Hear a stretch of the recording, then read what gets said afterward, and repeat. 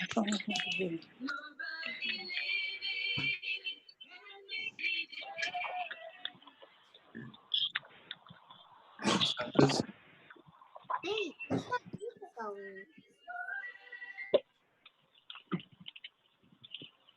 we're live, so. Okay, great. Thank you. Your countdown kind of stopped for a second there. Okay. Good evening. Welcome to the July 21st, 2020 special meeting of the Northampton School Committee. I am Mayor David Narkowitz, chairing the meeting.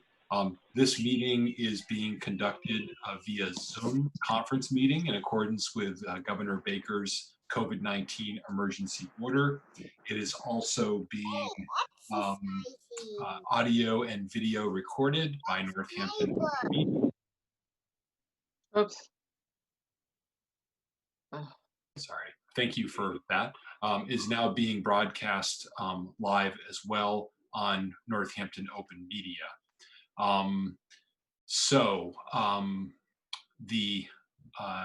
Because this is a special meeting, we have one key agenda item, which is a continuation of a previous discussion, and it concerns the required plans that we are required to submit to DESE by the end of the month.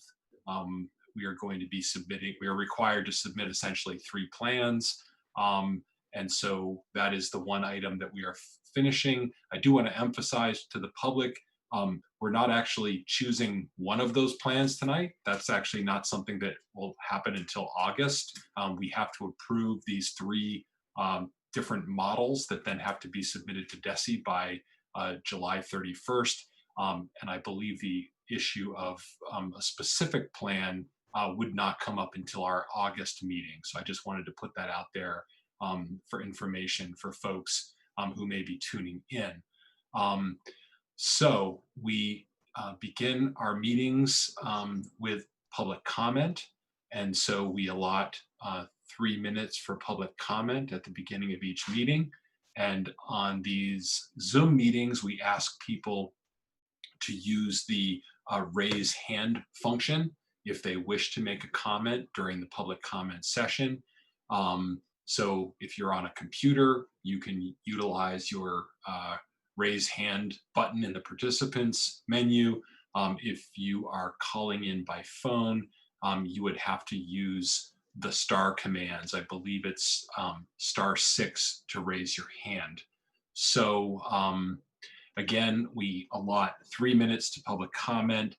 I will keep a timer, and I will ask folks when I call on you to please state your name and where you live for the record of the meeting. And again, I'll be keeping a timer. So let's move to public comment. And I would also just ask folks, I think everyone's been muted, but to just try to mute yourself during the meeting. I know sometimes we get distracted. I do it myself, or I forget to mute myself, but just so that everyone can hear. I'd also ask if folks are not speaking, that they turn their video function off. That has the dual effect of allowing me to be able to see all the school committee members on one screen as well. So the first person who has raised their hand to speak excuse me, Mr. Mayor, we need to call the roll just quickly. Oh, yeah, sorry about that. That's all right. Skipped right over the roll call. Apologies. Go ahead and call the roll. Member Levy. Present. Member Kaufman. Present. Member Goldman. Present. Member Voss. Present. Member Gold. Present. Mayor Narkowitz. Present. Member Busansky. Present. Member Fallon. Present. Member Seraphy Cox. Present. And Member Condon. Present. All present. Thank you for catching that, Annie. So now we'll move to the public comment, and the first hand that is raised is Bill Scher. Thanks very much. I was able to look over one of the proposed hybrid plans, and I also was able to see the state's new guidelines for when schools should close or how they should handle individual COVID cases when schools are open. And I don't have a lot of strong opinions about the nature of the hybrid plan. I realize everyone's in a very tough position, and there's perfection's not going to be possible here. And I don't fault any of you for being put into this horrible situation. But I do think we could go a lot farther in caution than these state guidelines go. If you haven't seen them, they recommend if there is a positive case in the community, in the school community, self-isolation for 10 days and possible close contacts not come back to school unless they've been tested or quarantined for 14 days. And you don't close a school, and it's not even a hard and fast automatic thing. There need to be multiple cases in one cohort or a small number of cohorts, and then consultation with the local board of health, and then the district wouldn't close unless there are multiple cases in multiple schools. And I just feel like we've been through this rodeo. We know if there's one known case, there's going to be other asymptomatic cases that we don't know about, and time is going to be the essence in these situations. And so if we even drag our feet by a day or two, it could be a major problem. So I would strongly recommend that we go well beyond what the state's recommending here. And if we are doing some form of reopening, to do a very rapid shift to remote learning if we do have a single case in any individual school. Thank you. Thank you very much, Bill. The next person whose hand is raised is Thomas Chang. Good evening. I'm Tom Chang from Northampton. I'm a teacher and a parent in the community. I just wanted to thank the school committee for passing the resolution about school resource officers. And watching the discussion, I was struck by the unanimous commitment that you have to confront structural racism in the public schools. There was also a lot of discussion about wanting to hear from the community, and clearly you have different ideas about what counts as hearing from the community. However, it seems to be a value you share, specifically hearing from underrepresented populations. Member Gold referenced the conversation he had with me as a representative of REAL. And I want to be clear that I do not, and the REAL leadership does not think that what you did was an empty gesture. We see this as a direct action that immediately signals to students and families of color that the legacy of racism in the Northampton public schools and the Northampton Police Department is going to be taken seriously. We see and acknowledge how painful it can be to be a person of color in this district. And we can ensure that the many educators, parents, and students who have spoken up about this issue in many settings over many years also won't see this resolution as an empty gesture. We do this by raising the level of sustained, meaningful effort to a point where this one action seems like a tiny part of the restructuring of our schools around the notion that Black Lives Matter. REAL is always ready and willing to collaborate with folks interested in this effort. As one of you said, the real work is ahead of us. So thank you for the work you do and for the time. Thank you very much. The next person whose hand is raised is Michelle Sullivan. Michelle, you can unmute yourself and you have 3 minutes. Hi, thanks. Name's Michelle Sullivan. I am an educator and parent. I live in Ward 7. I'm going to make it very, very quick. So in the plans that are being considered, I want to voice my support for offering an opt-in remote learning option. I'm really concerned with the amount of people who are exploring homeschooling or online charter schools an option. I'm concerned that we're going to hemorrhage students and the money that goes with them. So I feel pretty strongly that that needs to be included.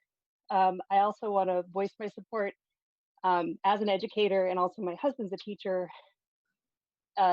to allow teachers to have that option as well. I would like to make sure that teachers' jobs are protected if they cannot safely teach in person because of health reasons. That's my time. I see the rest of it. Thank you very much, Michelle. So I'm looking through the participant list. Is there anyone else who wishes to speak in public comment? Again, if you could use the oh, okay. The next person is Jeff Napolitano. Jeff, you can unmute yourself. Hi, I'm Jeff Napolitano. I live on Burks Pit Road, Northampton, and I have 2 kids that would ordinarily be going to middle school this year. And I absolutely assure you, I would love to send them to school. But given that there's a ton of students, particularly college students from across the country that are going to be descending on the valley in about 3 weeks or maybe sooner, and that there's really no way to guarantee safety, I would echo the previous speaker's comments about having an opt-in for remote education at the very least, for at least the fall or part of the fall until we really see what the numbers are, because that's really the only way to guarantee the safety of not just kids but also teachers and administrators and folks in the community at large. That's it. Thank you. Thank you very much, Jeff. The next person whose hand is raised is Dinah Mack. Dinah, you can unmute yourself. Hi, thank you. I just want to go on public record to say that it's just really concerning as a teacher of 15 years in this district, as a member of the community who just loves my colleagues, loves this community, to be looking at this conversation without us all acknowledging that people will be gravely ill and people might die if we open our school buildings. And really the acceptable number of student deaths to COVID needs to be 0. And the acceptable number of educators and staff deaths to COVID needs to be 0. And this is the one thing that I think needs to be guiding this discussion that we're having. We see that across the globe, putting children into buildings is going to increase the spread of COVID. I hope that you all saw the study from South Korea that came out looking at 65,000 children. The conclusion was, quote, that children younger than 10 transmit to others much less often than adults do, but the risk is not 0. And those between the ages of 10 and 19 can spread the virus at least as well as adults do. So as we're discussing this, I just, if we have one death of a child in our community or one death of an adult in our community, I just want us all to be able to sit with this outcome. That is this the normal that we want? And should we be going back to school? It makes perfect sense to start off the year remotely. And I just need to tell the community that what we had in the spring was not remote teaching. What we had in the spring that people feel was remote teaching was crisis teaching. We had to plan in 2 days to put our work online. DESE, I don't know if people know that DESE told teachers that we were not allowed to move forward with curriculum. We couldn't teach anything new. We had to just review material. Everything was optional. And I just think that this has really colored the lens in our community for what remote teaching could be. We have time now to create a robust program of remote teaching. Remote teaching doesn't mean we all have to be in our own homes, not interacting. We can open up public spaces in the buildings. We can arrange for safe socialization outside with our students. Teachers want to do that. We can work with kids one-to-one. We have the resources. And I know that we're coming up with these plans and we're mathematically trying to figure out how many people we can put in the building. It is just not safe to do that, sadly. And I just want us all to think about outcomes. And I know you all are. I know this is a very hard decision, and I really appreciate the time people are spending. So thank you very much. And I know that there are a lot of educators that are willing to put all of their time for free into creating a robust remote plan. So I would love it if we could start doing that sooner rather than in August. Thanks so much. The next person whose hand is raised is, I have their first name, Liz. Liz, if you could unmute yourself and introduce yourself and tell us where you're from. It's Mama's turn to talk, okay? Hi, my name is Liz Bowen. I am both a teacher and a parent in the Northampton Public Schools. I wanted to, Dinah said some of what I was going to say in terms of remote learning versus crisis teaching. I feel like over the course of the summer, we've heard both at school committee and just as a teacher, concerns about like what happened in the spring. And I do want to make sure that it's communicated to families that that's not what remote learning would look like this year. I do think that it's important to have a remote opt-in. That is us, yep. A remote opt-in option. All of my Facebook parenting groups are flooded with people talking about homeschooling, and I'm really concerned that we're going to experience some white flight as a result of this. There's also just some anxiety in the community that parents haven't heard from the district. I didn't even realize that until my husband said it to me today, because I've heard so much from my colleagues and everybody. But even though I think it has felt like it made sense to not say anything because we don't know anything more than we necessarily knew before, but I think even telling the community that might be necessary, because the silence is starting to feel kind of ominous. And yes, and teaching with a 3-year-old in your lap is hard. This is hard. And I think that it's important that we continue to acknowledge that both for parents and teachers. Thank you. Thank you very much. The next person whose hand is raised to speak is Lee Merriam.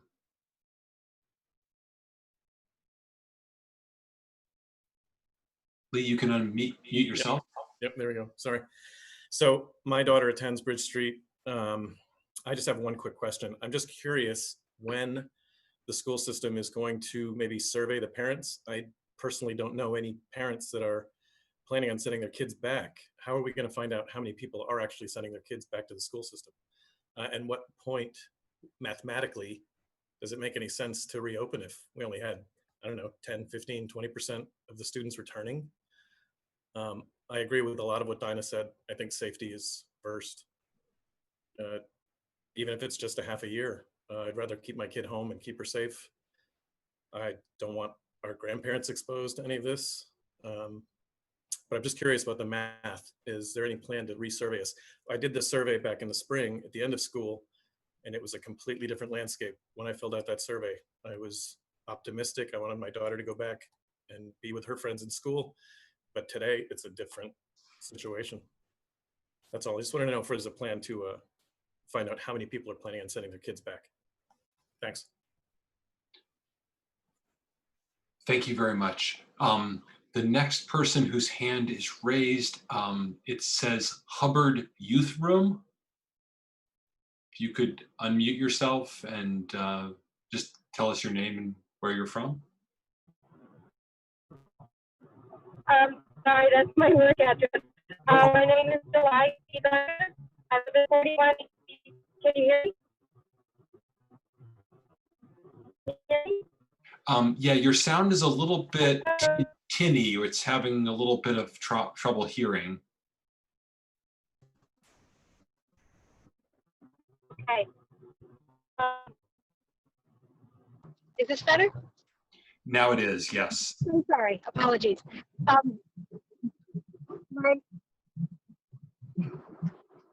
My name is July Becker. Sorry. I live at 41 Indian Hill in Florence. I'm in Ward 6.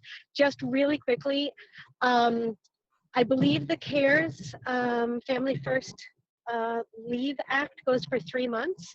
I can't imagine I am the only person whose boss is completely not interested in working something out to assist me if I need to stay home with a remote learning child.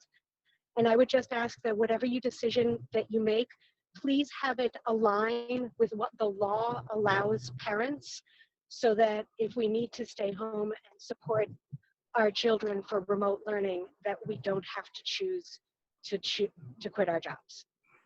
And I yield the rest of my time. Thank you very much. The next person whose hand is raised is Sam Hopper. Hi, my name's Sam Hopper. I live on South Street in Northampton, and I'm here speaking as a resident of Northampton and a caregiver of a Northampton student. I'm not representing any office. I want to speak about two things. One, the length of your meetings, and two, just the lack of appropriate training and knowledge. This might not seem super relevant, except that this meeting is a continuation of a meeting that went till 1:30 in the morning. Your meetings are long, and your last meeting that went that late didn't cover all of your agenda items. This is not new. Your full committee meetings average over 4 hours a meeting, yet the decisions you make at these meetings directly impact our students, teachers, staff, caregivers, families, community. But it's really difficult to stay informed when you have so many meetings that go so late and are so long. You already don't hear from the entire school community. And I hope you don't think you do. The people who watch your meetings, myself included, are privileged in one way or another. And sure, we can watch a recording, but again, it's a very privileged set of people who can sit for 6 hours and watch a meeting. So the length of your meetings is a barrier to the community being involved and informed. And speaking of being informed, this leads me to my second concern. I strongly believe the length of your meetings is tied to the lack of understanding of what the job of a school committee is. For folks who don't know, the job of a school committee is not left open to interpretation. It's actually defined very clearly by law. And I learned that not every member of our school committee has actually fulfilled the requirement of your basic orientation, a requirement that is available as soon as you get elected, actually before my representative did it before he was elected. And so this orientation covers very basic things like school finance, open meeting law, which has become apparent people don't know what it means, public records law, conflict of interest, special education law, which is huge in our district, collective bargaining, which we all know is a big deal. This is basic training, and it's open not only to new members, but to veteran members because stuff changes. So I think it's really appalling that there's members who do not fulfill the requirements, yet feel it appropriate to make serious decisions that affect our families, our teachers, our staff. And I agree with what Dinah said. I want to keep our staff and teachers and families safe. I've listened to members drone on, share their entire thought process out loud during meetings about reopening, but did not hear any discussion on the policy you're going to need to adapt. And that's a huge part of your role. And maybe people don't know that because they haven't done the training. So because you go on for so long, your meetings go late. Maybe if you understood what open meeting law is, you'd know that we actually don't need transparency into your personal thoughts. We need transparency on your deliberation. And again, tonight is a continued meeting, it's just ridiculous. So I'm asking you to please do your work ahead of time, show up prepared, stop showing up to meetings expecting the superintendent, other administration, other members to inform you about issues at the time you're actually deliberating it. Your best work is not done at 1 a.m., nor can it possibly be done when you have a lack of awareness of what your job is. Thank you.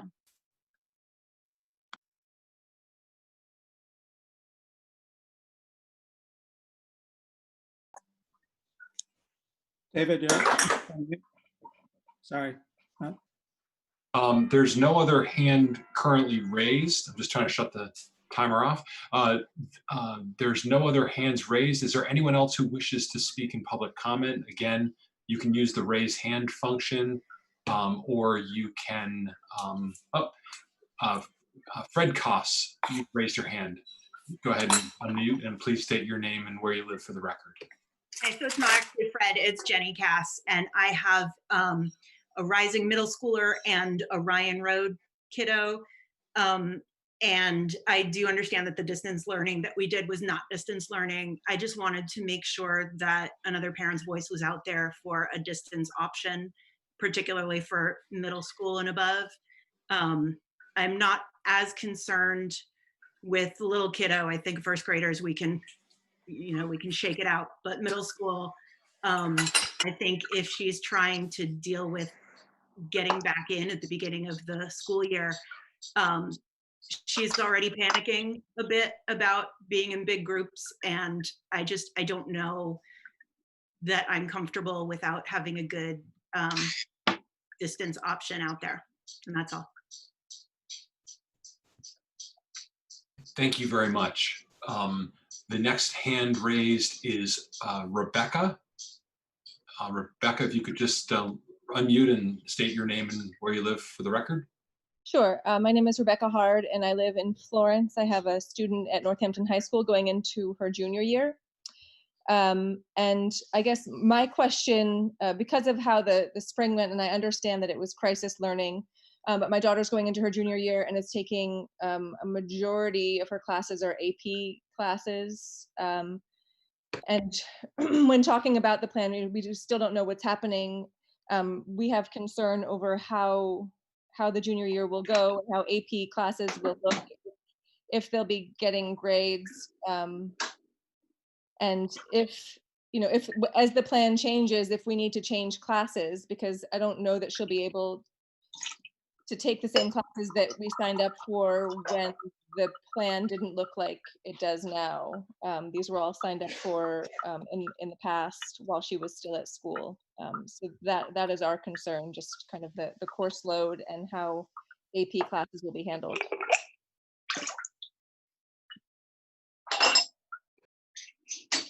Thank you very much. The next person, oh, well, again, is there anyone else who wishes to speak in public comment?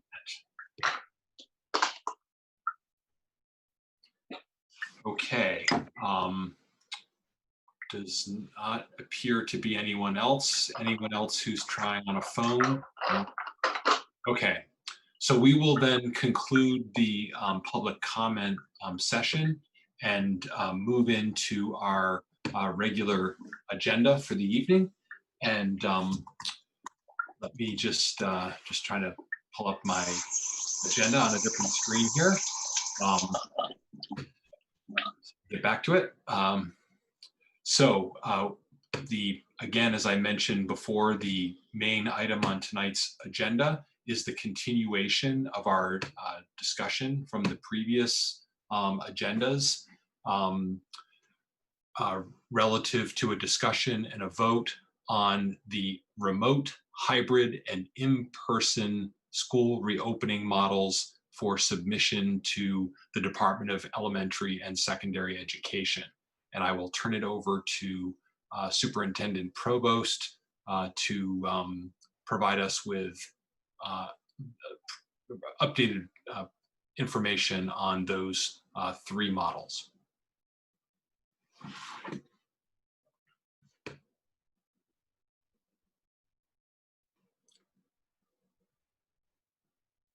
Superintendent?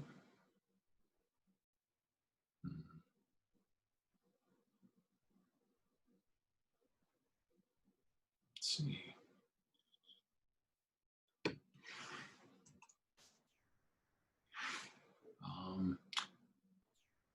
Perhaps he doesn't realize that his phone was muted. Your phone is muted. I'm going to ask him to unmute. There he goes. Okay, sorry about that. So as I was saying, of course you don't know that because I was muted. The focus of tonight's discussion is really going to be on the hybrid model. The fully remote models and fully in-person models are essentially self-explanatory. It's the hybrid model that is the largest challenge. It has the most logistical options. It has the most variables to manage, and it's the one that's been most vexing for the committee.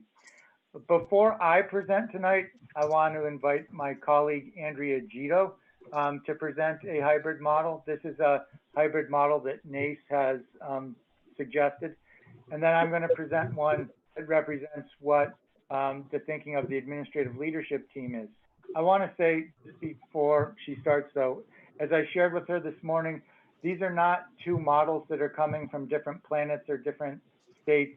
These are two models that really live on the same street because we've been in communication and collaborating throughout this process. And I think although differences remain in what we're recommending, there's a lot of similarities. So that I want to turn it over to Andrea to present her model, or NACE's recommended model. Excuse me, Mayor, I got a message from one of the folks in the room who was trying to raise her hand during public comment and was not able to. I received a message from Amy Cotel. Is that the same person? And Correct. I responded and said I will include her comments in the record. She chatted them to me. She sent a message with what she had hoped to say. Unless you believe we should, would that be sufficient? Well, I mean, if it was something related to the decision that we're making tonight, it might be good to just know what they were. Yes, and she indicated that she, in her message to me, indicated that she has a child with special need and concerned about online learning. Her daughter does not do well with Zoom and will need another option. So I'm happy to recognize her if she would like to add to that. I did not know she was trying to raise her hand. So Amy, if you wanted to add to that, I can allow you that opportunity. Thank you. I'm sorry. I tried. We're having a little bit of technical difficulty. I'll be really quick. So my daughter this spring fell apart. We've been working so hard with Ryan Road School. I live in the Ryan Road area. And my daughter Annika was doing fabulous with the school. They really were doing great. And then, you know, and I'm an educator. I have my master's in education. And the first few weeks went okay with my daughter. But as soon as she heard she wasn't going back to school, she could not handle Zoom anymore. She would run away. She would sit far away. She would do anything but focus. The Zoom, it just was, and everything was Zoom for her. So I just think there's some kids who cannot do online learning. And I'm thinking, you know, one thought I had is to have a small group of cooperative doing homeschooling and then get her services through the school as needed. But, you know, and I understand, I don't want anyone to get sick. I can't handle it. And I know she can't handle it. She was depressed by it. Like I could tell. And I just want something different for her for this fall. And that's what I have to say. And I hope that you're thinking of the kids who are like that when you're creating this program. You know, that's it. Thanks. Thank you very much. I'll now return back to the Superintendent and Andrea Agito. Superintendent? I think I just queued it up for Andrea. Great. Thank you, Superintendent. And I was wondering if I am able to share my screen. I would love to be able to do that if it's possible. You should be able to do it. Did you try? I'm going to right now. Thank you, Annie. You should be able to. There you go. Can everybody see that? Yes, we can. Great, thank you. So my name is Andrea Agito, and I'm the president of the Northampton Association of School Employees, and this is the NACE proposal for the restart of school. This phase-in plan, along with health and safety requirements, full funding, and waivers of time on learning and standardized testing, was created in conjunction with the Massachusetts Teachers Association, the American Federation of Teachers, and the Boston Teachers Union, and is being presented statewide. The same way that the state is taking a deliberate and careful approach to reopening the economy for the well-being of our students and staff, the state must also take an equally deliberate and careful approach to reopening our public schools. NACE believes that this phased-in approach and hybrid model, if conditions allow, will meet the social, emotional, and academic needs of our students in this challenging time. In this plan, phases 1 and 2 give a very deliberate and thoughtful planning period, which is necessary for a successful start to school. Remote learning in the spring was crisis learning. Educators did not have a chance to prepare and plan remote learning before being thrust into it. Given this phased-in approach, educators will be able to thoughtfully plan and collaborate to create the best learning opportunities possible in order to meet the individual needs of their students. We can design our remote plans with the experience of the crisis in the spring informing our practice. It provides for setting up a system of remote learning while preparing for in-person learning when we know it's safe for our community. The first phase is for teachers, educational support professionals, substitutes, and all relevant school personnel to have time together to prepare for the return of students and resumption of school in whatever model the local association and district deem safe. The second phase is for educators at all levels to meet students and families, either in person or remotely. It will allow educators to get to know their students and families. They will be able to assist families with technology trainings, assess student needs, plan small groups, and to continue to develop remote learning and hybrid plans that meet individual needs and prepare them for new health and safety protocols, including physical distancing and mask wearing.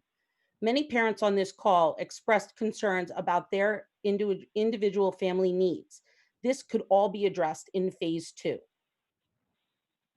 The third phase is the resumption of instruction, whether remote or in-person hybrid. All families and staff should have the option to be fully remote if need be. But phase 3 focuses on the first 6 weeks of learning. The foundation of any successful school year is built in the first 6 weeks. During this time, educators and students will build their relationships, establish their learning community, and develop school climate and culture. Curriculum and instruction decisions are informed by what students need and by what will engage them and give them a love of learning. Using what was learned in phase 2, these decisions will be made by the educators closest to the students and the people that know them best. Our plans should emphasize project-based learning, which provides for maximum flexibility and engagement as students move between in-person and remote instruction as needed.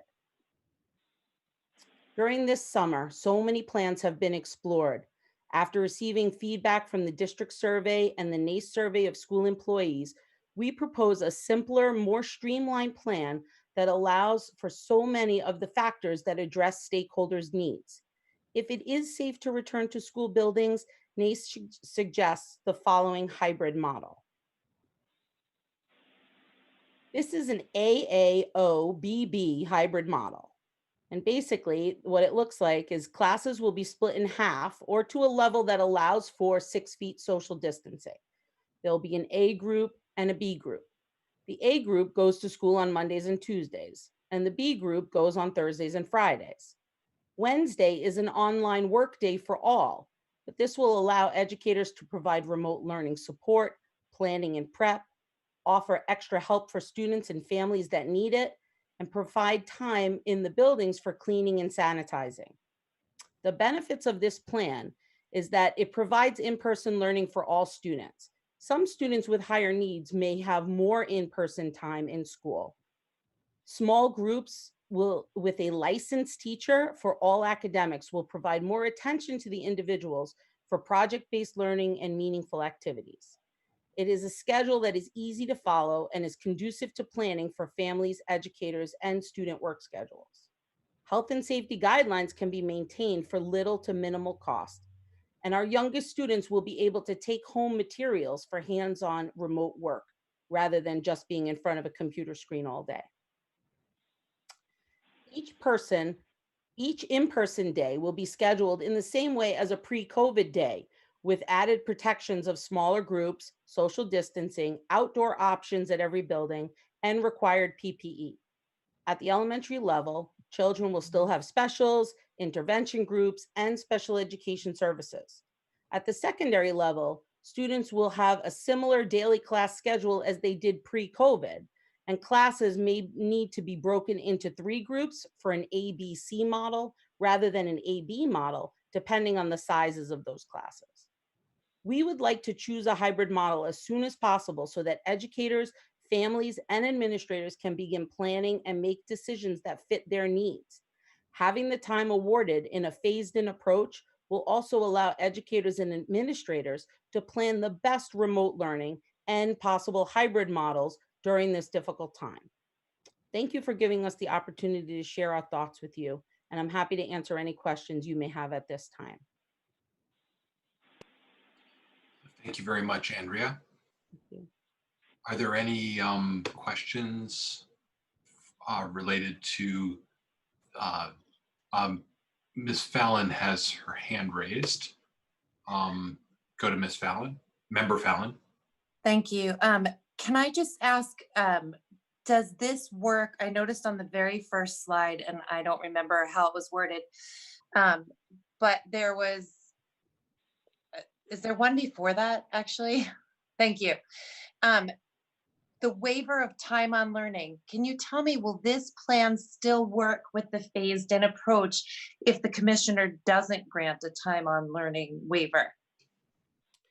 It could possibly work because one of the conversations that is happening currently is looking to front load PD time that's already built into our day.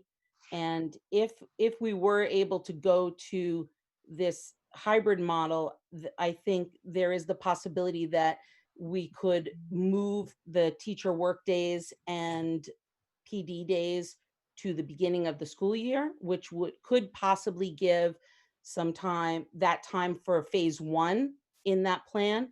And then phase two, because teachers would be meeting with students and families, that could possibly fit under the time on learning requirements, because there would be communication and interaction with students.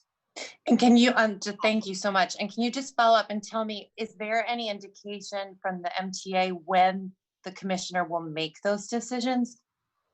So currently the MTA is in, and those other organizations are in negotiations with DESE until the end of July. So the hope is that by the end of July, we will have a decision from DESE as to whether or not they are, meeting the request to the demands that are being bargained.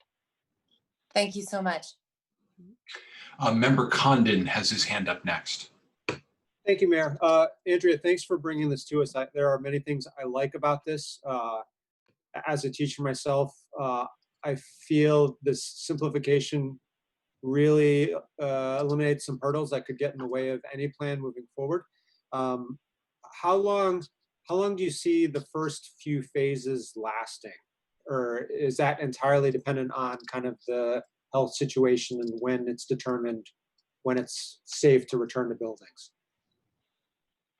I think whether it's safe or not to return to buildings, we would still want phase 1 and 2 to happen, because we feel like it's really important to have, so we don't end up repeating what happened in the spring. We want teachers to have that time to collaborate and really thoughtfully plan out their either remote plans or hybrid plans in whatever way that looks. And we also feel like it's really important for us to be able to hear from families and get what families need, because as you heard, even just in this one call tonight, in this meeting tonight, we've heard so many different perspectives from families, and we think that there really is going to be a spectrum of needs for the different families in different situations, whether they want a completely remote program for their child or they want to be able to have their child in the building as much as possible. So I think whether we're remote or hybrid, we would still want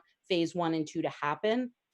Exactly when those start is still fairly flexible and could be discussed and negotiated with administration, as far as, like I said, moving up PD days or something to that effect. It is possible that could possibly happen. So we're looking for at least 2 weeks for PD and 2 weeks for contact with families. And that the contact with families may vary based on the class size of the teacher. So some of our middle school teachers may have 100 students that they need to contact and talk with. That's going to take longer than, for example, our elementary teachers who have 20 students to contact.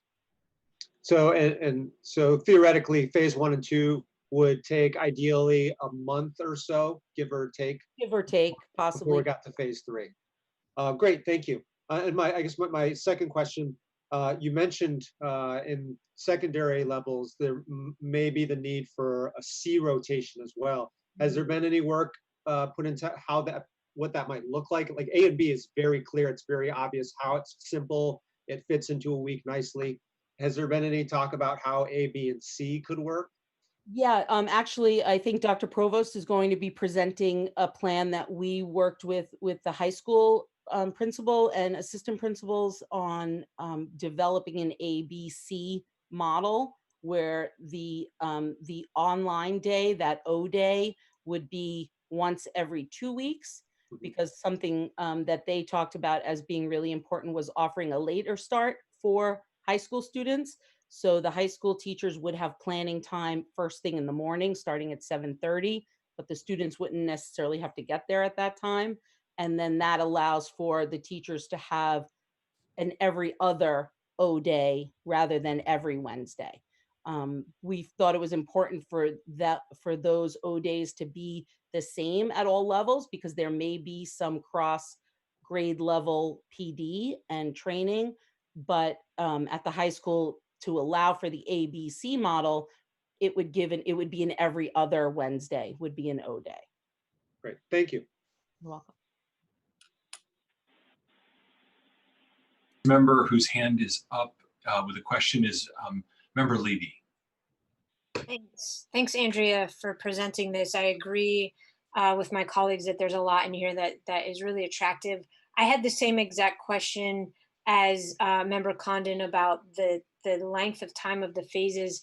I guess a concern that I have is that with this plan, our students wouldn't actually be starting classes until likely October. And given the research about really optimizing outdoor time, that really minimizes outdoor time. And I wonder, I don't know if this is a question I'm allowed to ask, but I'm going to ask it anyway, and you can say you can't answer it. I'm wondering if there's a possibility for starting phase one much earlier so that we could optimize. I agree with you. I think the phases are important and I wouldn't want to skip over them, but could we start them earlier so that we could start phase three earlier and optimize outdoor time? I think that's something that would depend on the majority of staff members who possibly have plans or family things that they could not work around. So I think that would be subject to possibly negotiating that. I'm not saying it's out of the question. Also, given what we experienced last September, outdoor time could be more pleasant in October than it is in September, given that it also has the possibility of being very hot as well. So that okay. Yeah, thanks.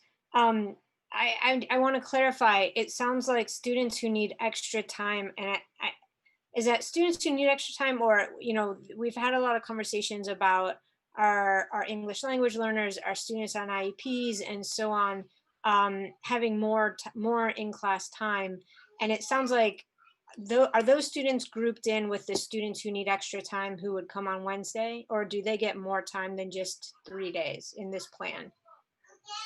In this plan, it's really flexible, because one of the things that the staff really felt strongly about was not wanting to segregate our at-risk students and make it so that those students are in the buildings at times when they would be separate from their peers.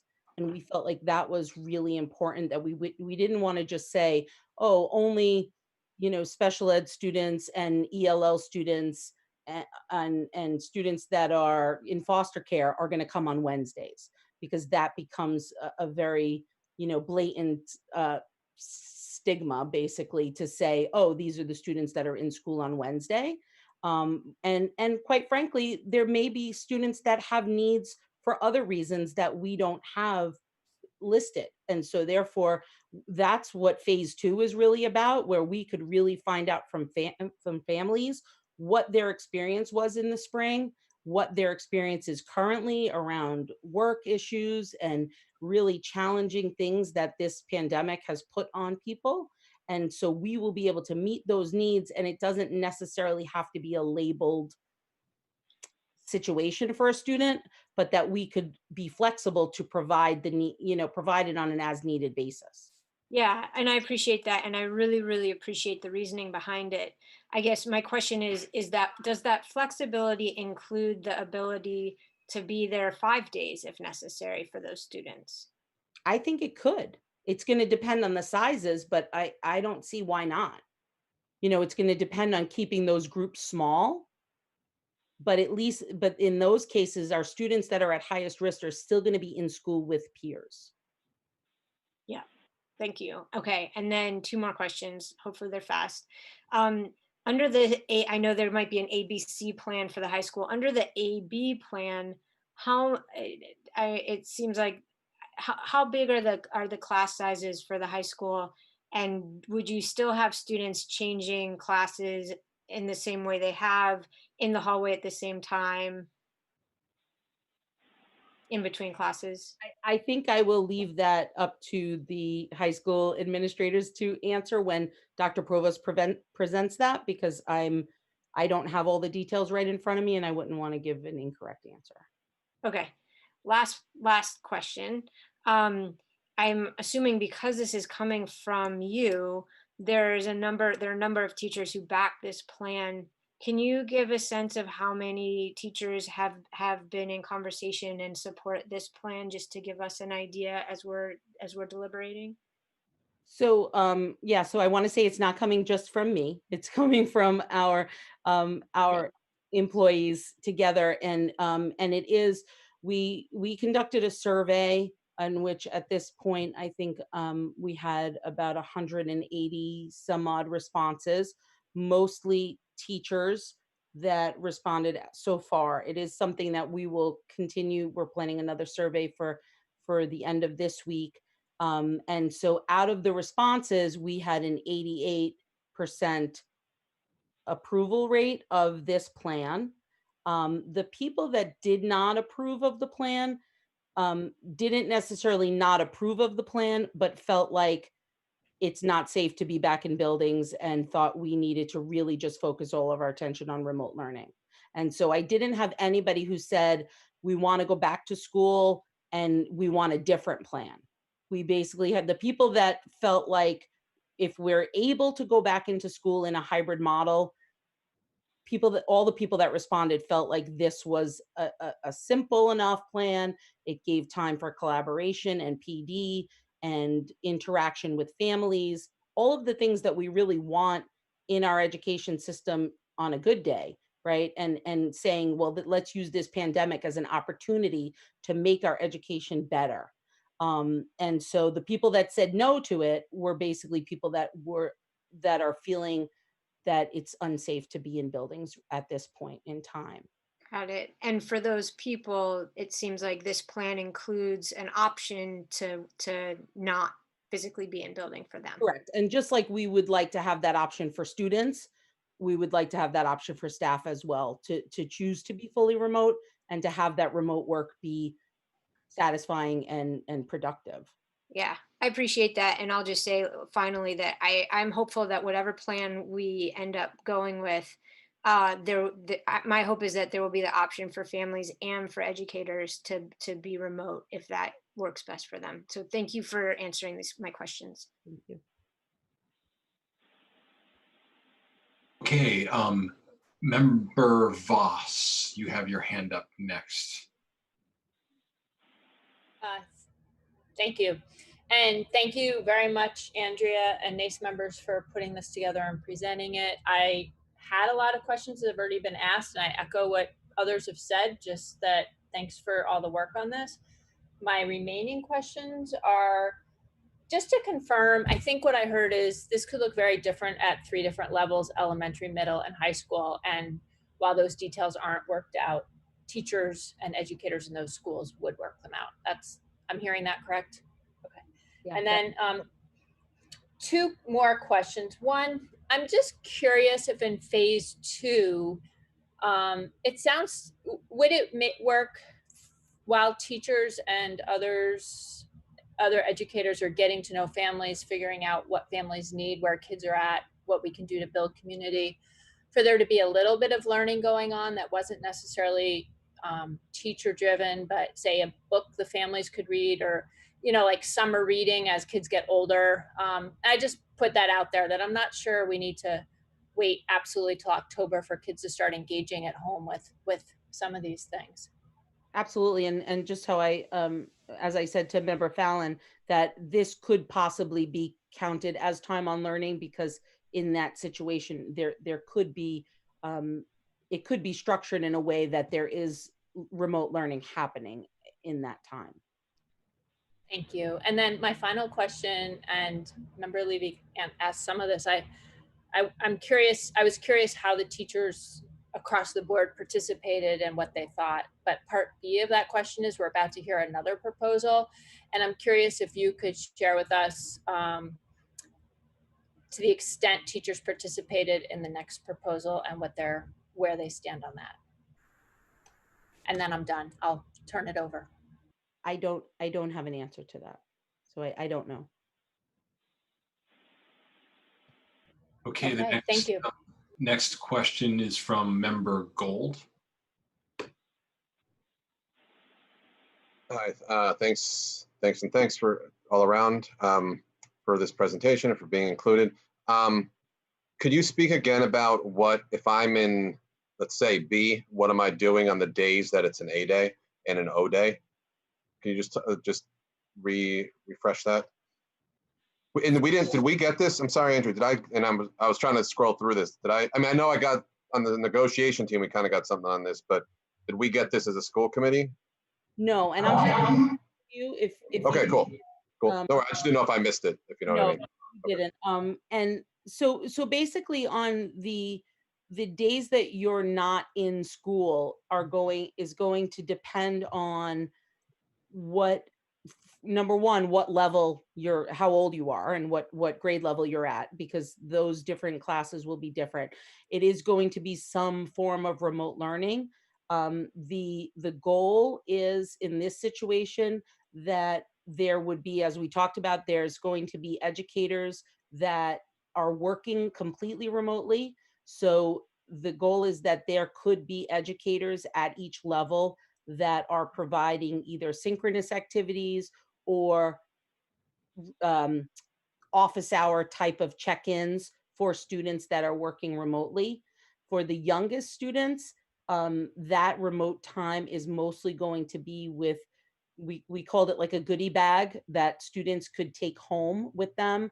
When they're in school, they would get an activity or something that they participate in while they're in school with their teacher, because they're going to be in really nice small groups. They're going to get to have, a lot of focused learning while they're with the teacher.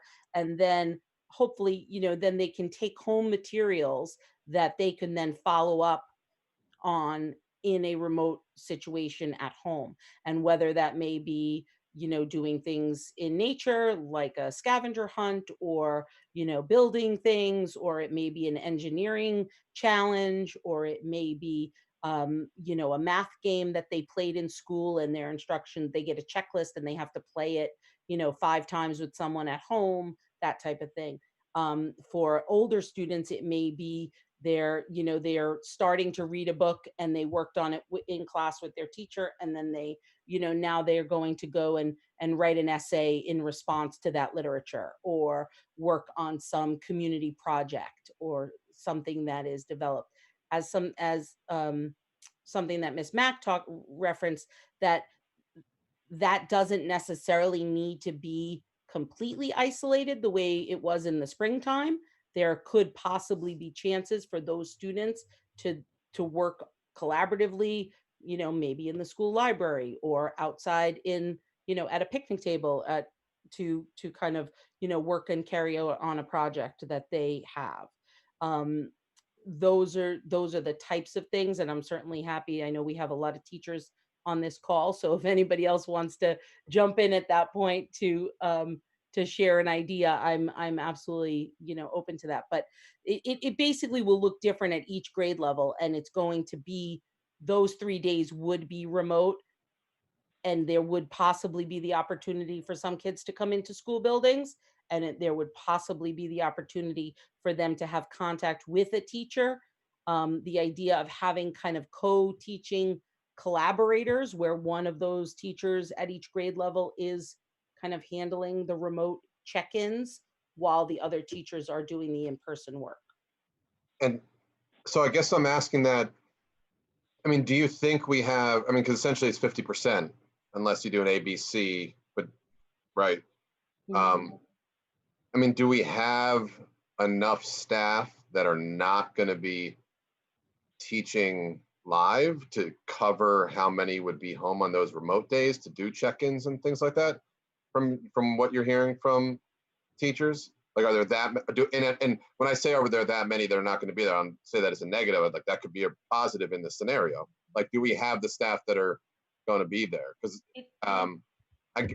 so, and I asked that in the frame of like, it's one of the challenges for families and for the student engagement is like, it could be a 5-day weekend unless there's some adult that's going to be engaging with me on those other 3 days. And so I'm wondering, do we have the staff, and how do you deal with that engagement for the 5 days in between?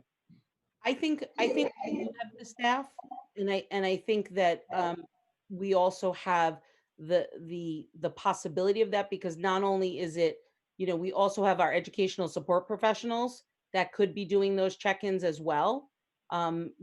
Because if our groups are so much smaller, the necessity to have all of the ESPs that work with our larger classes may not be as critical. And so those people will also be available to work with students.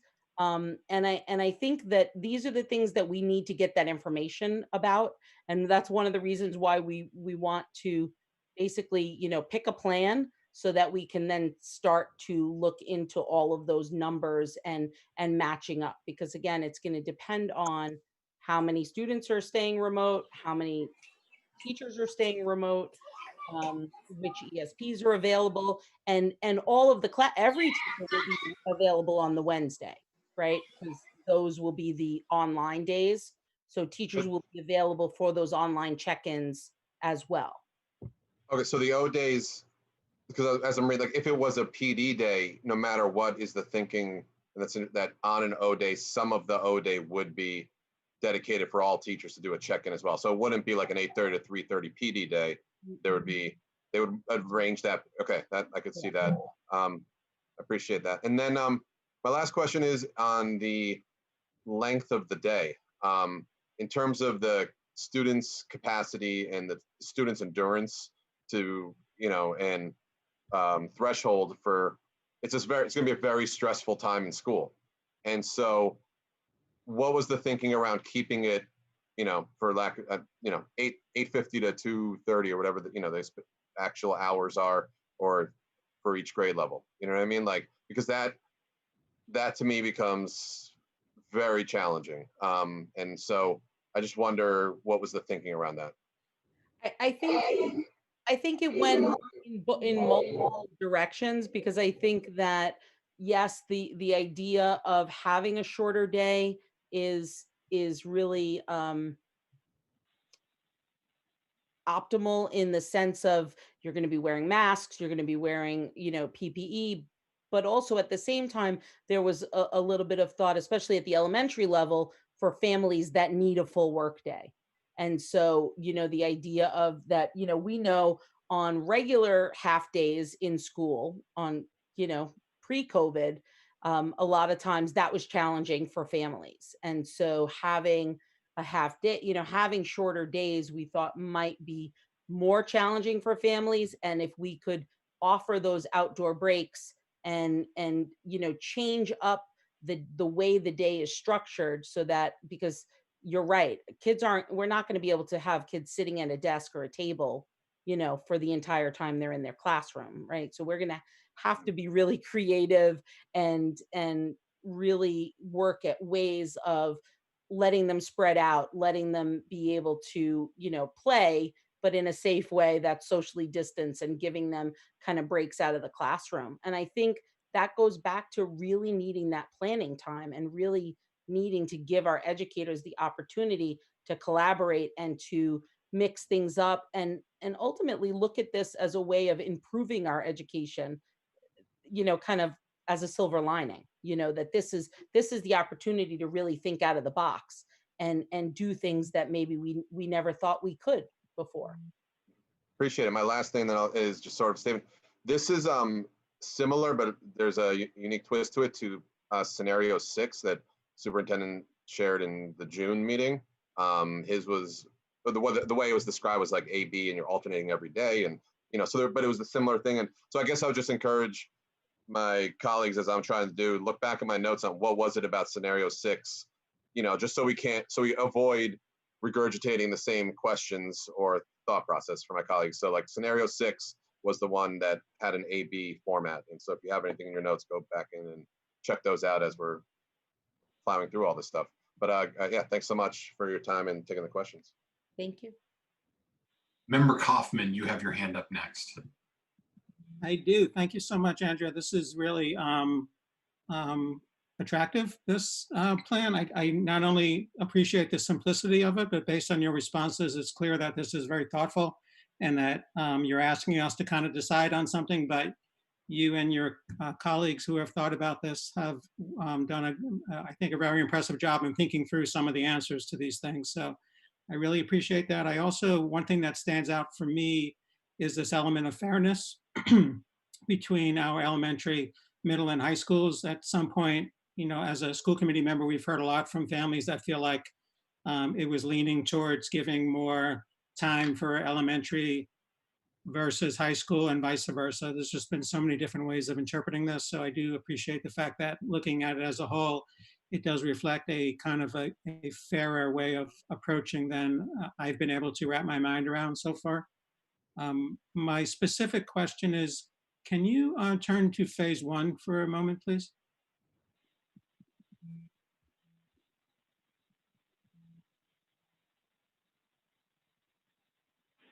So I would wonder, like with some, you're thinking about phase 1 and phase 2. To me, seems like that might be there's some very strong components here, regardless of which, if we choose to go to a certain model different than what you're proposing, or I guess I would say if we chose to go towards either a 100% remote model, 100% remote model or a 100% in-person model, as opposed to hybrid. I guess we will decide that in August. But phase 1 and phase 2 seems to have some really strong components there, regardless of which of the scenarios we go with. Is that something you agree with and something you've thought about as well? It is definitely something that our members have thought about and definitely agree with, along the lines of even if we're fully remote or if we are in a hybrid model. Currently at this time, our association is not recommending a full all-in-person model, given the state of the virus and the pandemic and what we're seeing and the concerns for what may happen in the fall when all of these college students come back to campus and all of the things that we've all been reading about. So as far as NACE goes, we do agree that this phase-in approach could be and should be used for both an all remote or a hybrid model. But we are not in agreement or recommending in any way an all in-person model. Sure. So maybe, and you probably said that before, so I just got a little confused, but so is NACE then recommending a hybrid model, this hybrid model, or is NACE, how is NACE leaving the door open for a fully remote model? So thank you for asking that. So we are recommending this phase-in model, and what phase 3 looks like, we want to be dependent upon science and certain metrics and thresholds that the CDC and other organizations are telling us what is safe. So if we are able to meet those thresholds around rates of the virus in our area, around the HVAC systems and proper ventilation in our buildings, and the full PPE that's required and social distancing, if we're able to meet those thresholds, then, we would be able to entertain going in to a hybrid model.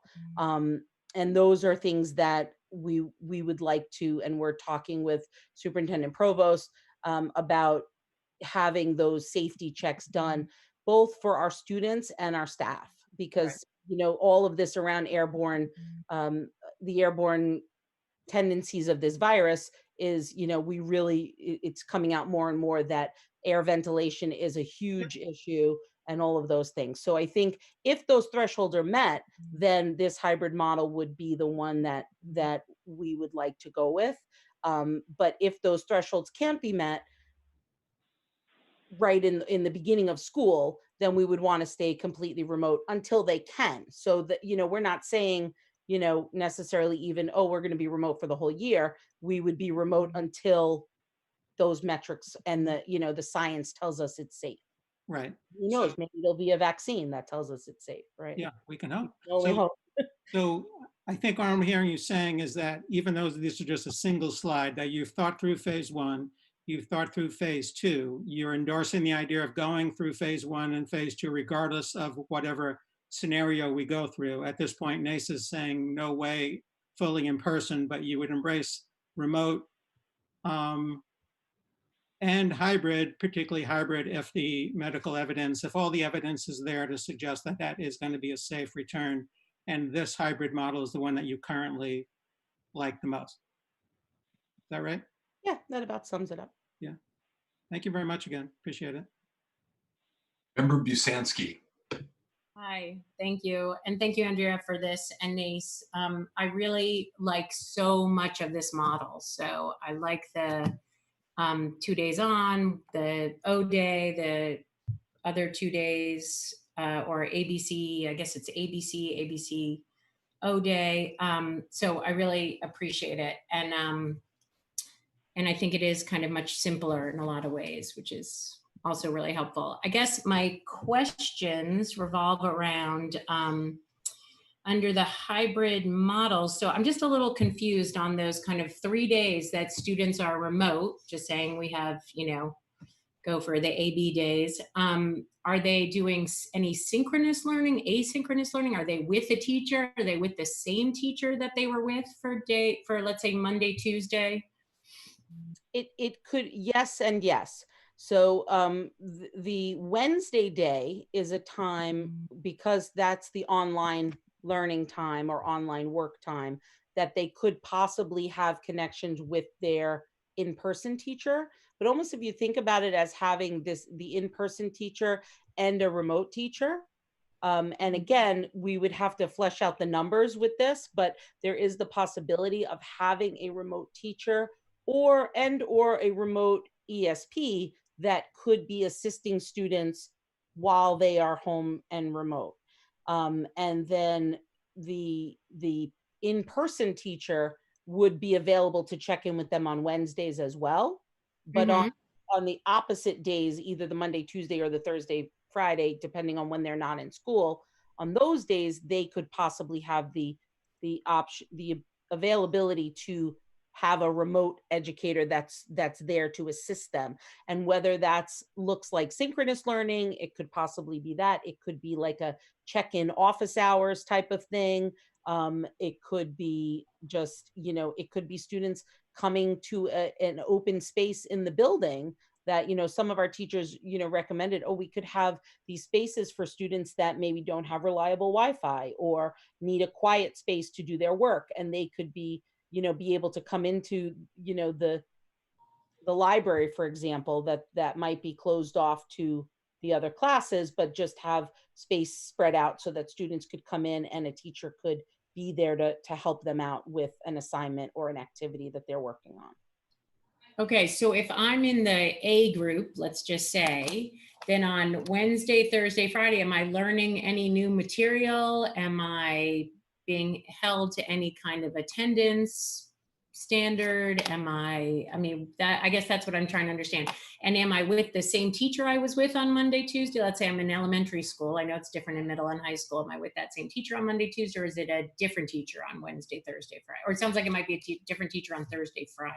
Correct. So if you are in the A group, you would be in school on Monday and Tuesday. So let's say you're an elementary student. Let's say you're a third grade student. You're in school on Monday and Tuesday with your in-person teacher. And then on Wednesday, you could possibly work with your in-person teacher if there's something you need to check in about or something you need help with. And then on Thursday and Friday, your in-person teacher is now with the B group. So instead, you might have a remote teacher that you can check in or go to a synchronous class with, or, you know, go to a read aloud, or go and into an office hours to get help. So you are continuing your learning. That was one of the things that some of our teachers mentioned in the public comment, is that, you know, in the springtime, we were instructed to not continue learning while students were remote. So educators basically had their hands tied and were instructed to not teach anything new. If we are remote in the fall, that would not be the case. So we would be teaching new things. A lot of our teachers want to be giving grades, want to have attendance requirements. So it does remain to be seen. And I don't want to pretend to know how each level will work it out, because I think it really is important to have the experts that are the educators at that level to prepare and work it out on how they want to work it. And if they want to, and if it turns out that there's a set class time for synchronous learning, that they would be able to work that out with their remote learning colleague. So that person would then be able to, you know, take over the remote learning, for example. That also would allow for, if, God forbid, a teacher were to get sick, that those colleagues could then take over for each other, and it would allow students to be able to continue their remote time and still be continuing their learning and their activities. Got it. Great. Thank you. That is very helpful. And I understand it better. I guess, you know, my only concern, and I've been just sitting here just trying to think of it in the moment, but it's hard, but is this kind of that phase 1 and phase 2 will take 4 weeks. And I could, well, I mean, I can echo what Member Levy said, but I think the other thing we're just up against is, you know, and again, I think we have to go with the science, and I agree about having metrics, but assuming that, let's just say we stay at such a low level we're at right now, I think we're more likely to have to go remote after a month or two than we are to have to be remote on day 1 of school. So my feeling is, why is there any way that we can get our students that kind of face-to-face time earlier? And what I love about the check-in phase 2, the meeting with students and their parents, is I think it really speaks to something I've been advocating for a long time, which is parent-teacher conferences, right? Like, let's, but like our parent-teacher conferences in the elementary school, because we don't have any in the middle or high school, I wonder if we can, maybe they could come in, the parent-teacher, the family students meeting could come in after the first 4 to 6 weeks. And like you said, that's such a critical phase, those 4 to 6 weeks. And so that we could then figure out, kind of pause, figure out how it's going, reassess, learn from it. I don't know. That's just one idea, but that's really my biggest concern, is this kind of 4 weeks to getting off the ground, starting school on, you know, end of September or October 1st, that we're going to face weather. We just are, even though I know how hot it can be at the end of August, and that we're going to just face, you know, higher numbers. And by then we're going to have to go remote, and we, you know, will have missed kind of any face-to-face learning time. So, and it is actually something that a lot of educators were feeling as well. But I think when you weigh the benefits of being able to take that time to thoughtfully plan and prepare for each of our students, I think that those benefits outweigh the anxiousness of wanting to get face-to-face, right? We want to, you know, we want to be careful and thoughtful about it and not rush into something that we can do better if we plan and prepare. And I agree that planning time is critical. Absolutely. I'm just trying to kind of think outside the box of, is there any other way to work it so that we could make it happen a little faster? That's all. But thank you. It's really great. So I have several more school committee member hands up. I'm actually going to go to Member Goldman because she has not asked a question yet this evening. So I'm going to go to her first and then go back to members who have additional questions. Member Goldman. Thank you. Andrea, thank you so much for putting this together. There's a lot of things I like about it. Would you please share it with the committee? Sure. It would be really helpful to have it to look through since we didn't have it to prepare for the meeting. I really appreciate how you've walked through all of the pieces. I can really vision it, and so that's really helpful when working with these PowerPoint presentations. Could you speak a little bit about I noticed a lot of places where flexibility for teachers' discretion is embedded in the plan, and I appreciate that. I understand where that has its benefits, and just wanting to wonder if you could speak a little bit to like when those decisions would be made and how those decisions would be made to some extent. So like would the curriculum follow the curriculum we have that you have contributed so much to that we have online, or the curriculum that we have now? And if teachers wanted to be outdoors, would it be sort of a like part of the day reserve a conference room space under a tent, or would it be like we're consistently going to be outside? Do you understand what I mean? Because I'm thinking about how the schools and the admin and everything, just orchestrating the movement of bodies to maintain safety and try to keep cross-contamination down.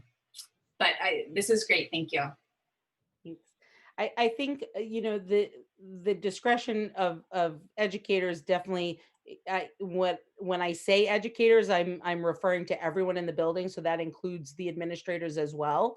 And so, working those things out, I think is a critical piece of this, is having the fewer bodies in the building at the same time, which is why we really think doing this type of model, because it basically cuts in half.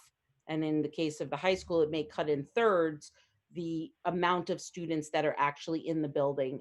And so that allows for some of that flexibility. And I do, teachers would still be following their standards that, are the state frameworks. And, they would be following their curriculum as we have written in the district program, as well as they feel is appropriate during the pandemic. There may be times that, and when I say discretion, it's because the teachers are the experts at it. And so they know what they need to do to teach those state standards, the state frameworks. And so they may or may not be doing the exact same unit that they would be doing if we weren't in this pandemic, right?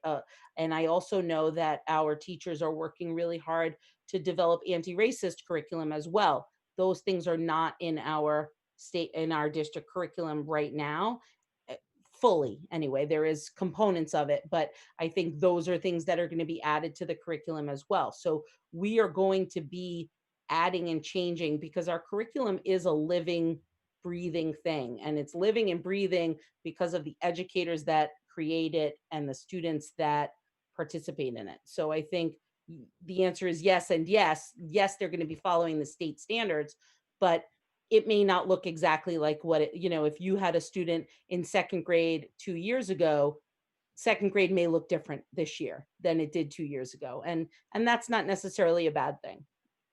Right. Thank you very much. That, of course, there's always a space, a margin for the evolution of the curriculum. My other question was, can you speak a little bit about, a lot of people, we've talked about having the opt-out option for educators and for students. And can you talk about sort of in this AAOBB model, this is what it looks like for people who are in the hybrid model, but if we have an active hybrid model and some students aren't in the model, are they connected to an AA class, or is it a separate teacher and a separate thing and that's all online. If you could talk about how that integrates, I'm really interested. Like Member Busanski was mentioning about having there be some ease moving from one model to the next, because we anticipate that will need to happen. Yeah, so the remote, that the idea of for students that are opting to be fully remote, that's going to depend on the numbers, right? If there's only a few students, then they could possibly be integrated into the existing classes and participate in a fully remote way, but not take their days in person.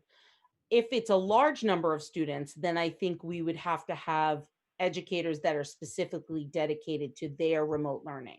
And so in that case, I think that would look at to what the needs are of those students. So I think it depends on really how many students, and I agree what someone suggested earlier, and we talked with Dr. Provost about this, about really doing an accurate survey, as accurate as we can, to which families are planning to keep their students completely remote, because that's going to change how we prepare and plan for them. But I think that we could have that flexibility, and we probably have enough teachers that, there may be some teachers that are saying, well, I could go hybrid or I could stay completely remote. And so if the numbers require it, we could then say to them, oh, could you do a remote program, because we have this large group of students that need to be remote as well. I don't anticipate it being a problem kind of fitting those together.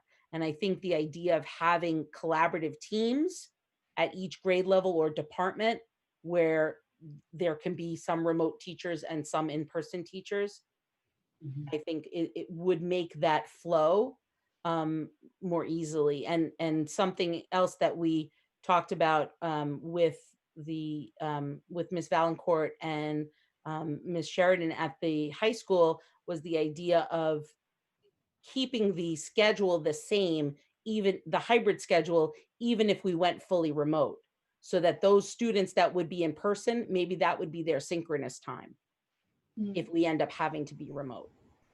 Okay. Thank you so much. So I've got 4 more hands. Again, I wanted to allow a member who hasn't yet asked a question to ask a question first before I go to follow-up questions. Member Seraphy Cox. Oh, sorry. It wasn't unmuting for a second. I only have one question. I'm curious if we decide as a district to start off the year fully remote and then move into a hybrid model later in the year, how would that affect this plan? And I guess actually I have 2 questions, because my second question is, I've been doing a bit of thinking about what it would look like if we were either in a hybrid, or I think probably the most realistic is the hybrid model, and there is some in-person learning. And then if there was the need for us to go fully remote again, like from a social emotional standpoint, is that harder to make those in-person bonds with your teacher and your other classmates, only to be ripped away from all of that suddenly if your school gets shut down? And so from that standpoint, is it, I don't know, just like they're both awful, they're both hard, but what would that, maybe a better question is, how could we best prepare for that eventuality? So my 2 questions are, how do we go from remote to this hybrid? And then how do we shut down? I think you answered your own question, in that they're all not great, right? There's awful and less awful. But I think we could easily be remote, given if we have phase 1 and 2, then we can start the year remote and then begin this hybrid model when science tells us it's safe to do that. And then we can then increase that face-to-face time as things progress and we get further down the road, and then things become even safer, right? So we can continue in that way. And I think that really we want to have relationships with our students, right? Learning is social. And so I think whether we start out remote or start out hybrid and have to go remote, I think having the opportunity to create those relationships with students and families is really critical. And it's going to hurt no matter what, right? It's going to be hard and challenging and heart-wrenching for everybody. But I think that, you don't keep yourself from loving somebody just because you might have your heart broken, right? I think we still need to make those relationships and love our students as best we can, whether it's fully, remote, or whether it's meeting them and then having to be remote, or vice versa. And I think we all just need to be as gentle and as supportive of each other as we possibly can. And I really think flexibility is the answer to that. I think giving families what they need, whether they need more in person, whether they need more remote, and to stay isolated for their own safety, whatever those needs are, I think it's important for us to find that out as a district. And we're lucky because our schools are manageable enough in size that our educators can do that. And then once we know, we can make the plans that keep everybody as safe as we possibly can. And you're right, there's no easy answer. Okay, let's go to Member Levy. Thanks. Just a quick follow-up question. I appreciate you wanting and Nace really thinking about this being rooted in science. And my question is, because of the current science and the current understanding that kids up to age 10 are much less of a risk of transmission, both to other kids and to adults, and kids in middle school middle school there's less data, but high school are much more of a risk. Do you see phase 3 potentially being done in phases? Do you see the potential for elementary schools to be deemed safer earlier because of that science? And I guess I'll say, as I'm asking this question, the concern that I have with this model, while I like it a lot, is that either we're going to go back to high school students being in the building despite the data we have that they're a high risk of transmission, or we're going to hold off on elementary school students going back because of the risk of high school students transmission. And so it's a question of, has there been a conversation about whether the different schools or different age students might start back at different times in terms of in-person? I think it's all possible. As far as what phase 3 is going to look like, I think as we get closer, we'll know more, right? As we're seeing summer camps happening and sports happening, I think scientists are learning more and more about the young children transmission rates and so forth each day. And so I think it really will depend on the science. And I wouldn't rule out the possibility of having phase 3 being a phase in itself, and whatever way that makes sense, could be something that we definitely talk about. Something that I know our members really stressed was that they didn't want the young children spread out amongst different buildings. And so that's something that I think we would hesitate on. And also the idea of separating grade 6 from the middle school. And, in some of the plans, I know 6th grade was put with the elementary school. And so I think, and a lot of our staff felt like that was not a positive way to go either. So I think those issues would be something that we would want to hold to keep people in their own building. But I think that whether we phase in phase 3 could be a possibility as we get closer and we know more. But I do think that, even though the rate of transmission is a little bit lower for the younger students, we also know that the younger students have a harder time with the PPE and the social distancing. So those risks are going to be higher for younger students because of they're not able to take the same precautions as the older students can. So even though their transmission may not be the same rate, there is some concern about their ability to stay distant. Yeah, I'll just slightly push back against that last point, only because I have a daughter who has gone back to preschool, and I was worried about that very thing. Will she be able to keep her mask on? Will she be able to keep distance? Will the teachers be constantly telling them, like spending all their time keeping distance as opposed to actually teaching? And the kids have adapted amazingly well. So I think there's obviously every kid's different, but I think there is the capacity for young kids to adapt pretty quickly.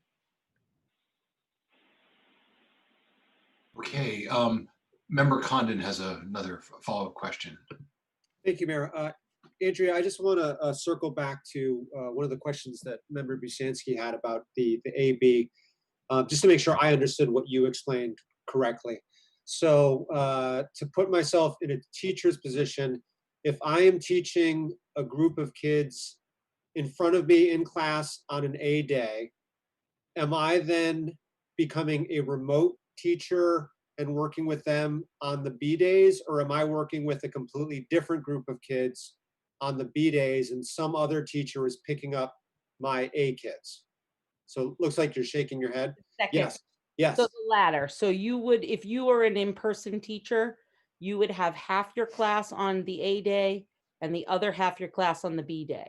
And then just, oh, sorry, I didn't mean to interrupt. No, I was just going to say, but you wouldn't be necessarily remote with the B students while you're with the A students.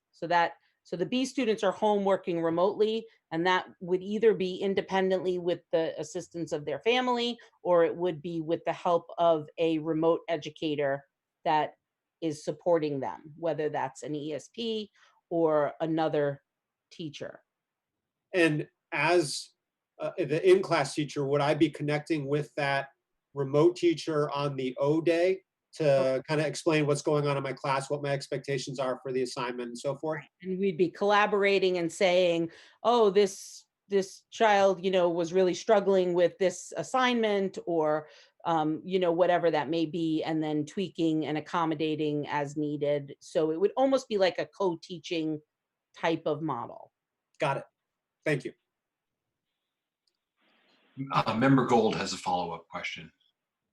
Yeah, just a clarification. So today we're voting on the, if I'm not mistaken, we're actually voting on which of the hybrid models to go forward with, not, hybrid in person or fully remote. This hybrid model isn't contingent upon phases 1 and 2, I'd imagine, right? Just to clarify that part. Okay, thanks. So we want phase 1 and 2 to happen whether we are remote or hybrid. Right. Okay. And then, so I guess my question is, if we're and I like the ideas of phase 1 and 2, but there's things beyond our control maybe with that. Without phase 1 and 2 in place, if we can't do phase 1 and 2, this is the hybrid model that NACE would still feels is the best one without phase 1 and 2. If it were safe to be in person.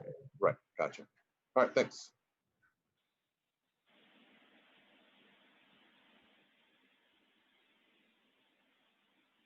You're muted, Any man. further questions about this presentation? Okay, so now I'll turn it back over to Dr. Provost, who was going to make his presentation. Thank you very much. And thank you, Andrea, for that presentation. While Annie is putting up the slides for us, I would like to just start by thanking everyone who's participated in the process. leading to what I consider to be the final and best hybrid plan that we can offer. That includes all the teachers who've commented, that includes all the parents who've commented.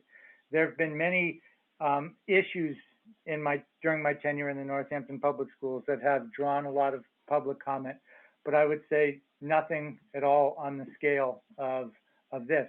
And high among that group of collaborators who worked on this plan, I'd like to put the NACE Executive Board, who we've exchanged ideas with and been in very close communication over the course of the past 4 months. So we created our working group structure in late April and released our first video in early May. And since that time, we've brought forth 10 initial models, 3 more detailed hybrid models, and this even more detailed hybrid model. It was no exaggeration when I told the Gazette that thousands of personnel hours have gone into the work already. And in the roughly 5 weeks we have left before the first day of school, I'll call it the first day of school rather than the opening of school because I know that still has to be determined. Several thousand more hours will go into preparations for what will be the most challenging beginning of a school year that any of us on this call has ever experienced. Every aspect of our system has been disrupted. In the spring, we were forced to create a viable plan for maintaining continuity of operations in a matter of hours. That's the model that was referred to earlier in this meeting as crisis teaching. The coronavirus continues to exert its disrupting influence, but since this spring, we've been able to stockpile PPE, reconfigure classrooms, and begin a process of slowly returning staff and students to the schools. This puts us in a different position than we were in the spring. Prior to the emergence of the virus, our only model was fully in person. And then once infections began in Massachusetts, our only feasible option was fully remote. Now, because we're in a different place, we have the opportunity to consider a third way, which is hybrid learning. And that's what I'm here to discuss tonight. So Annie, if you could advance the slide.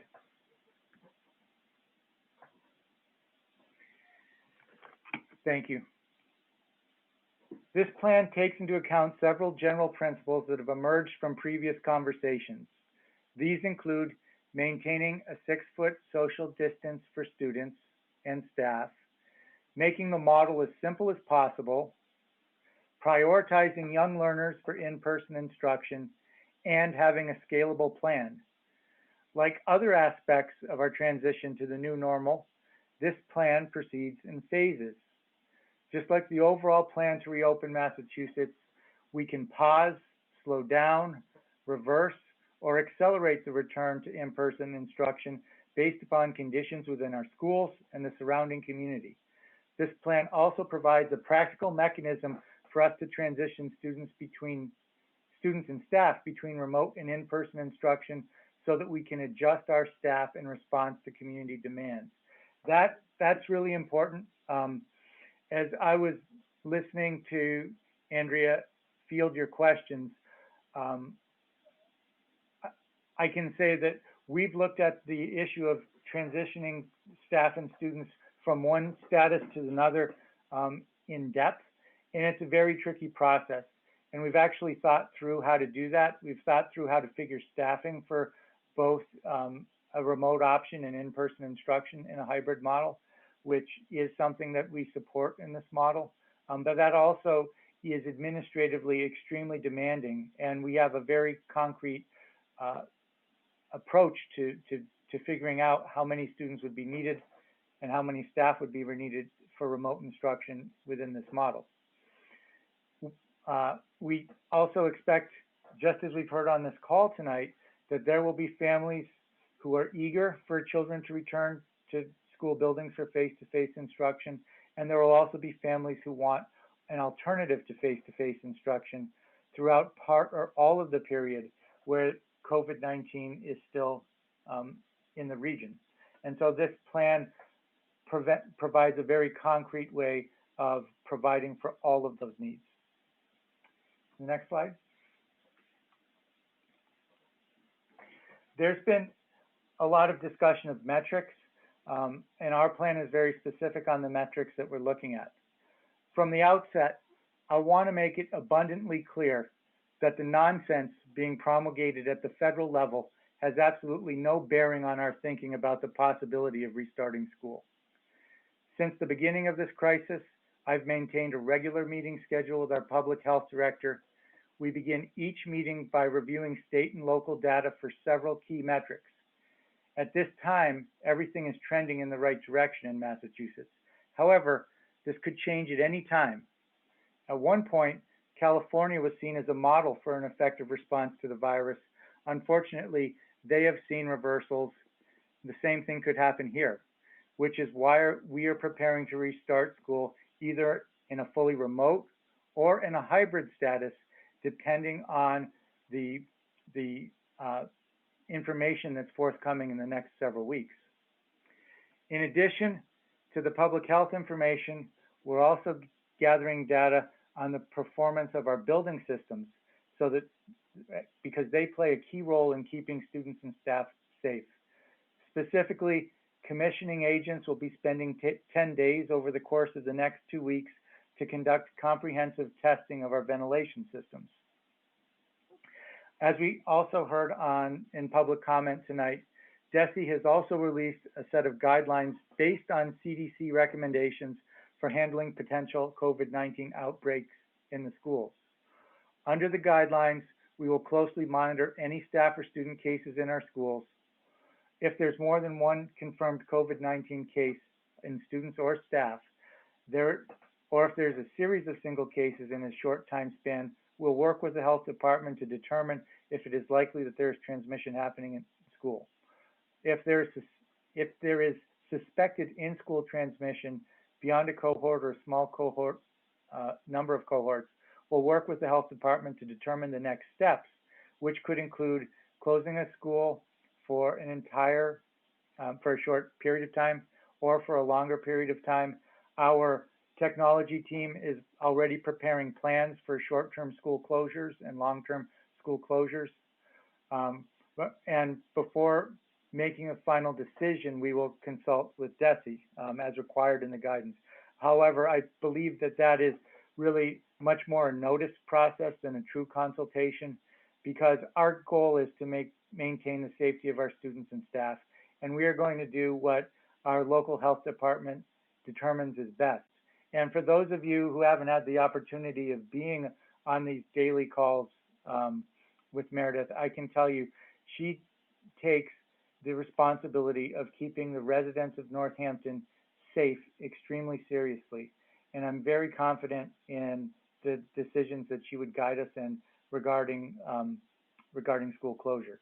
And to go back to the comment that we heard, I believe was first in the night, I believe that we would likely be in a much more protective stance than the stance that I just read to you, which is the current guidance from the Department of Education, which itself is based on CDC guidance, which we do think is a very legitimate source of information about how to keep our population safe.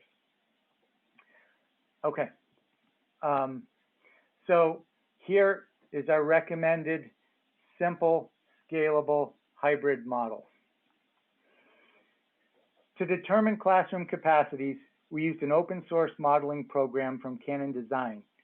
Based upon actual classroom dimensions and the desired social distance parameter, the software calculates maximum classroom capacity and optimum student seating arrangements for each individual classroom.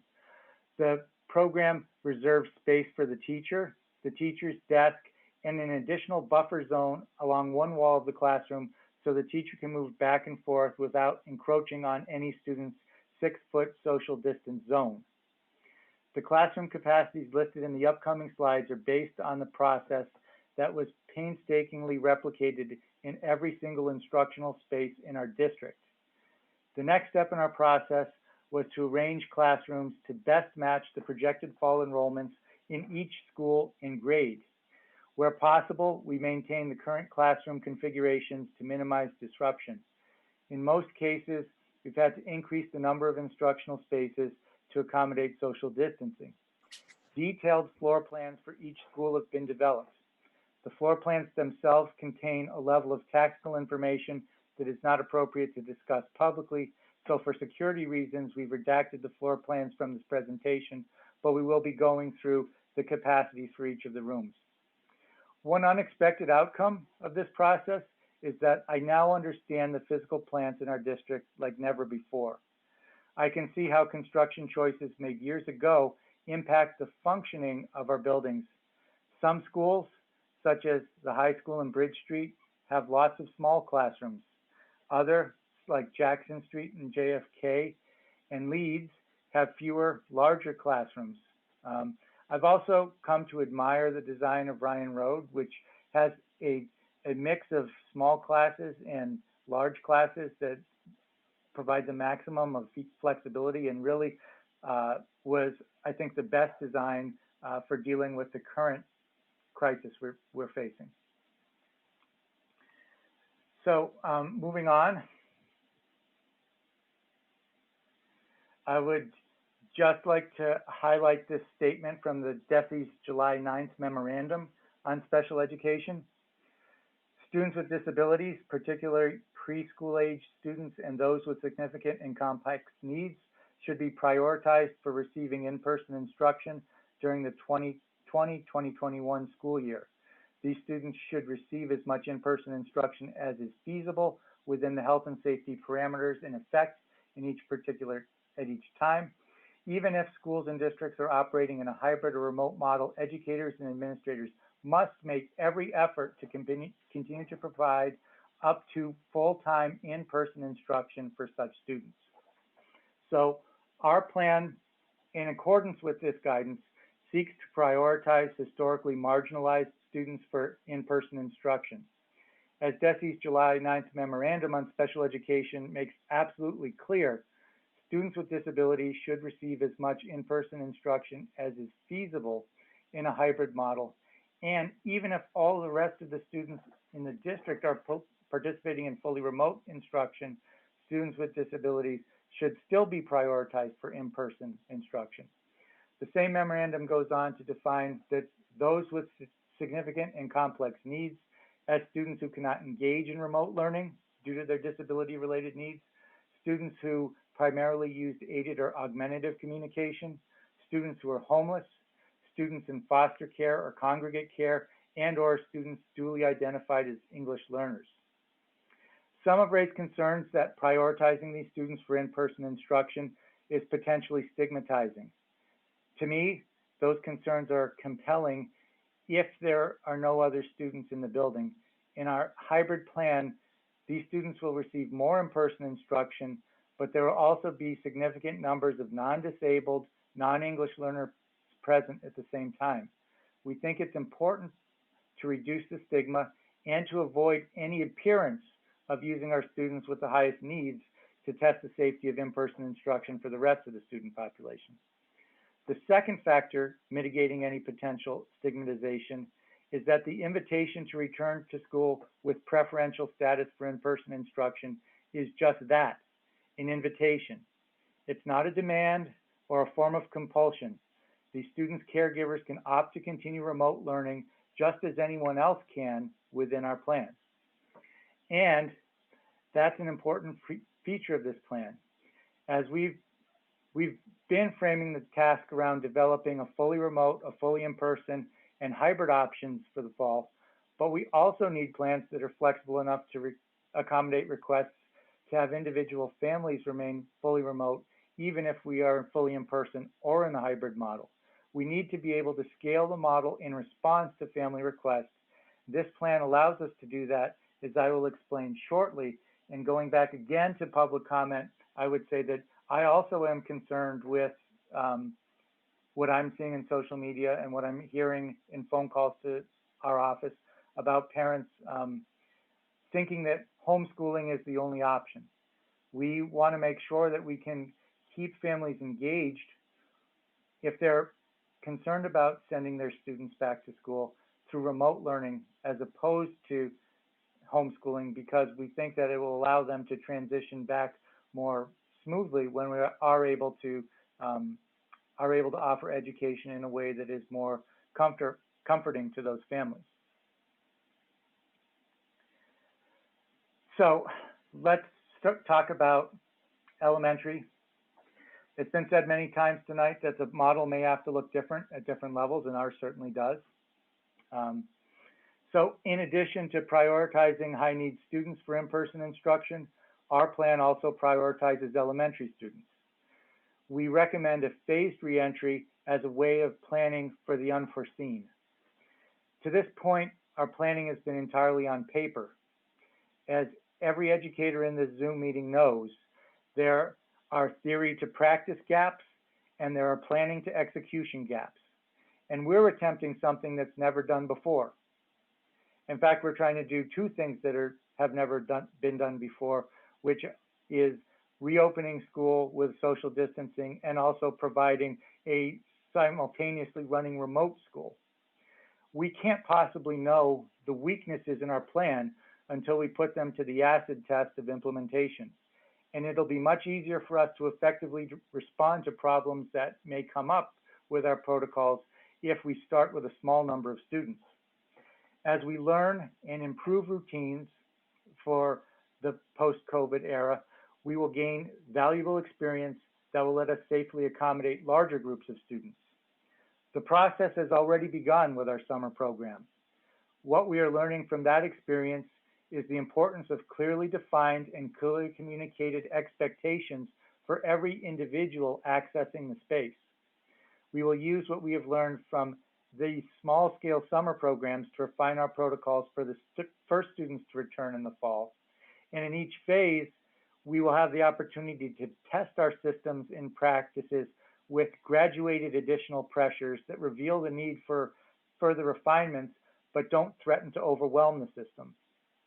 And if we don't feel ready for the next phase, if we start to see disease transmission in our schools or in the community, we can always slow down, pause, or even reverse the reentry.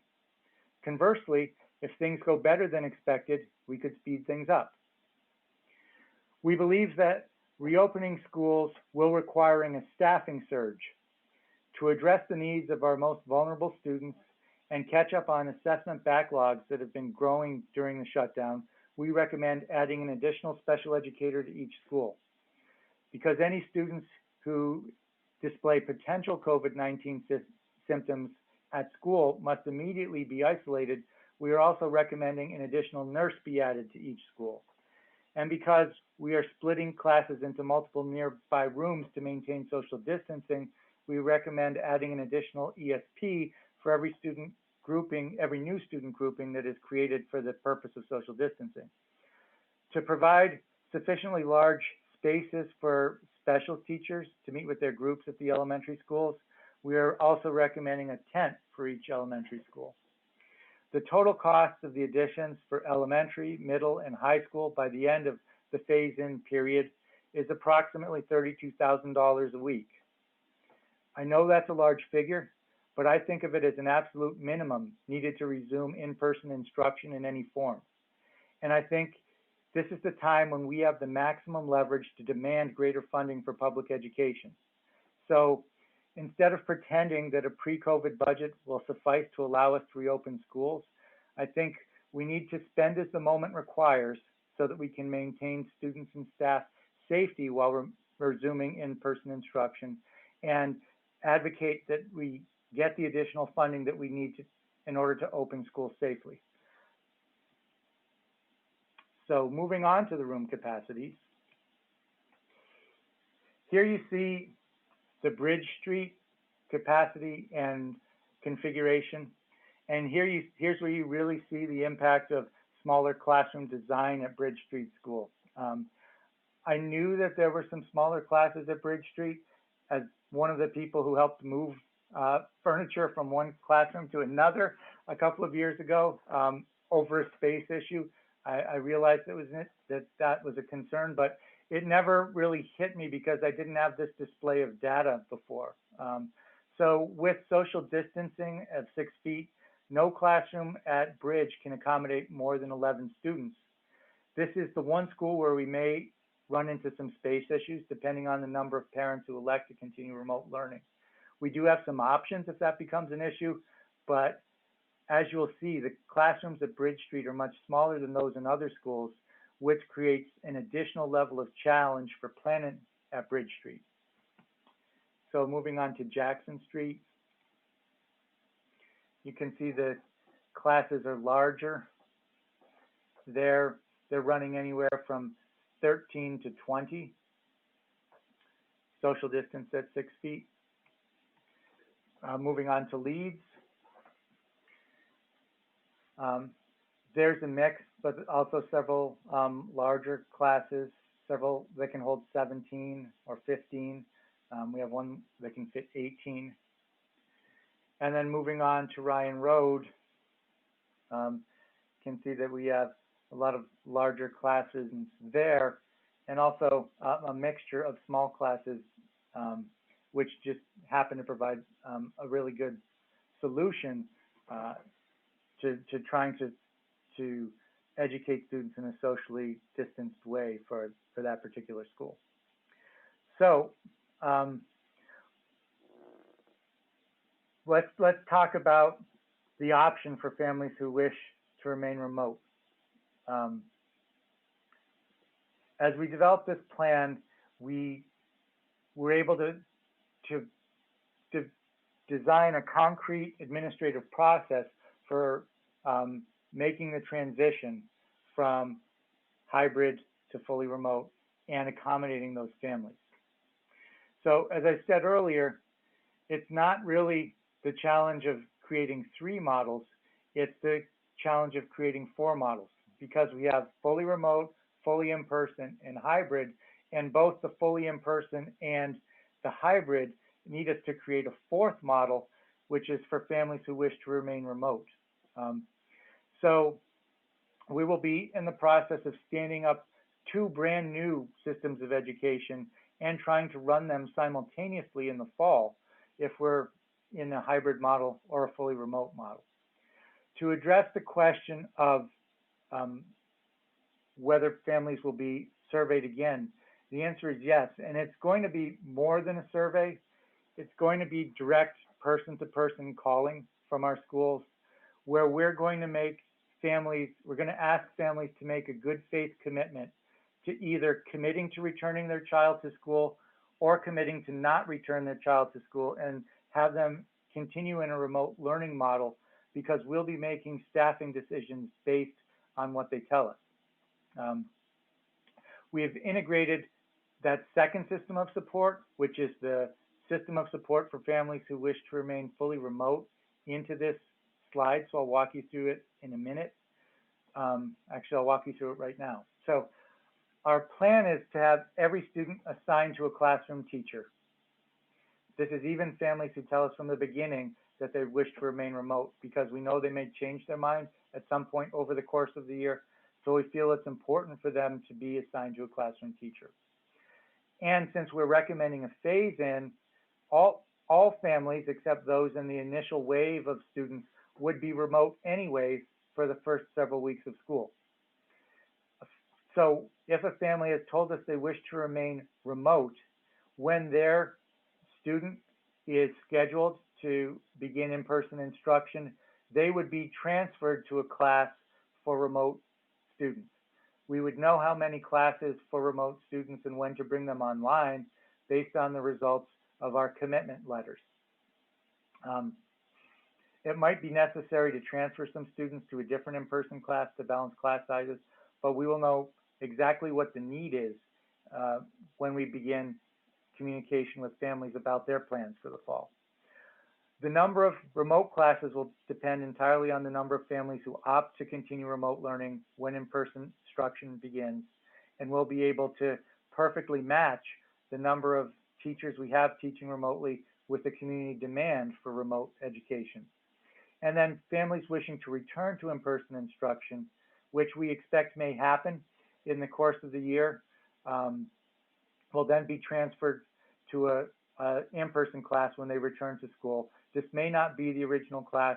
We would essentially be treating it as a new enrollment within the school. We also have you know, had some discussions, or I've had some discussions with principals about, you know, how many times could families change their mind. We're going to ask that families try to commit and be as true to their commitment as possible, because every time we have to readjust staffing and readjust class sizes will create a disruption throughout the system.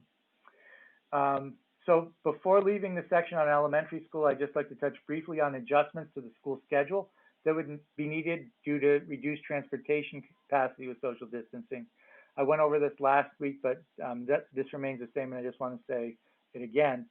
Elementary schools would have a normal day, with the exception that 2 will start 15 minutes earlier and 2 will start 20 minutes later. So the 2 early schools that we've designated are Bridge Street and Jackson Street. So their start and end day would just be pushed up 15 minutes. The 2 later elementary schools would be Leeds and Ryan Road.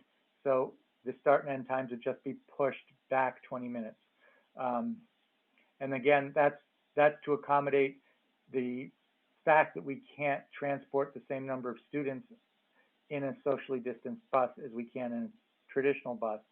And due to the shortage of drivers, we can't expand the number of buses that we have available in the district.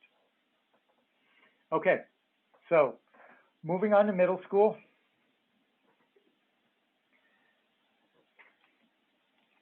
The middle school also has a phased reentry. I'm just going to walk you through this table. So each week something slightly different is happening, but you can think of it as really a 3-phase process. So we begin with the high needs students identified in the July 9th memorandum and grade 6, following in, I have AAXBB schedule, but it's the same thing that Andrea was showing in the AAOBB schedule. So all of that is the same. All of the questions and answers that you were directed towards the AAOBB schedule that Andrea presented apply to this as well. So grade 7 and 8 would stay remote. We would use the first week of the time when 6th graders were there. On the Wednesday, the O day or the X day would be an orientation for grade 7 A group. And the second week on the Wednesday, we would do an orientation for 7B. This is because we're going to have a lot of new procedures for students to learn. We want them to have the opportunity to get some direct instruction in the procedures and an opportunity to practice before they actually come in. So then in the second phase, which begins week 3, grade 7 joins the AABB schedule and grade 8 remains remote.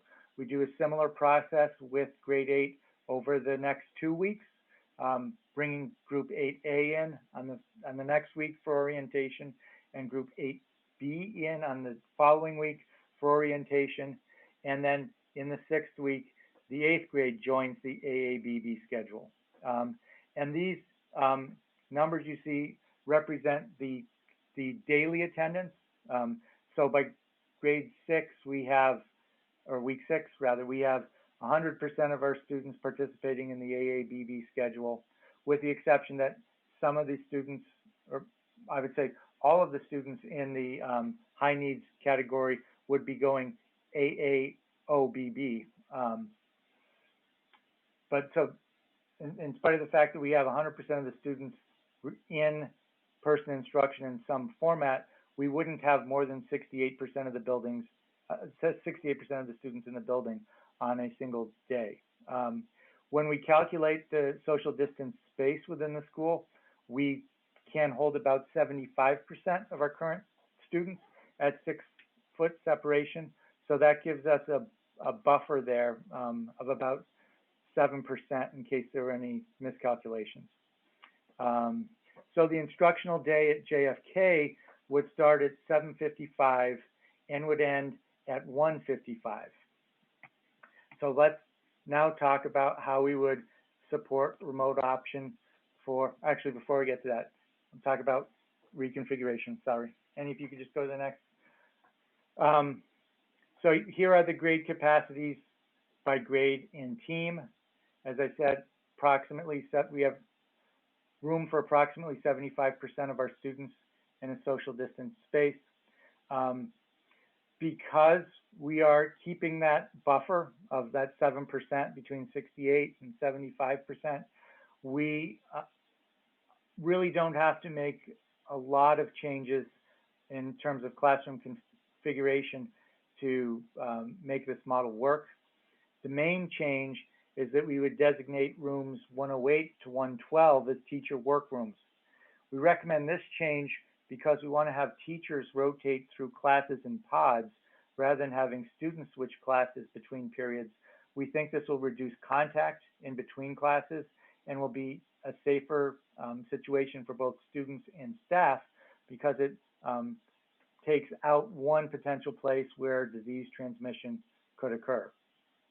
But in order to do that, we need to create spaces for teachers to call their own and to be able to work during their prep periods because someone else will be moving into their room as teachers work through the pods. So we make rooms 108 to 112 teacher workrooms for this model.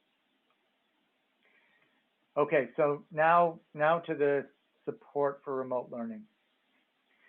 So as is the case with our elementary plan, the support for families who opt to continue remote learning will be based on responses to our family commitment process for fall classes. Again, every student would be scheduled on a team. The teams would be constructed of core academic teachers, special education teachers, exploratory, phys ed, and world language teachers. Students who opt for remote learning would then be transferred into a remote learning pod when their classes came into the building and would follow the same schedule as their peers doing in-person learning. So we would have a group of teachers assigned to do the remote learning with the students who had designated the wish to continue remote learning on the days when they would normally be scheduled to be in school. And then for the other days, the days that they're already scheduled to be remote, they would stay with their original class and be doing the same thing that class is doing. If a student opts to return to in-person learning, they'll be rescheduled into an in-person grouping on the same team. This will ensure continuity of learning from staff who've already built relationships with students. Similarly, students who've been part of in-person learning and opt into remote learning will remain on the same team, but be scheduled into a remote learning group. The number of remote learning classes, as I said, will depend on the number of families who opt to continue remote learning when instruction begins. So now looking at the high school. In the high school, the phase-in is simpler still. At the high school, our phase-in is accomplished by transitioning from a 3-group rotation to a 2-group rotation. For the first 6 weeks, the high school classes are divided into thirds, with 1/3 having in-person instruction each day, along with the students who are prioritized for in-person instruction.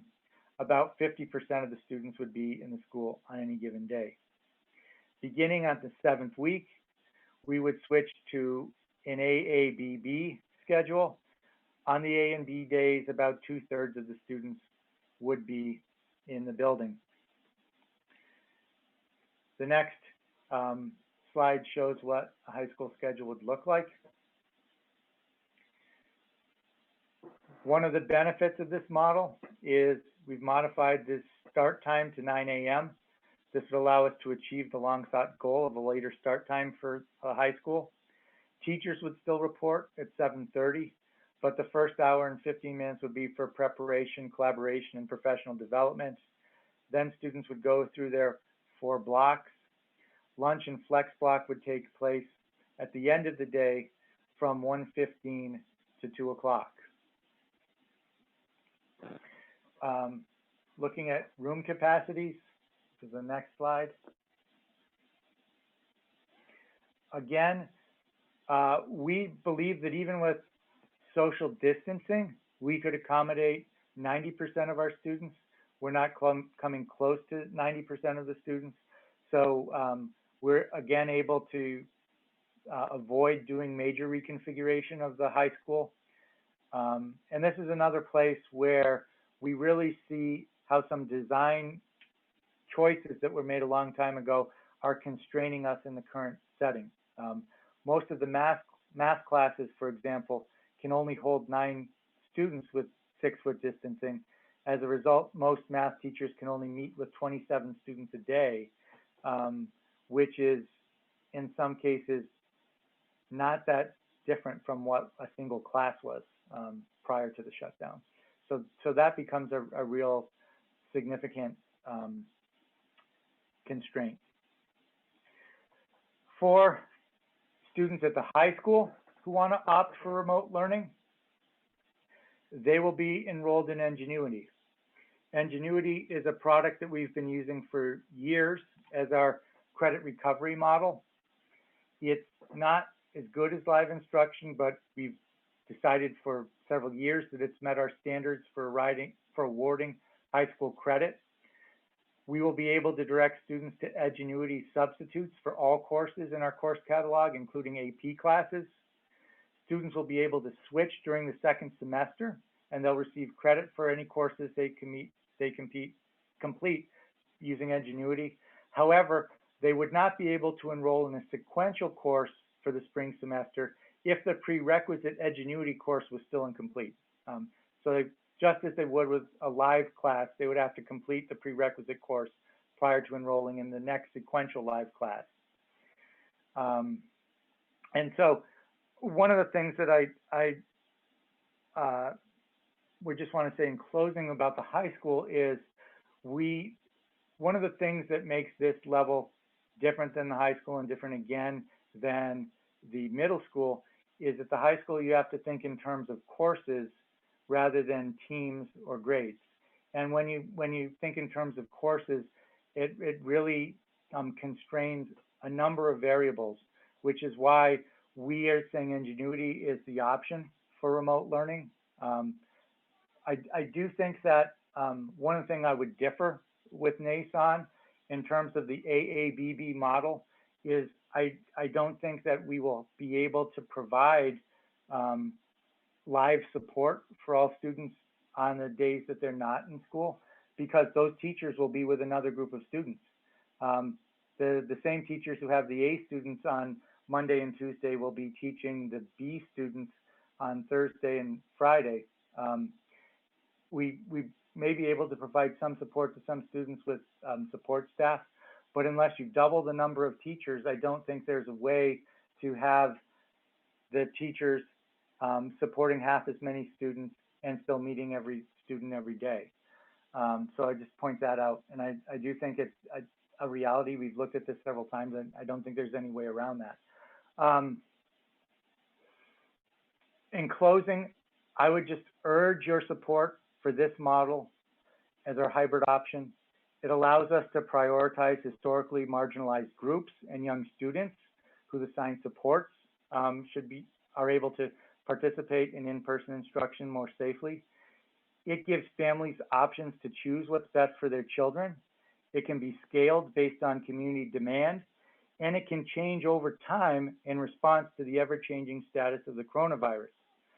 After thousands of hours spent measuring the classrooms, building the transportation schedules, designing lunch mobilization strategies, all while monitoring state recommendations, CDC guidance, and respecting the collective bargaining agreement, as well as incorporating the numerous suggestions we've received from all quarters, we believe this is the best hybrid option we have to offer.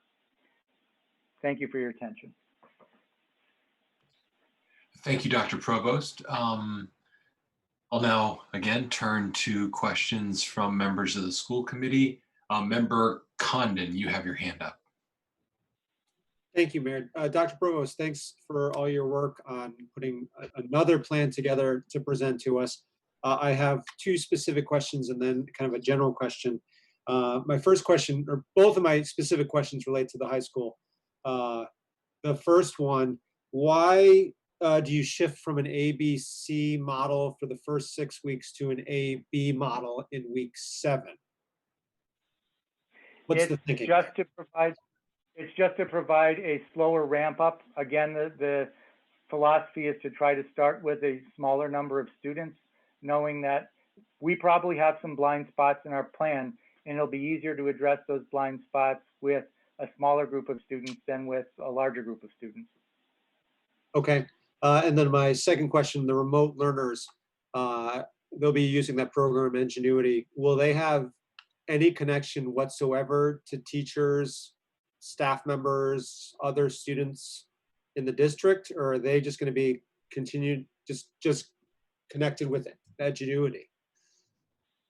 One of the big questions that is coming up right now is how we provide counseling services to students who are remote. I'm not talking about adjustment counseling, but guidance counseling, which is key to the high school level. So I think the guidance department would probably be the key point of contact for students who are fully remote.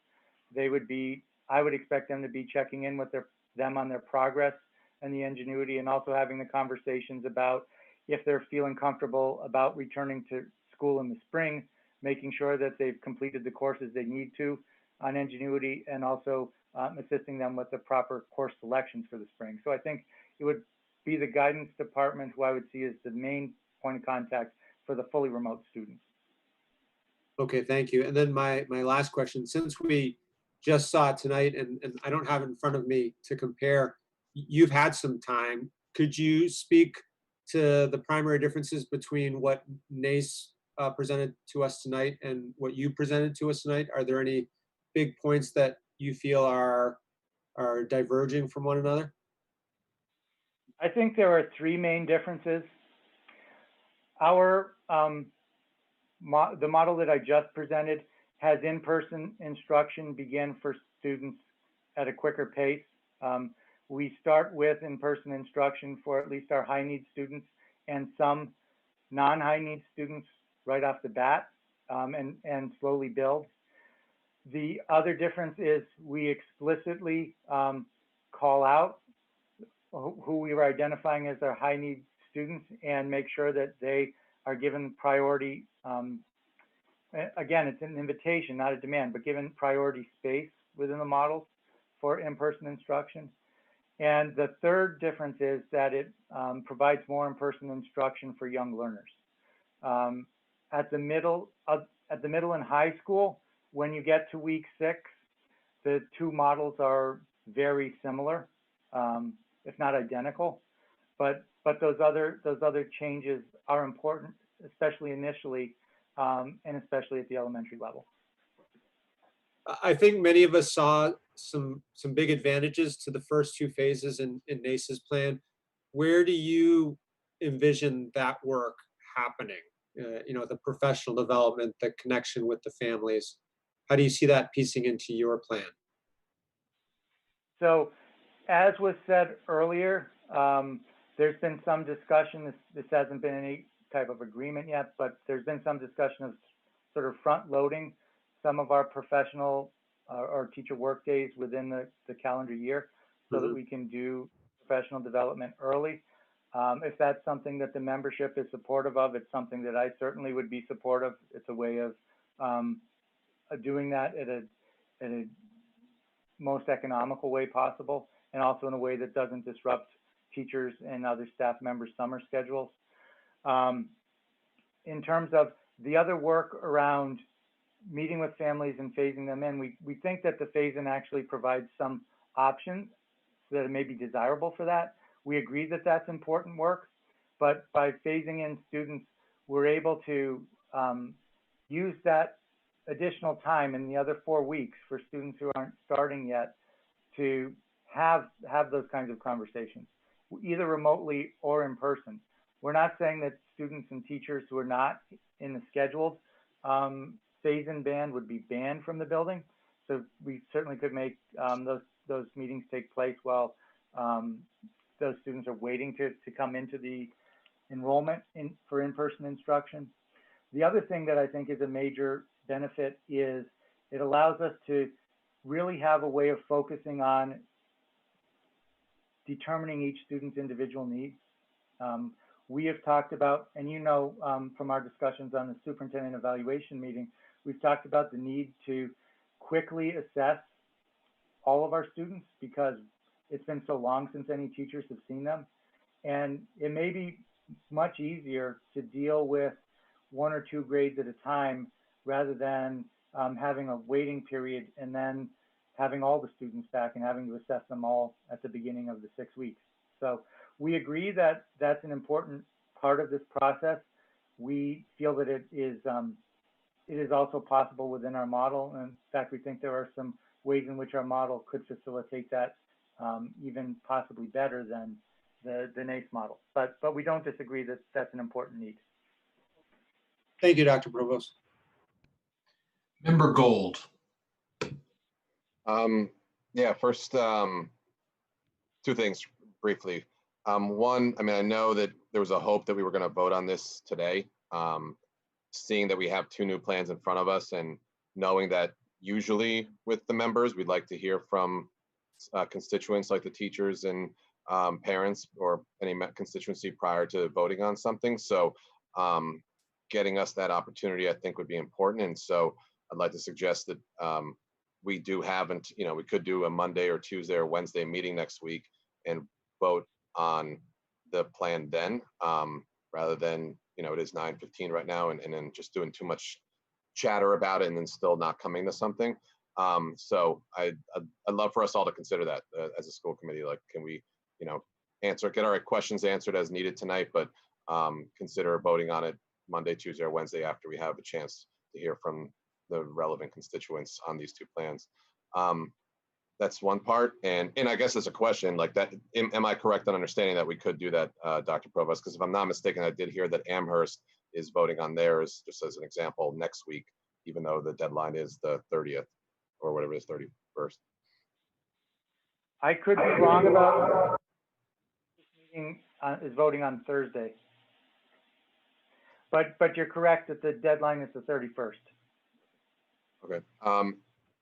And then the second part is I'd be concerned with a new part that is concerned that I heard today was the part about getting the good faith commitment from families. I think families are, if we design a plan based on that, I think we're setting ourselves up for a troublesome situation. Sort of like what you're saying is that every change is going to have a big shift. And I think parents' ability to commit is going to be based on, you know, the proof is in the pudding kind of thing. And they're going to see the plan and it would, you know, I would feel uncomfortable telling you something as a parent and then I see the plan, I'm like, you know what, no way, I'm pulling my kid. Or you know what, I want my kid to jump in, I want my daughters to jump into the school.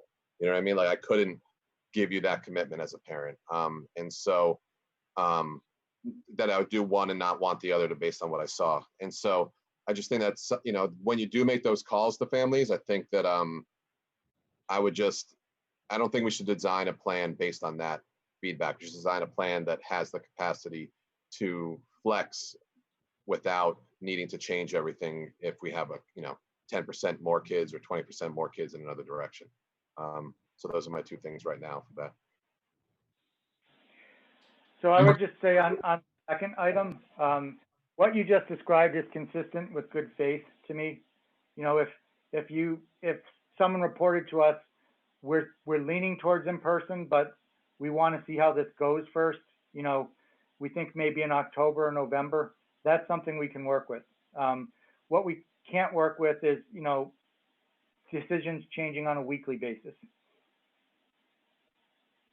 And I guess that's my thinking is we should have a plan that can adjust to that, because whether it's for health reasons, for the teacher, like, you know what I mean? Like there seems to be a need that doesn't depend on that consistency, you know, that we have a consistent model that works. And then if student attendance is inconsistent, our model doesn't shift because it's really hard to change the system, as you were saying. And so I would just, yeah, that's my thinking on that. But I totally get what you're saying on wanting that.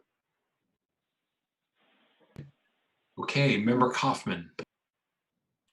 Thank you, Dr. Provost, for your presentation. I had a few quick questions, but before I ask, I will say that I agree with Member Gold. I think it's the intention is great to reach out to parents, but it's such a catch-22, right? I mean, they just kind of need a plan to make a choice, and we need their thinking in order to make a plan. So I would encourage us to really think through that, and maybe there's a better way, but I appreciate your desire to get that, absolutely.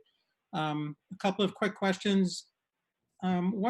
What if we reach agreement tonight or before the 31st? Clearly, I think we need to reach an agreement for not only purposes to submit to DESE, but I think at the heart of this, we're really responding to all the work that's been put in. It's likely to be the plan that one of the three options we're gonna move forward with, the hybrid model that you've presented tonight, or some variation of such, and obviously the remote and the in-person. So my question is, what happens if we submit this to DESE and we want to change it? Do you envision that being an issue? So you are asking a question, again, that I have no experience with because we're making this up. I can tell you from the requirement for the initial submission, which is the one that's due at the end of the month, they're not asking for a lot of detail at this point. That's 5 questions, I think. It's 400 words or less on each of the questions. So I think that leaves us a lot of opportunity to make course corrections. I also think that if you were to select this model, we would continue to work on ways to tweak it and make it better as we have all along. It would just give us enough of a basis to know which direction we were heading in for the remote option. Would also give families the ability to know what they were saying yes or no to when we asked them, do you want to send your kids back or not? Okay, good answer, thank you. I was hoping you'd say that, even though you don't know. It makes a lot of sense. So we're kind of, whatever we agree to certainly is open to change. We haven't decided which of the 3 scenarios we're going to move forward with. But since DESE is asking for sort of minimal detail, this would give the groups that are working on this to kind of a foundation for what to work off of, but it certainly will be tweaked and redesigned as necessary, not only because there's levels of detail that could be filled in, but things are changing very rapidly. So it's my understanding that the state wants us to delay announcement until August. Do you understand what their position is there in terms of why they're asking school districts to delay their announcement of their plans? I don't know. I don't really know. I think it is to see if the metrics continue to trend in the right direction or if we see a change. We just entered phase 3 in Massachusetts, and so that could cause our infection rate to change. It usually takes a couple of weeks for that to show up. So my best guess is that DESE wants to wait and see what the statewide trends look like and wants school committees to have the ability to see what the trends look like in their area before making the final commitment. Yeah, okay. And just one last question / comment. I know tonight we were really focused on the hybrid model, although I think NACE's phase 1 and phase 2 kind of is an overarching sort of idea that many of us enjoyed, and I think that trust that we can fit that in accordingly. But I also do hope that our fully remote model is shared soon and that it contains more specific detail, such as what the various community members and educators shared with us tonight. Things that I think we need to find out more about are structured ways to bring students together with their teachers and with others. I'm really excited by that prospect. I think there's many ways we can do that I think parents need to know about in their decision making. I think we discussed further supporting teachers' ability to get professional development and training so that they can offer what we were calling enhanced remote teaching and instruction. I don't know where we landed on that. I assume some of that PD is happening now, but I don't really know. So again, I think there's a sense that this is going to look like a look in the spring, and yet I don't think that sense is accurate. I mean, if without further information, people might be falsely thinking that that's true. And I firmly believe what the educators have shared, what you've shared with us, is that we're talking about an enhanced remote learning model. And I think that's fair and necessary for families to understand that in their thinking. And we also haven't, as far as I know, we haven't really discussed the strategies or heard from you the strategies we feel will be effective in engaging the, I think we discussed 20% or more of students that were just not participating at all in the spring. So a remote model needs to discuss these things. It needs to, I don't know if our plan for DESE needs to include that, but I think our plan needs to. And so while as much as I greatly, greatly appreciate the work that we're doing on the most complex piece, the hybrid model, I would appreciate more information on the fully remote model next. And I think that would be helpful both in terms of our questions that we can pose to you to kind of work out details, but I also think it's going to be important for parents to make that decision if we're asking them to choose what their desires are going to be in the fall to get more information on what remote will really look like. So thank you again for your presentation tonight, and that's all I have. You're welcome. Member Fallon. Thanks. Thank you, Dr. Provost, for presenting yet another option to us. I know how hard you've been working. I have to say, well, you know, because I've spoken to you, I have a serious concern about the remote option at the high school. And we're saying that we're going to prioritize our historically marginalized populations and our most high needs students. But I feel like by virtue of having no in-person contact for like the remote option being Edgenuity, that that may have a really inequitable effect on certain students. The Commonwealth Magazine article had listed that Black and Latino families have significantly less confidence in the safe school reopenings. I know Holyoke School Committee met last evening and they had surveyed their families. And it's pretty startling, the results of their survey, that only 22% of Spanish-speaking families felt comfortable with the in-person learning option.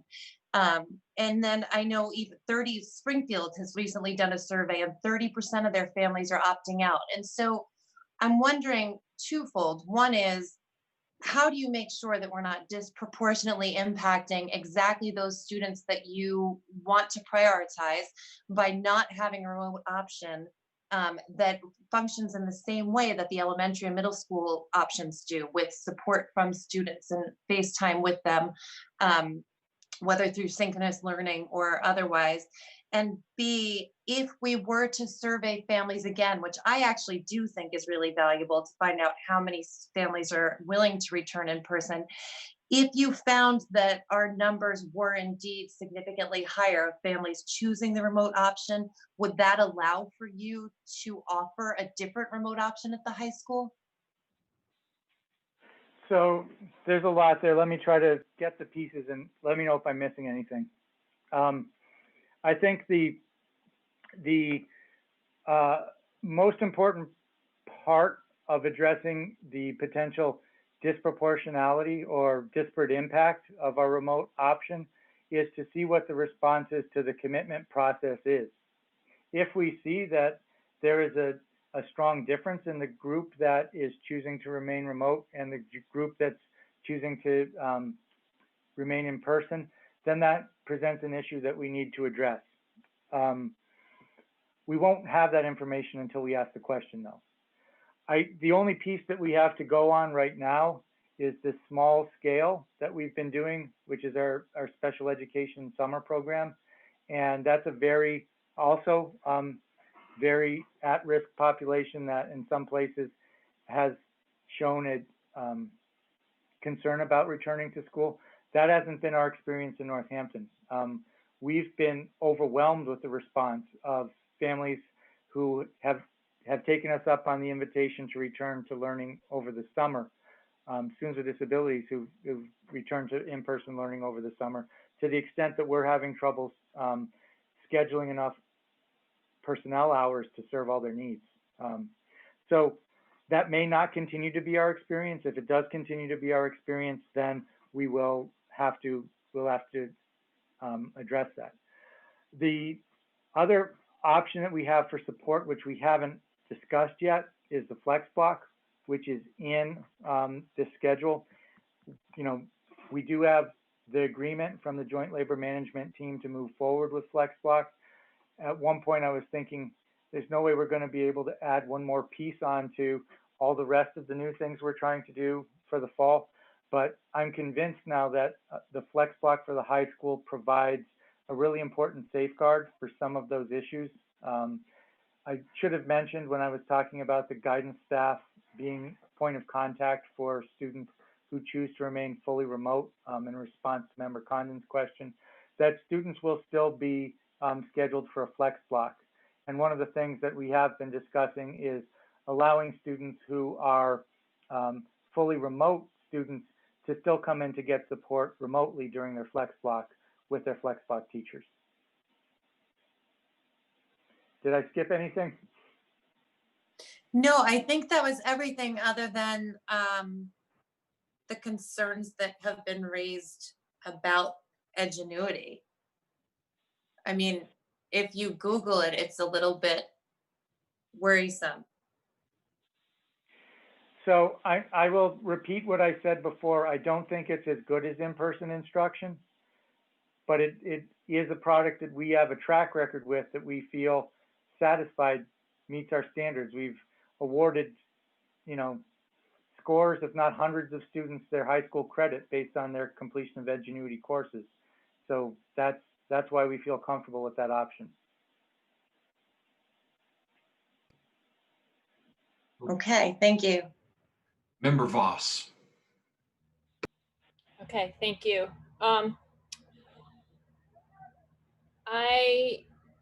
First of all, thank you. I understand a lot of work has gone into this, and I'm going to start with a few general things and then I have a few specific questions. As I'm formulating my thoughts, I think I just want to put out, it seems really unrealistic that we're going to start with a hybrid model of kids going to school for the first few weeks for a lot of reasons.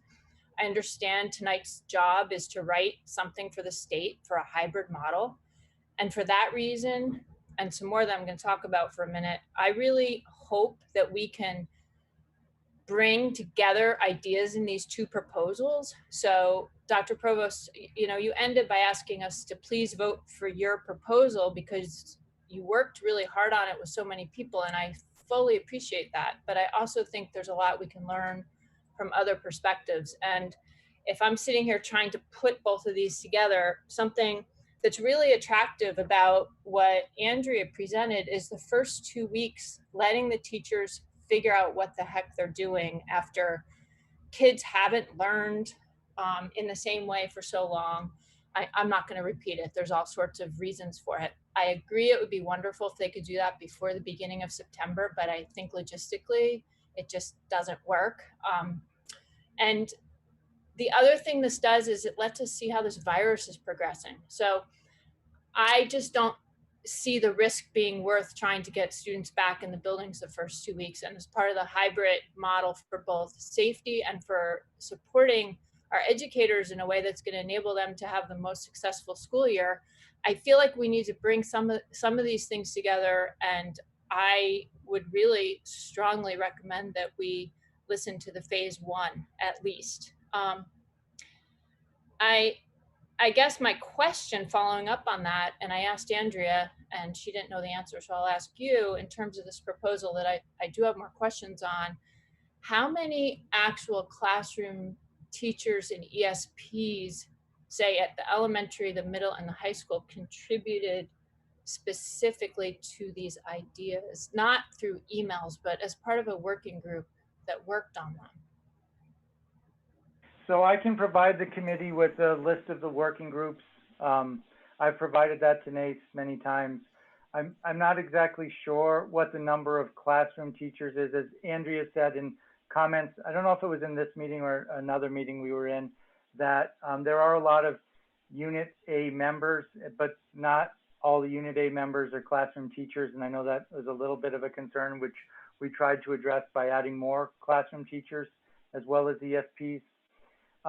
You know, I would just say in comparison of the two models in terms of what has actually had more input locally, I would make the argument that it's this model, because this is the model that we've been discussing locally for months.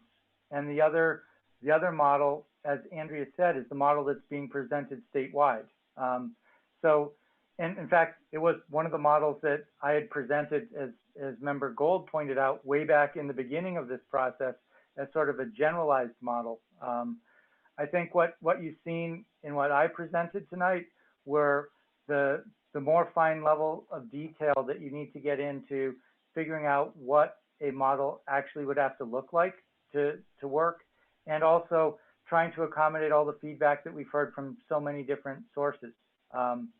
You know, one of the concerns that we heard, or that I heard from an elementary teacher as recently as last week, was wanting to have more detail provided about how they would be able to supervise students who would be in separate classes. So that was added tonight in response to that. So this has been building as part of a community conversation that we tried to kick off, I think at this point, almost 8 weeks ago, through the videos and through our first public meetings. Okay, I guess also for a hybrid plan, that given what we now know, and we've learned a lot in the last 8 weeks, if it starts with the students remote for the first couple weeks, then I guess I'd also like to see in the remote plan, even if it doesn't start, the hybrid plan, is some sort of metrics that are used to figure out when we go back to remote only, or when it's actually reasonable to go to hybrid. And I know that's beyond the scope of this conversation, but before voting on much, that seems important in terms of where we're starting. Many people have emailed and asked about, can we do more community testing? What's contract tracing like? And my understanding is there's not a lot of that going on in our area, and that a lot of experts out there are saying in order to open schools safely, those things are really important. So I guess you've referred a couple times to your conversations with our public health department. And I think for us to feel comfortable moving forward in a future meeting, we may need to understand that a little better. In terms of specifics, I have a couple specific questions about each level. Why in elementary would we be delaying kindergarten? Why did we pick kindergarten to be the one that goes back so late? We wanted to start with first grade and preschool because preschool was designated as one of the high needs groups in the DESE memo. And first grade is a very important year for reading. So we wanted to make sure that they got the full benefit of that. To follow up specifically on why kindergarten last, this is the only group that's never been in school before. They're the only group that hasn't been impacted with a learning loss because of the shutdown in the spring. And we also felt we were responding to the public concerns we had about half-day K, because when you consider full-time instruction for 90% of the year, as opposed to 50% instruction for 100% of the year, you pick up an additional 40%. So we thought it was still responsive to that, but also was delayed for the reasons that I mentioned. Okay, I'm going to keep asking questions, but I found the NACE approach more attractive, and it just felt more equitable to get all the grades back to me. If there's some really strong reasons, maybe later I can hear more about them offline. In terms of the high school, I'm really concerned about edgenuity. I too have tried to look into it a little bit. It seems like we're really setting up an impossible choice for our high school students that for whatever reason don't feel comfortable going with hybrid. And again, it comes back to what are the metrics? Are we gonna go to hybrid at a time where it's really looking pretty safe to most of our community? Or are we gonna go to hybrid when half the students are afraid of going back because of the virus numbers? So without really understanding how that metric's being developed, it's hard to know how many people this is going to affect. But to ask high school students to make a choice to have an incredibly inferior educational experience, which is everything I can tell is what this choice would be for many of them, or to go back, I think is really unfair. I'll also say we probably have some high school teachers that feel they need to teach remote for whatever reason. And I just think we could be a lot more creative in serving both our student choice and our teacher choice.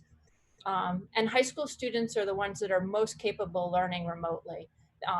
If high school students were in school 2 days a week, as in the NACE proposal, my experience is a lot of them would do pretty well learning on their own for the other days or in a remote session. And as a addition, if you had some high school teachers who, for health reasons or whatever else, did not feel comfortable being in the classroom, I don't see why, if students went in hybrid, they couldn't teach from their computer to the students in the class. So I just think there could be a lot more creativity. And I guess I'd like to hear how we came up with the ingenuity, that in particular, that decision point, and if there were teachers involved in that, or if it was more a committee that didn't include many high school teachers.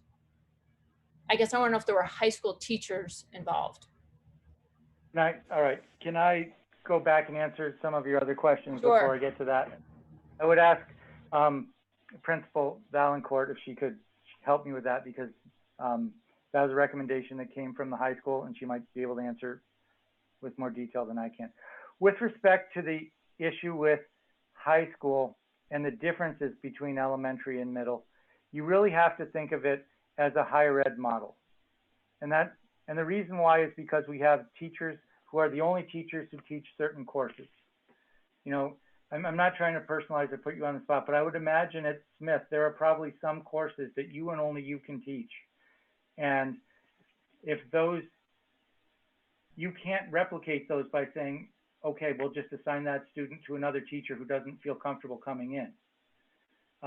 It becomes much more individualized to the curriculum that different teachers offer at the high school than is the case at elementary or middle, which is why I said you have to think in terms of courses rather than in terms of classes or even pods. So that's where that comes from. Edgenuity, as I said, is the product that's been used in the district for several years.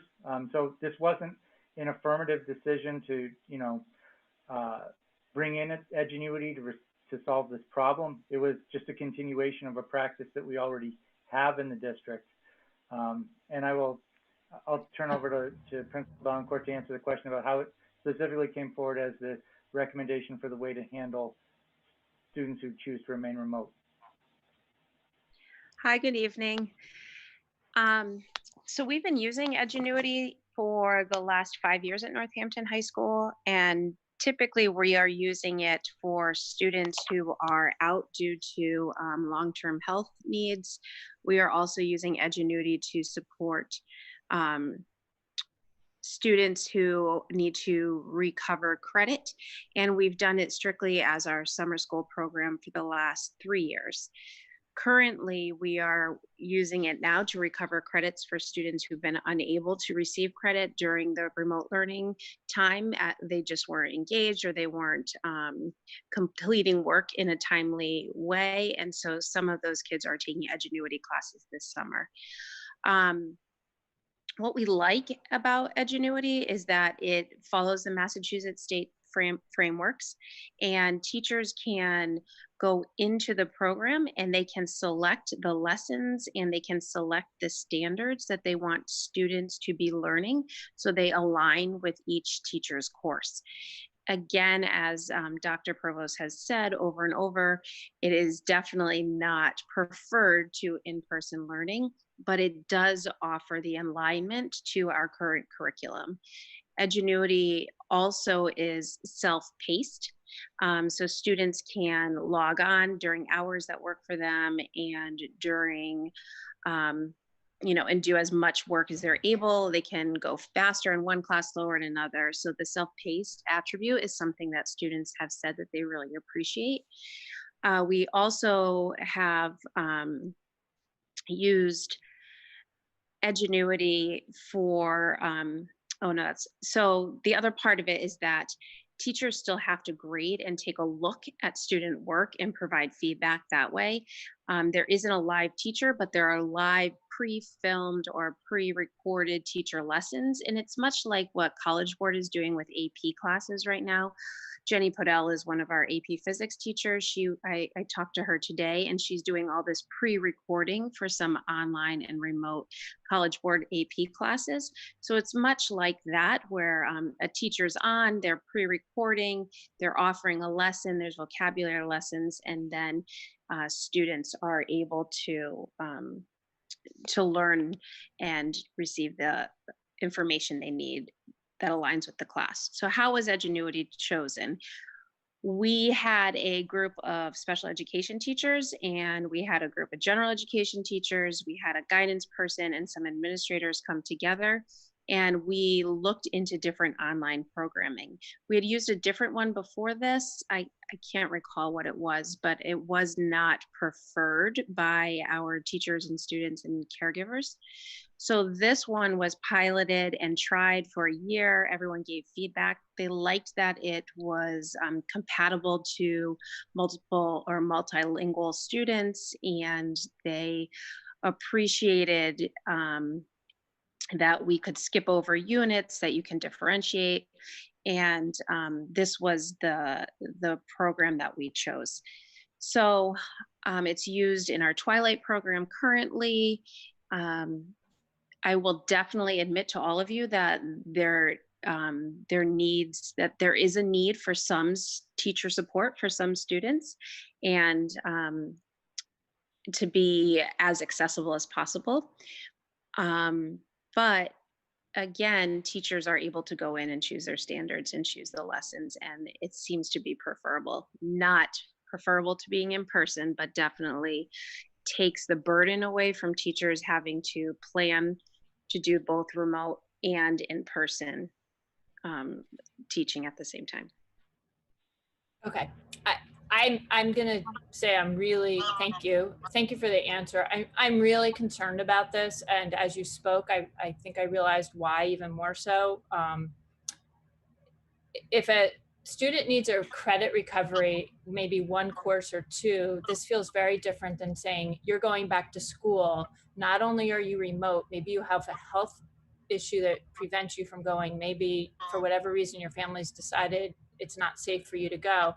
And now you have somebody taking 3 or 4 classes remotely with no teacher connecting with them. And we saw what happened in the spring, mental health issues, social emotional issues without students connecting in person. And I think in a remote setting, one of the most important things is to build community amongst the students, make sure they're connecting with each other, make sure they're having conversations.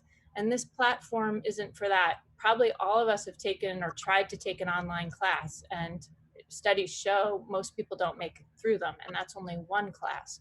So I just think this is really, this needs to be rethought from my perspective, and how we help our high school students who feel they need to be remote get a good, solid, all around experience where they're not going to be isolated. So I think I think that if our students are all remote, that model will work with the current model that we have. They can rotate through synchronous and asynchronous learning online. I think that everybody can do that if all students are remote. If we have some students who are choosing and caregivers choosing for students to be remote, it is absolutely possible to do by having our teachers, or having teachers guide lessons with students at home. We will just need more teachers. And so that's a funding issue. And so we have 2 ways to do that. We can hire more teachers who are going to do and work with all of our remote learners, or we can use Edgenuity and hire support staff to be meeting and supporting kids online through Edgenuity. So those are 2 ways that we can respond to that. Neither, it's not ideal, but that's an option. And just to build on that, we heard ideas for elementary and middle school where teachers felt they needed to teach remote, how they would be utilized. For high school, for teachers that feel they need to be remote, what is the plan for them? So we had this conversation, and one option, which I think is the best, is that we would have teachers able to stream into a classroom. So again, if we are broken into thirds, we would have that teacher be able to stream in from their home into the classroom, and there would be support staff in that space who is kind of guiding or keep doing the management of the class while the teacher is streaming in remotely. Okay, thank you. A couple other questions, I'm almost done. In terms of the cost, Dr. Provost, for the extra nurses, because if students show signs of COVID, you said we'd have to have these extra nurses. If more than a couple students or even one has COVID or shows signs, I would think we would be closing the schools. Is that not true? How do you see the numbers relate to the need for more nurses in terms of what would happen if COVID started hitting the schools? I think you need to have one nurse for every school, because if a student shows a symptom that may be COVID, then you need to immediately isolate that student from the rest of the population. However, the fact that they're showing a COVID symptom doesn't mean that they have COVID. I think that a lot of those students will be referred to their homes and their family physician and found to be negative. But at the time that the student presents with a cough or a sneeze or a fever, we'll have no way of knowing that, and so our only option will be to isolate the student until the parent can pick the student up. So that position is really only there to provide that level of supervision and monitoring for that student while we begin the process of investigating whether or not that student is positive or any other close contacts are positive. So I agree that if we had a situation where there were one or even multiple students in a school who were positive, we'd be beginning the process of closing down. But we will still need that nurse to be on hand for all the cases where we have to do isolation that may not result in a positive finding. Now, we know one of the things I know from my 3 times a week conversations with Meredith is that the overwhelming majority of individuals who are tested for COVID are found to be negative. So I would expect that to be the case for our students as well. So based on that, I would expect that we would be isolating a lot of students for precautionary reasons who later on would be found to be negative. And why does that require a nurse? Why to that high level training to essentially sit with a child who has some symptoms and is waiting to be picked up? So the level of nurse that we're recommending is not the same level as our school nurses. I believe it's LPN level. I think the rate is about $25 an hour. So it is not the same level of medical qualification or expense, but it does make sense that if someone is being monitored for a potential health condition, that it should be someone with some health training rather than an ESP or a teacher. Okay, thank you. Member Levy, you have your hand up next. Thanks, and thanks. A lot of my colleagues have asked a lot of my questions. I have a few nuanced ideas, so they're slightly different. Of what I think is probably a fast question for you to answer, Superintendent, and I echo the gratitude. I really appreciate that you have really listened, and that this is a real attempt to meet the needs that we've articulated. So thank you for your work. I'll also say that in the weeks between now and school reopening, I'm hopeful, it might not be likely, but I'm hopeful that there will be a week that you and the members of the ALT team and the other members of NACE leadership and others who have been so tirelessly working this entire summer can actually take a vacation. Maybe we can mandate that as a school committee. Okay, so a few questions. Bridge Street plan. It says that there are 44 second and fourth grade students in the library. Can you explain that number and how would that work and why is that safe and why is that good for kids learning? Sure, let me clarify. That's not what that is intended to depict. the capacity for the library is 44. So we would have a second grade and a fourth grade class in there, but it would probably be closer to about 20 students. Okay, so learning together or learning in separate corners? Learning in separate corners. So there would be a fourth grade classroom at one end of the library and a second grade classroom at the other end of the library. Okay. Who pays for Ingenuity? Is it the district or is it the family? The district pays. Okay. Member Voss hinted at this, but I'd like to ask it as an actual question.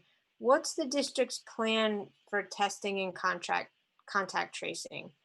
I will say that where I work at Amherst College, they have hired a contact tracing person, and they're doing weekly testing, I think twice a week or once a week of everybody.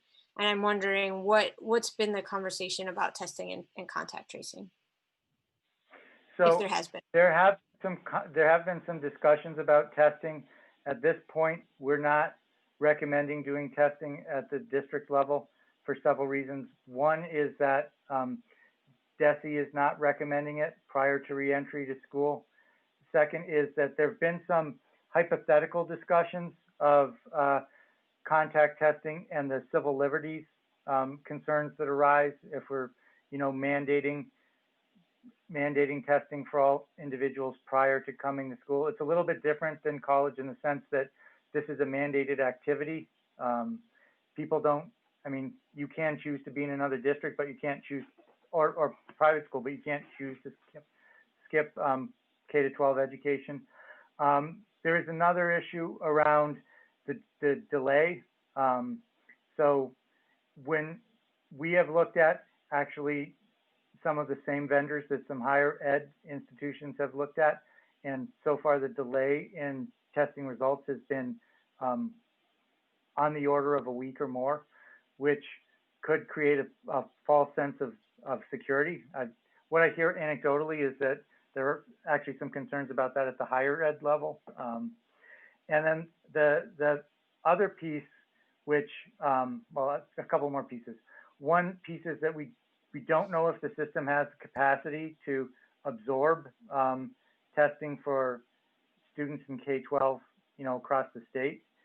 And then I guess just a final thing, which is my own personal thing. Some of those same vendors who are working with higher ed have said that the prices they'd have to charge to elementary would be much higher, which just frosts me because we're not sitting on any kind of endowment whatsoever. So for all those reasons, we don't have a plan for doing testing at the district level. I know there are plans for contract testing in the community. In fact, some of our school nurses have been working with the health department over the summer as contact tracers.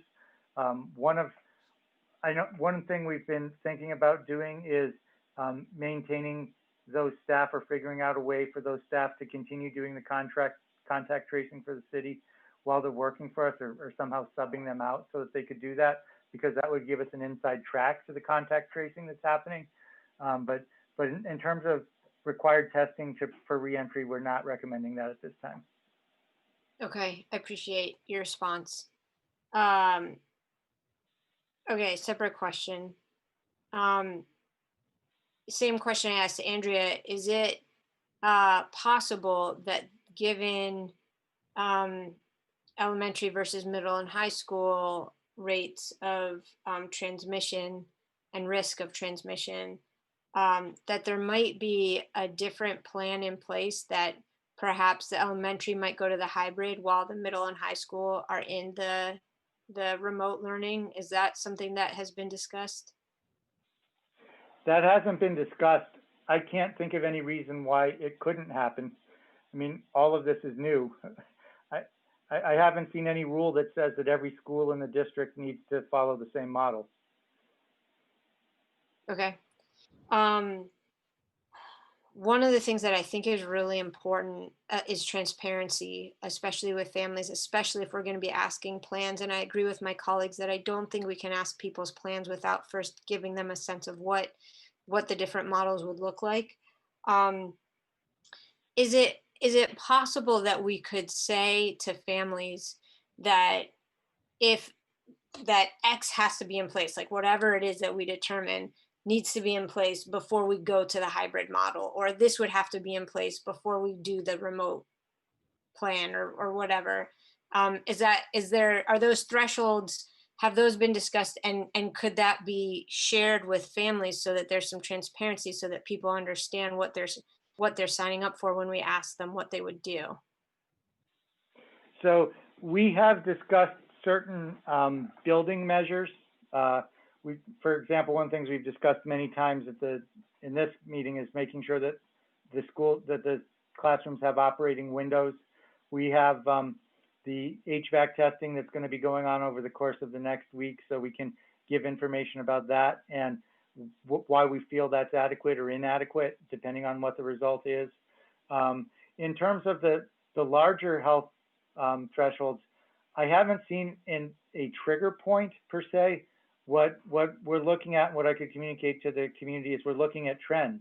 We're looking at trends saying that we're on a continuing decline of infection, continuing decline in hospitalization, in mortality in the state, specifically within our age range of students.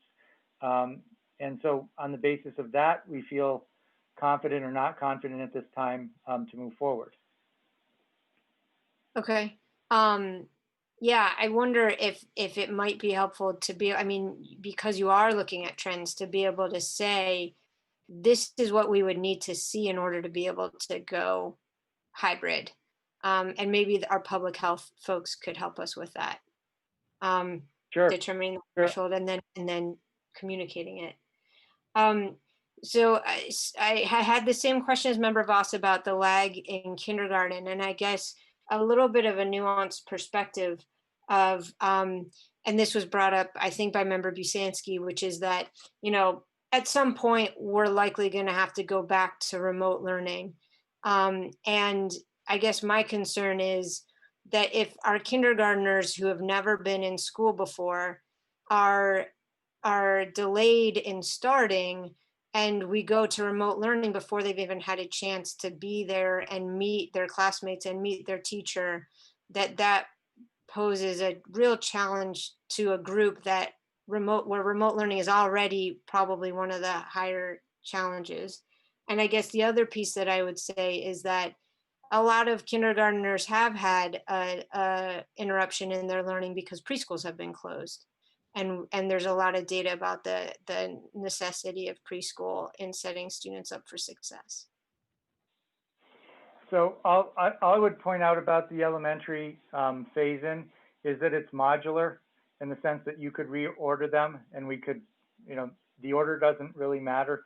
There was a logic to it, which I explained, but you brought up some counter arguments too. The other piece of the logic is that we were trying to load the buildings from opposite ends, so that we could provide as much social distance within the hallways as possible. But you could reorder it in any way, and we could accommodate that. Okay.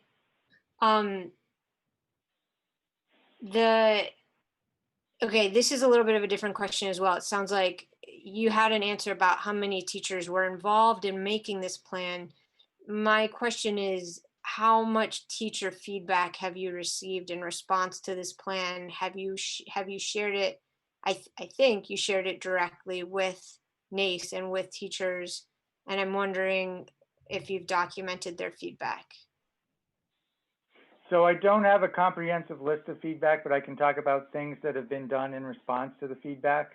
One of the things that, well, I already talked about the feedback from elementary teachers about wanting to have greater specificity about how additional staffing would be provided so that there could be supervision of students, which is addressed in this plan. Also at the elementary, we heard concerns about special education teachers being pulled from their rotation, and so that has been addressed. At the middle school, we heard concerns from special education teachers about addressing the backlog that they have because of the shutdown in testing. And that is something that, even though we didn't hear at the other schools, upon investigation, determined that would be a benefit to the other schools. So we added that to our model. We heard from several middle school teachers that and elementary teachers that they didn't like models where they had to be split off from their peers. So we kept everyone in their same buildings in response to that. So I can respond in that way. Those are the main themes that came out of the teacher feedback and the way that they're reflected in this plan. Okay. Yeah, I appreciate that. Thank you. How in this plan, how many new hires would need to be made? I don't have that as a ready to answer, but I can tell you all you have to do is go through the slide on page, the first elementary slide. There's 1, 2,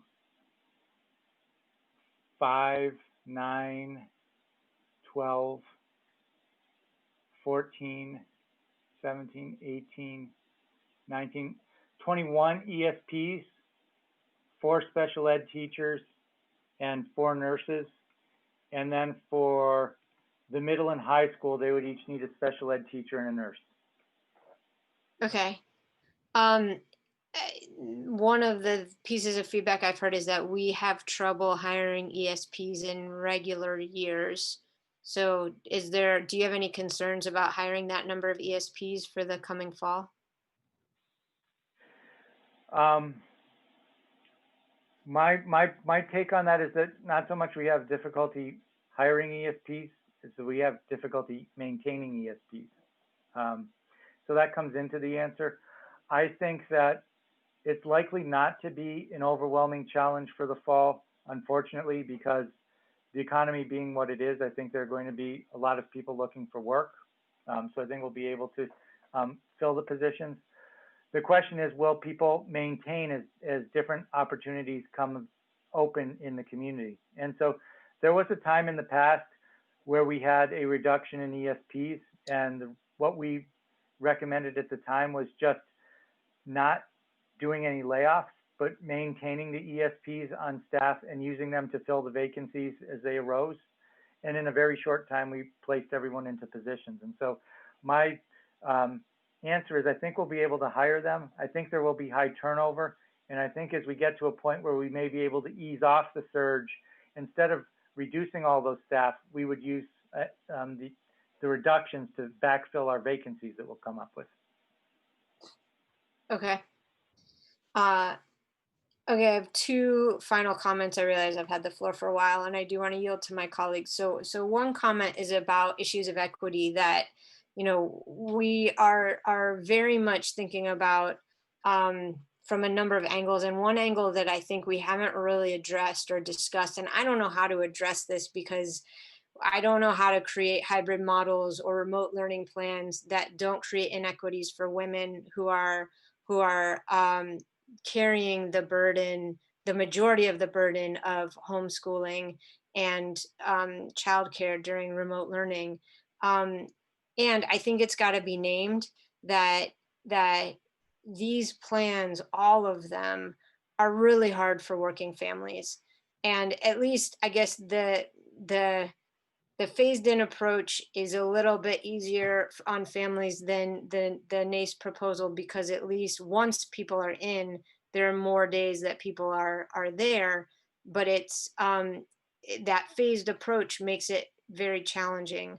And I know we asked for a phased approach, which is why I'm saying I don't have a good answer, but I think it's got to be named. That I hope we can really think about how we can support working families so that we're not contributing to the inequity and to the gap and the increasing gap in women in the workforce. And I think some of that support also is going to look like ensuring that we're really, as was mentioned in a previous meeting, we have coaches for families who are supporting their students through remote learning, and that we are thinking about sending materials home in different languages so that the folks who are supporting their students can really access the material and so on. So that's one comment. The other comment is I just want to agree with members Fallon and Voss that I have real concerns about ingenuity and the inequity that we're creating by telling students you can either put your health at risk and go to class, or you can have subpar education. And I do think to Principal Valancourt's comment that there might be an opportunity to look at remote learning through a different lens. But that is one of the pieces that makes me favor the NACE model, because they are finding ways to do that distance learning with students in a way that seems more supportive. I do think whatever we do, we've got to be able to give our high school students some kind of safe, at a social distance, in-person, face-to-face time with teachers and with their peers for their social emotional well-being. Thanks. Thank you. Next. I especially appreciate your first comment. There's a real conundrum, and I think it's only being made worse with the news we're getting on an almost daily basis about childcare centers folding because of this. The next hand is Member Busanski. Thank you. So I'll just, add to the general thanks and gratitude, Dr. Provost, for all the work that you and everyone else has put in on this. It's just, really commendable, and these are just unprecedented times, just absolutely really challenging, and I really appreciate it. So I just had a couple questions, and I just wonder, so just starting, I'm also going to just take it by each level of school. So just starting with the elementary model, I'll just echo, I guess, what Member Levy said and what I was saying earlier, just like it really concerns me about kindergarten starting in week 5 or 6. And I just wonder if that's where looking at kind of the NACE model of an AA, BB day gets us all the kids in a lot faster.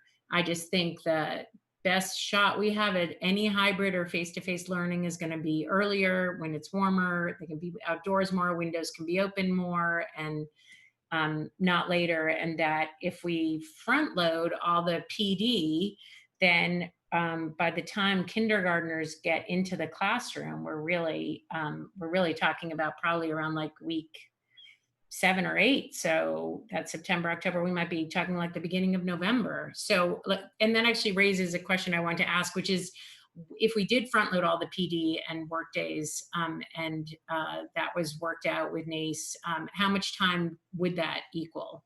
Like how much upfront time would there be for that PD? So that would be about a week, which matches well with the amount of time that we had proposed for training for remote learning. While responding, I just want to respond to the first part of you. It was more of a comment than a question. I'm not sure that students would actually get there any faster in the NACE model for elementary, because they have the additional 2 phases of preparatory work before classes begin. So for the kindergartners, it might be no difference or very little difference. Right, but even taking that kind of phase 1 and phase 2 out, I guess I was really more just talking about the phase 3 hybrid model that they proposed, the AAOBB. So, and then from there, so I just want to be clear. So then we're really saying that starting in week 7, every elementary school kid will be back 5 days a week? We're saying that every elementary student is invited back 5 days a week. We will also have a fully remote option for families who want to stay fully remote. Right. Sorry. Thank you. Yes. And then I thought I had understood the floor plan, the room capacity and configuration charts, but then I got a little confused with the library question. So you're not saying, so a room, let's say at Jackson Street, room 101 in kindergarten, student capacity might be 20 students at 6 feet apart, but you're not saying that there'll be 20 students in the classroom. We are saying that classroom space. Okay, but whereas the library, was that Bridge Street, the library, you're saying it has a capacity of 44, but you'd only have really most likely around 20 students in that space. That's where it gets confusing. Because in the case of Bridge Street, what we're really doing is having a small overflow class from grade 2 and a small overflow class from grade 4. So the space could hold up to 44, but we only have 20 students who need the space. And is the library class then at 44 the only exception? Everything else is a realistic, is what you would expect how many students to be in each classroom? Yes. Got it.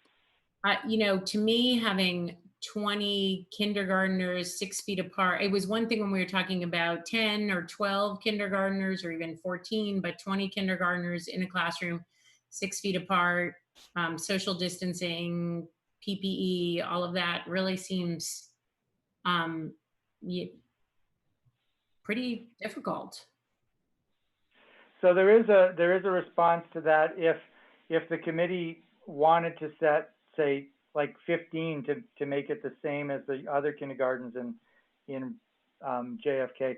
There are spaces we could use that could accommodate 5 students. We didn't list every space on this chart because we were mainly dealing with the main classroom spaces. Of course, I would need an additional staff member, but you could reduce the size in that class.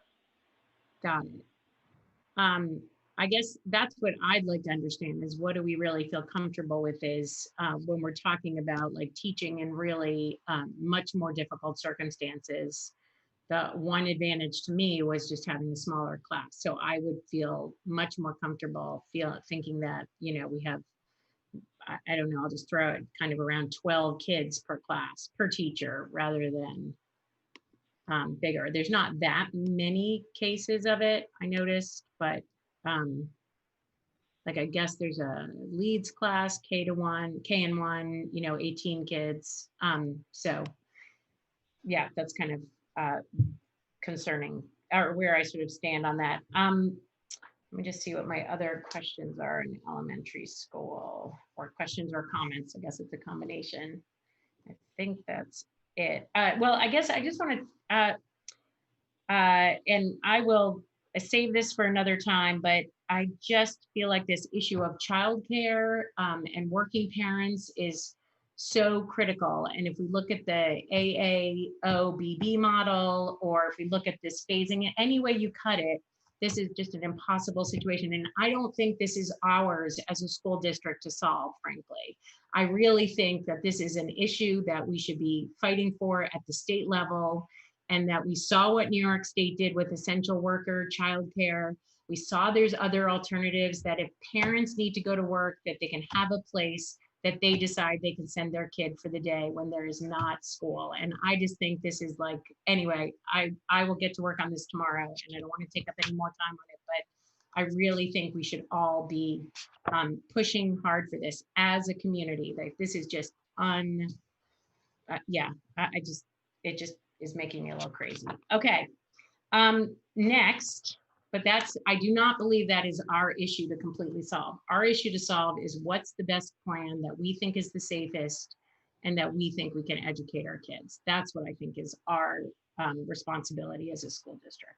Okay, middle school. You know, I'm concerned, same thing, that week 6, everybody's not in the classroom or not getting access to the classroom.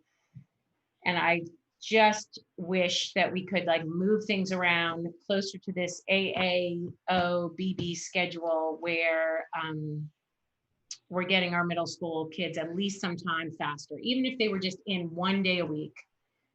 Even if we had to rotate on an ABC model, it just feels like it's way too late to wait till week 6 and then if you added on even another week of PD, let's say, we're just really, I think, going to be running close to being fully remote, and those students, I guess it's true, students grades 8 start going in week 5, right? There's a group A orientation. But it just, I think we're really just gonna run the risk of not having our kids have any FaceTime and then going remote, and they've, their teachers have never seen them and they've never seen their teachers. So I'd like us to kind of figure out a way to sort of bump that up. And I think that NACE, I think there's a possibility that NACE gave that solution laid out that solution, and then maybe we could then, move on to some of these more intensive face-to-face scenarios, like especially with elementary school as kind of a second phase of the reentry.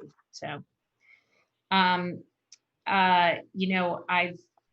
agree with my colleagues about edgenuity. Is that what it's called? Ingenuity? I'm forgetting what it's called now.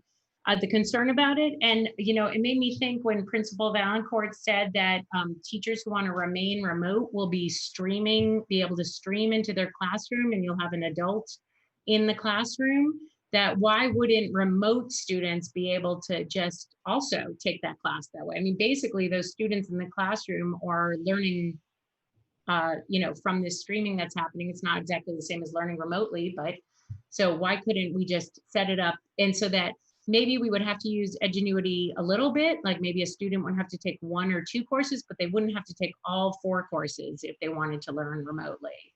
And I just think that would be worth exploring. Do you have any thoughts on that?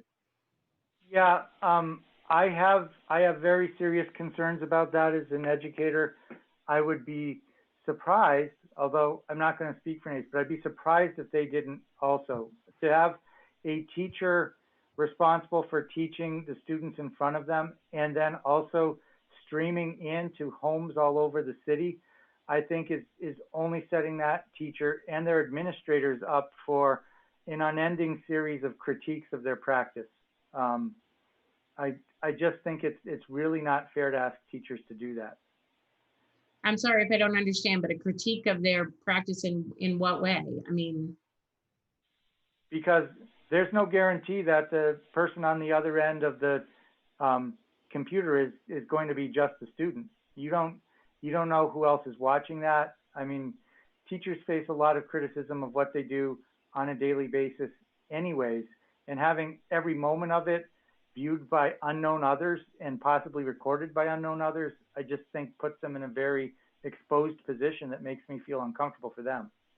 but don't we face that same issue when we're talking about remote students at the elementary level? Or I don't know why, I mean, and I know that this issue, I remember this concern coming up when we did our spring online, crisis teaching. I recognize it wasn't full remote teaching, but so I don't really understand the difference now. Why the concern with high school students? Because the difference is in that scenario and in the scenarios that we're talking about remote learning within our plan, a teacher is setting up a remote session and running the session. And we've developed protocols that work for that to a certain extent. What I believed I heard you ask, and maybe I got the question wrong, is what would be wrong with having the teacher teach in class to the students who are in front of him or her, and then also remotely broadcasting that same lesson into the homes?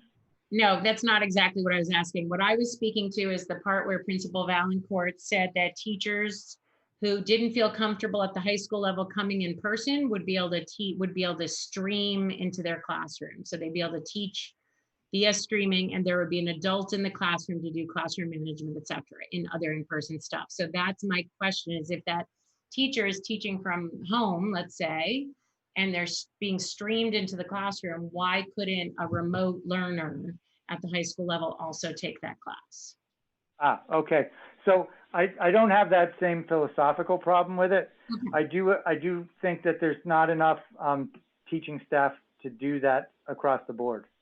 Great. Just to go back to my math example, we have teachers who in a social distance model will be teaching all day long to get to the same number of students they taught in one period before.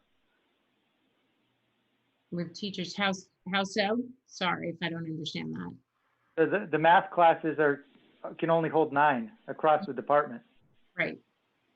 Right. I understand that we wouldn't be able to offer that in any kind of consistent across the board manner. All I'm suggesting is that where we are offering that streaming into the classroom, that we offer it to remote high school learners as well. And that just might be a way to mix up. And so a student might be taking 1 or 2 classes via streaming with their high school teacher, and then 1 or 2 classes or 2 or 3 or something with Edgenuity, and not have us just go into this fully, this fully Edgenuity model. Sorry, I didn't understand the question. Yes, I do believe we could do that. Okay. And then I think also, I feel like I saw this somewhere, but I could be making this up.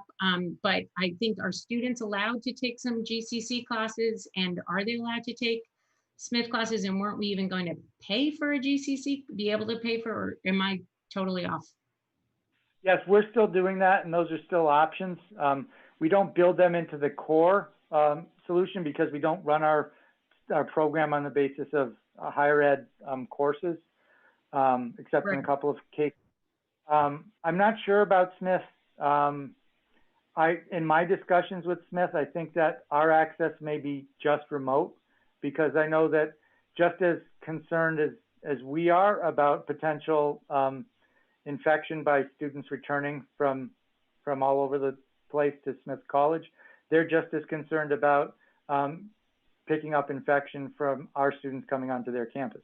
Right, of course. I guess what I'm just trying to sort of lay out is maybe looking at this in a fuller way, that it's not just, if you're going to do it a remote, if you're going to go remote as a high school student, you have to do Edgenuity, period. That's it. That we have these kind of other options, that so that kids can build out something fuller that isn't just all about Edgenuity, because I really agree with the concerns that I'm hearing. And maybe Edgenuity has to fill in some of these places, or they're, again, taking a couple courses, but they're not doing their entire high school, academic semester or whatever on Edgenuity. That's all. Sure. Yeah, I think you're actually helping me to explain the proposal.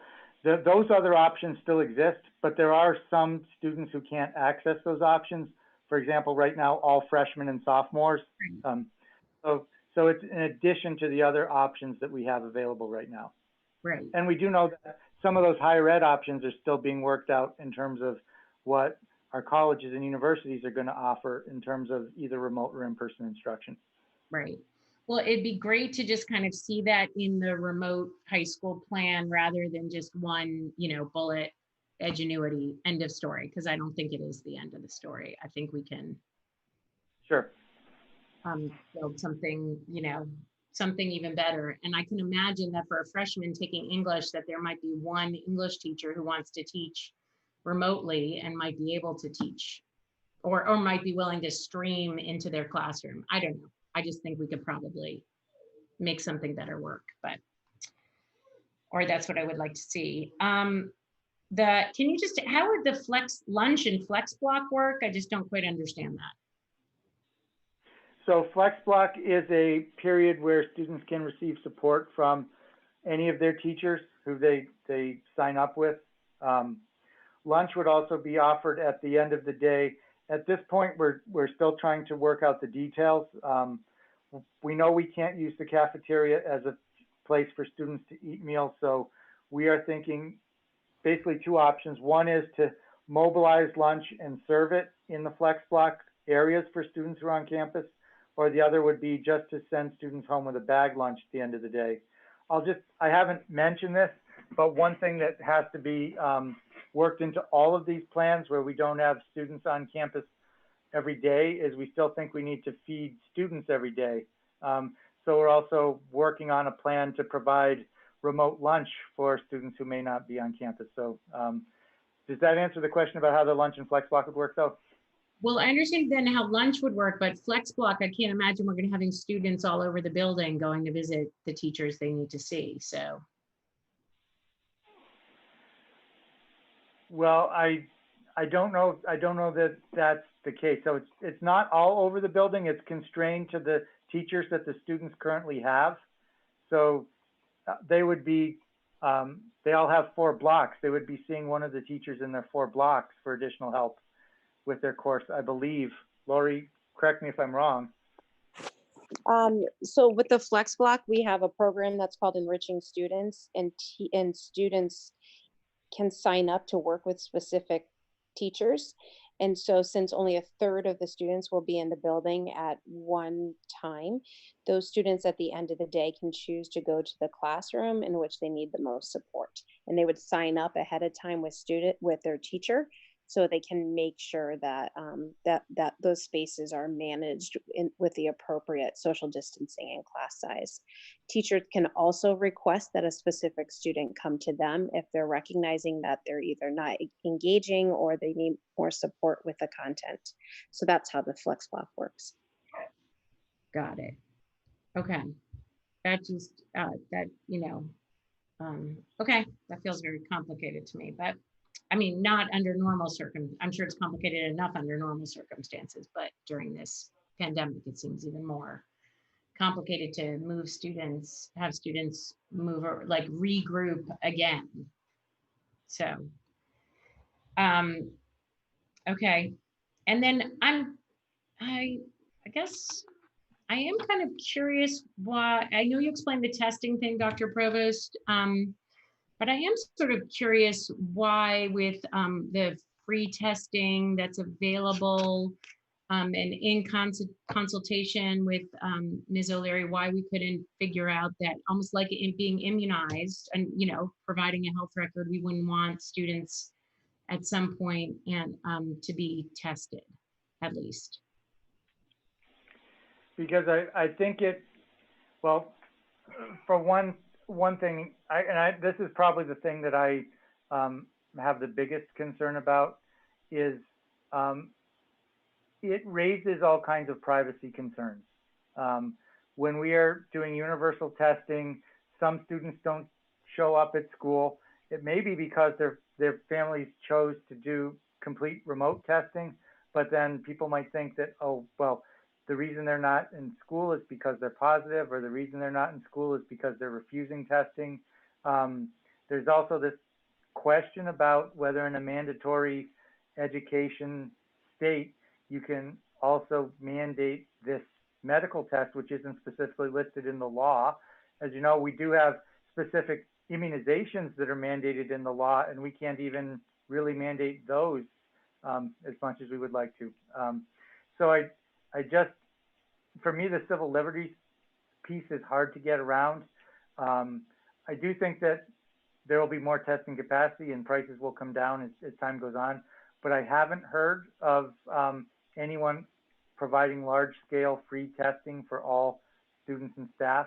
I just haven't, and certainly not at any kind of the level that we would need for our schools. And again, it's something that, as is being done in higher ed, would have to be done on a every other week basis or at least once a month. And so you'd be repeating this process that's problematic over and over again throughout the year. Right. Okay. All right. That's all. Thank you. Thank you very much. Okay, Member Kaufman, you have your hand up next. Thank you. I just want to first say that I totally share Member Brzezinski's frustration with how much schools are being looked at to kind of solve the issues. And I really wish the state would step up.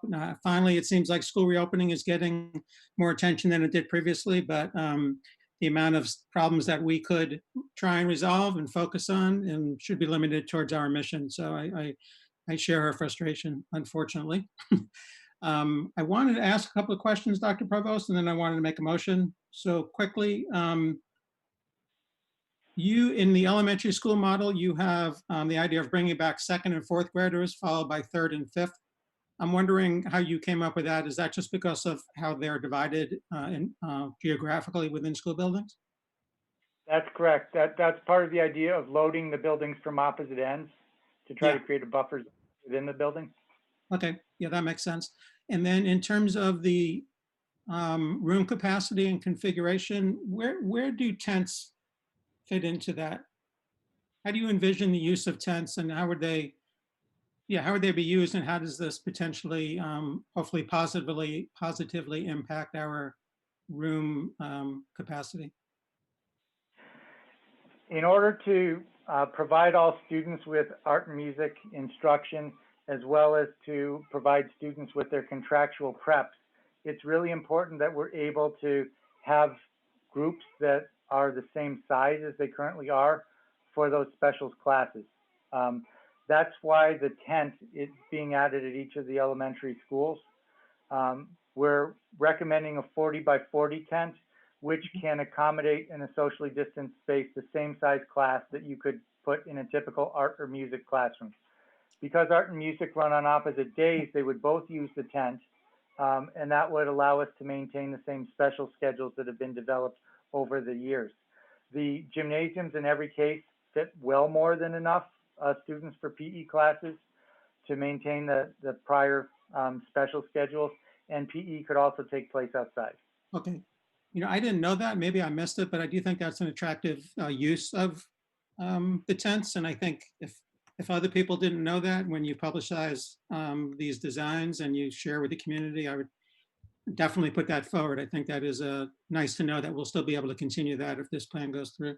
So the last thing I wanted to say is just I'm listening. I'm trying to come up with a way for us to move forward. I'm totally hearing that. I believe that we're getting closer. So despite the number of questions are not being reduced, I do think that we're getting closer to a model that we, at least I feel like we can agree on, but we've never really voted. We've never really taken a sense. So it's just my personal sense of what's going on here, but I do feel like we've gotten closer.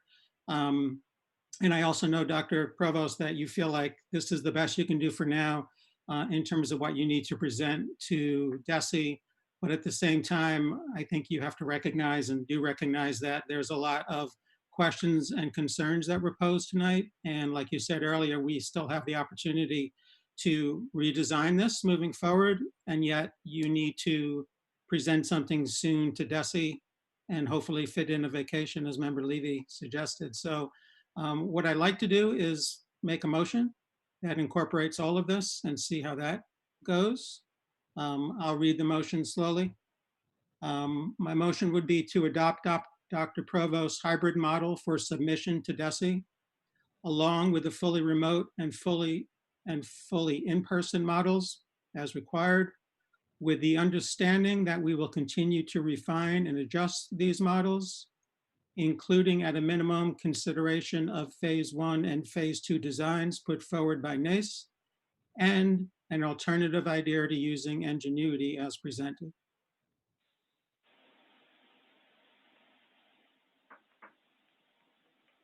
Pretty long motion, huh? There's been a motion made. Is there a second to that motion? Apologies, can the member repeat it? Sure, thank you. The motion is to adopt Dr. Provost's hybrid model for submission to DESE, along with the fully remote and fully in-person models, with the understanding that we will continue to refine and adjust these models, including, at a minimum, consideration of phase 1 and phase 2 designs put forward by NACE, and an alternative idea to using Ingenuity as presented.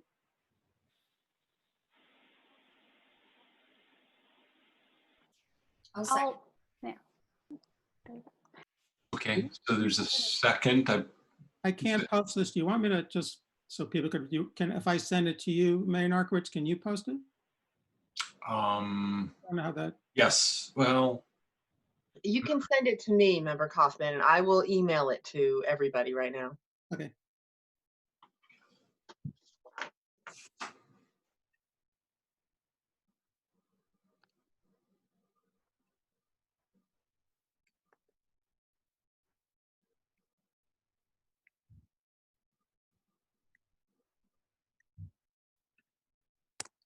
Okay, I just did that. Thank you. Okay, thanks.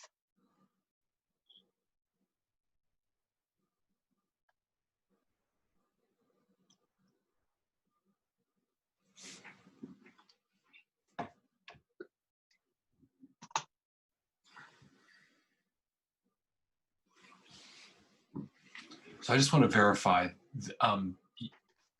were you seconding the motion, Member Goldman, or were you, okay, okay. Just want to make sure that I had a second before we.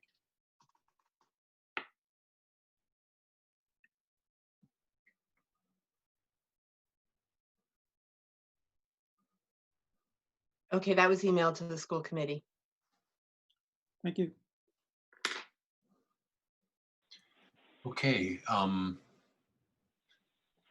Do you want to add any further explanation to your motion, or do people have questions about the motion? I just see it as Ross, advantageous. your hand is up. Yeah. Well, my hand was up before the motion, but it relates to the motion. So can I go ahead with? You certainly my can. hand was up for? Okay. Yep, you certainly can. So thank you for the motion, Member Kaufman. Right now, the way it's worded, I don't think I can support it. I remain really concerned about what the beginning of the process looks like. And I feel strongly that there needs to be some time for teachers to prep for what happened and what is probably going to happen. And so the motion isn't really strong enough for me in terms of incorporating that in. It seems like it's just, maybe we'll talk about it, maybe it'll happen. And I would need to have a stronger wording for the phase 1 and 2 that NACE presented. And the primary reason my hand is up, I wanted to come back a little bit to the high school situation.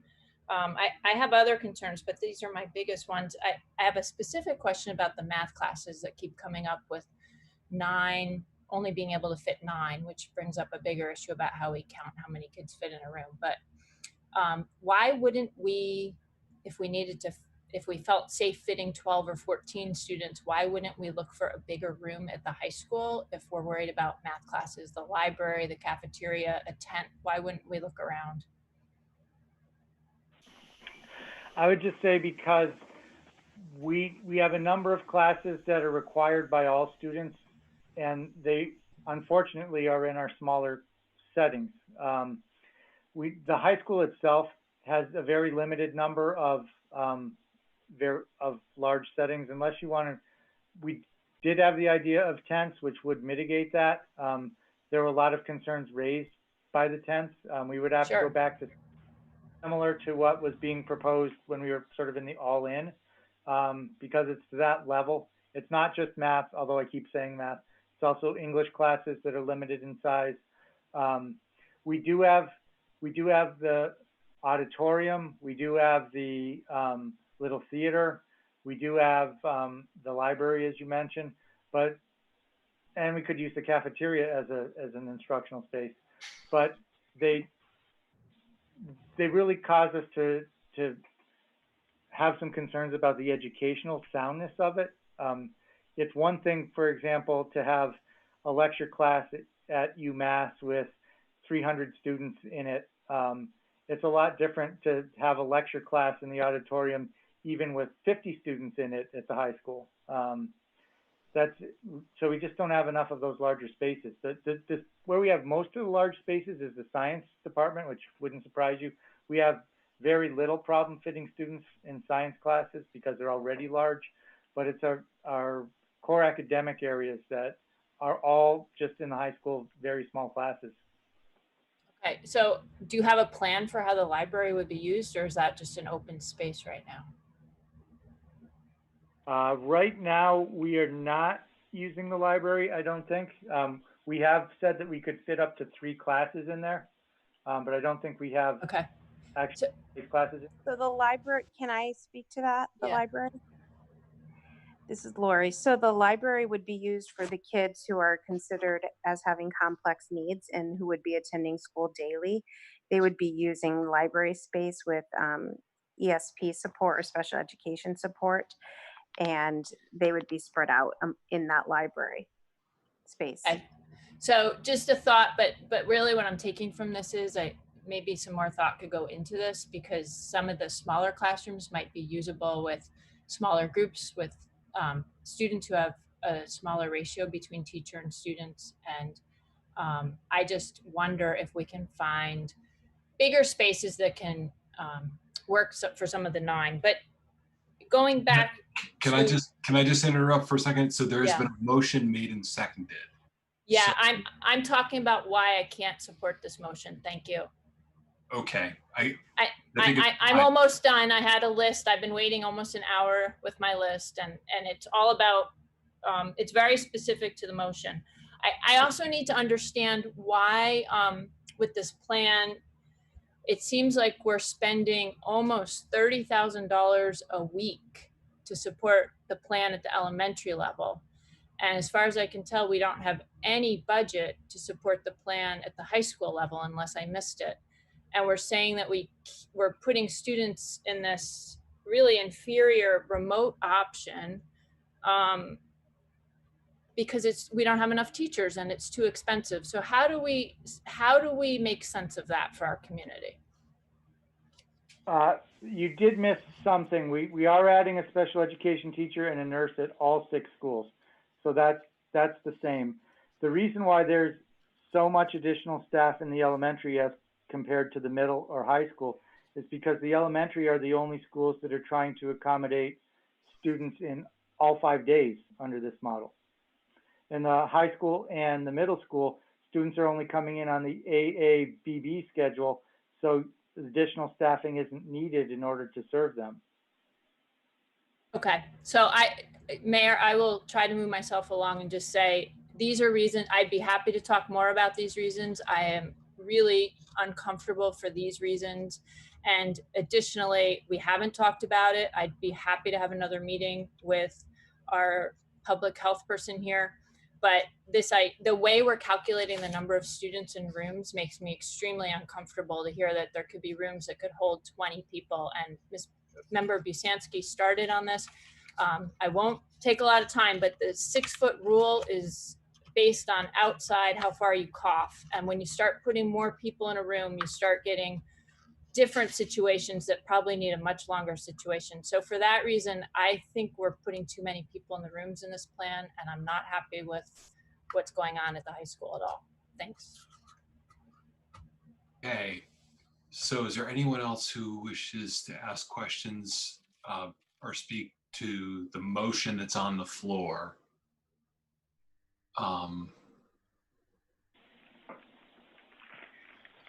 Sorry, Member Gold.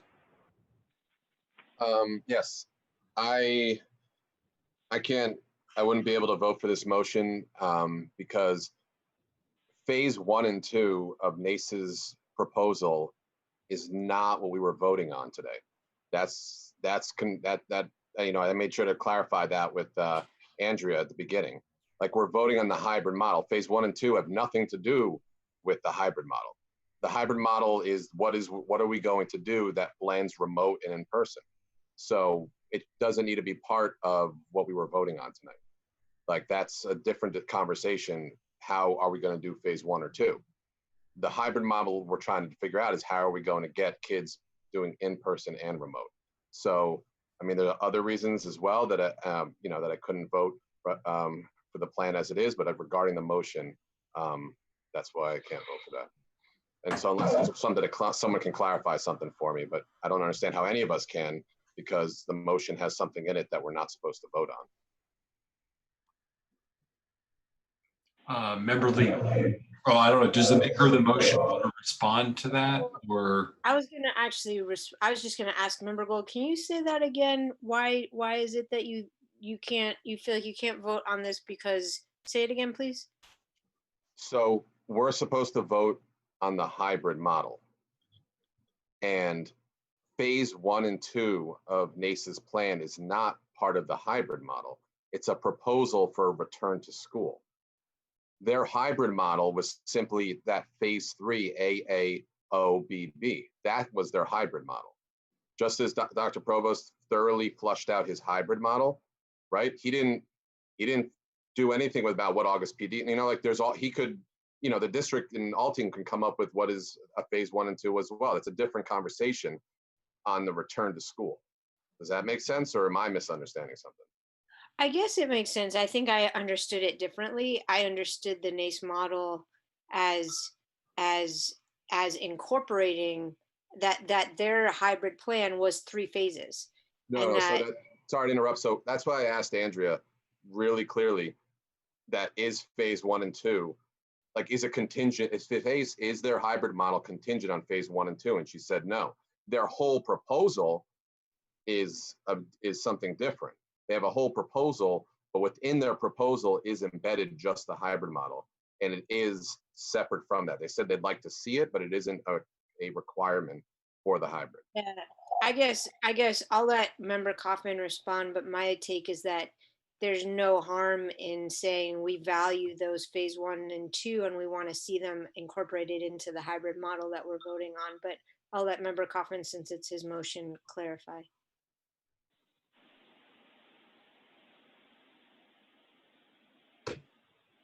Thank you. Yeah, that's pretty much it, Member Levy. That's how I feel. Look, I'm just trying to move us forward. We have to give Dr. Provost permission. We have to give him and the team time to do this in 10 days or less. And what I'm trying to propose here is a compromise which allows him to do that. At least what I'm trying to do is summarize what I've heard in terms of priority to make sure we don't forget it, which is, I thought I heard, and I think I believe I like it, the ideas of phase 1 and phase 2 designs. So I put that in, and I'm clearly hearing that ingenuity is a problem for many folks. So I just want to put those 2 things in there to capture what I'm hearing tonight. But just at the heart of it is that there's an understanding that we will continue to refine and adjust these models. I'd be happy to take that out, Member Gold, but you've already said that there's other aspects that you're not going to be happy with. So I'll leave it in there unless that's the only thing that would hold you up. But I'm with Member Levy. The heart of this is that there are things that got brought up tonight that I just want to make sure that we're going to continue to consider them. But I would hope that this is enough for Dr. Provost to feel like he can submit this to DESE, and that we at least can take a snapshot if we vote on it tonight, the idea that we feel like we're heading in the right direction, but we have more work to do. So, I mean, I'm happy to make some changes here, but the 2 folks that already spoken up said they're not going to vote for it, so I don't see the reason to make changes if you're going to vote now, honestly. Member Busansky. Thanks. I also feel that I can't support Member Kaufman's motion. And I think it's really because it just feels too vague to me. So on the one hand, we're wanting to give Dr. Provost and the all team and the community as a whole some idea of the direction we're going on, but what we're just leaving so many doors open. I don't think we're making enough decisions that we're gonna run into problems down the line as decisions get made. And anyway, it just feels too vague to me. I don't really know how else to say it. I still have those same concerns that I mentioned when I spoke earlier about how long it's taking us to get all the students back, of having kindergarten not come until week 5 or 6, which once you add in, if you add in phase 1 and 2 of what NACE wants, that could be week, I don't know, 8 or 9. So I would feel comfortable with, maybe I need to think about sort of my own motion, but yeah, it just feels too vague, and we need to be submitting a plan, not just for the sake of what DESE requires, but for the sake of, moving us forward.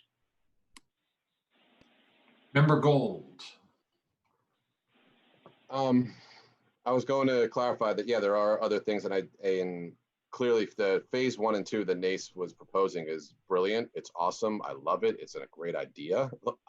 In theory, how it rolls it out is a whole different conversation.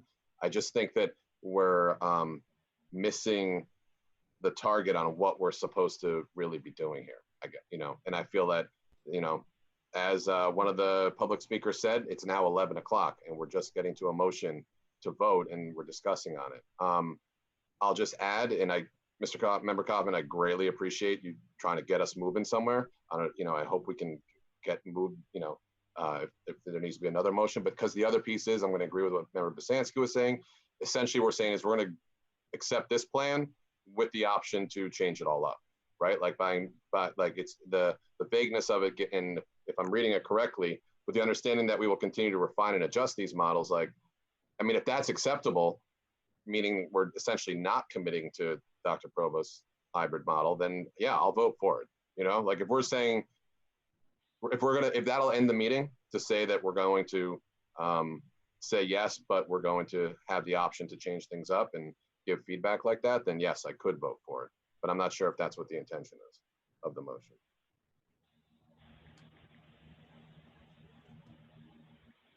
Member Voss. Well, I guess I'm going to start by saying I'm not doing anything just to end the meeting. I think we're in an unprecedented time, and that it's really important for people to be able to talk things through and make wise decisions. And if it takes us a little longer, we were elected to do that, to bring concerns to this that we have, that our constituents have brought to us, and that's just part of the process. And I'm sorry it's so late too. I have my own problems too. I don't like staying up this late, but right now, when we're in a worldwide pandemic, we have to do our best. And so I'm not going to feel like I have to stop talking just because it's getting late. And in this case, I guess I still have a question, and that is, Dr. Provost, what about NACE's proposal did you not like, and why is the one you're proposing, in your opinion, if you had to pick one or two things, so much stronger? Because the reason I still am leaning toward NACE's proposal, and I think there's parts of your proposal that are really strong, and there's ways to bring them together perhaps, but it treats students more equally across all the ages, and I think your proposal right now does not work for me. I don't feel like elementary and high school students have to have the exact same number of days, but they need to have enough to keep them healthy and educated. And I feel like it's failing that for me right now. So what about NACE's proposal is problematic for you, is my question. Well, you're absolutely right when you say that there are a lot of similarities. As I look at it, the two plans are 67% similar. The 1/3 difference is all we're talking about. And I want to be clear. As I said before Andrea presented, these are two plans that live in the same neighborhood. We're looking at the same things. As I think Member Gold said, the NACE plan is essentially the plan that we presented 8 weeks ago that was rejected, with some new pieces added onto it. So it's not that I think that the NACE plan is moving in the wrong direction. What I think are the important parts for me that I think cause me to feel that the plan from the administrative team is stronger is that it does prioritize the high need students in a very concrete way, that it prioritizes the elementary students for learning for all the reasons that we've talked about, the difficulties with remote learning for young students, the developmental window that closes very quickly in a young person's life. And then the other thing is that I think that even though we've presented a much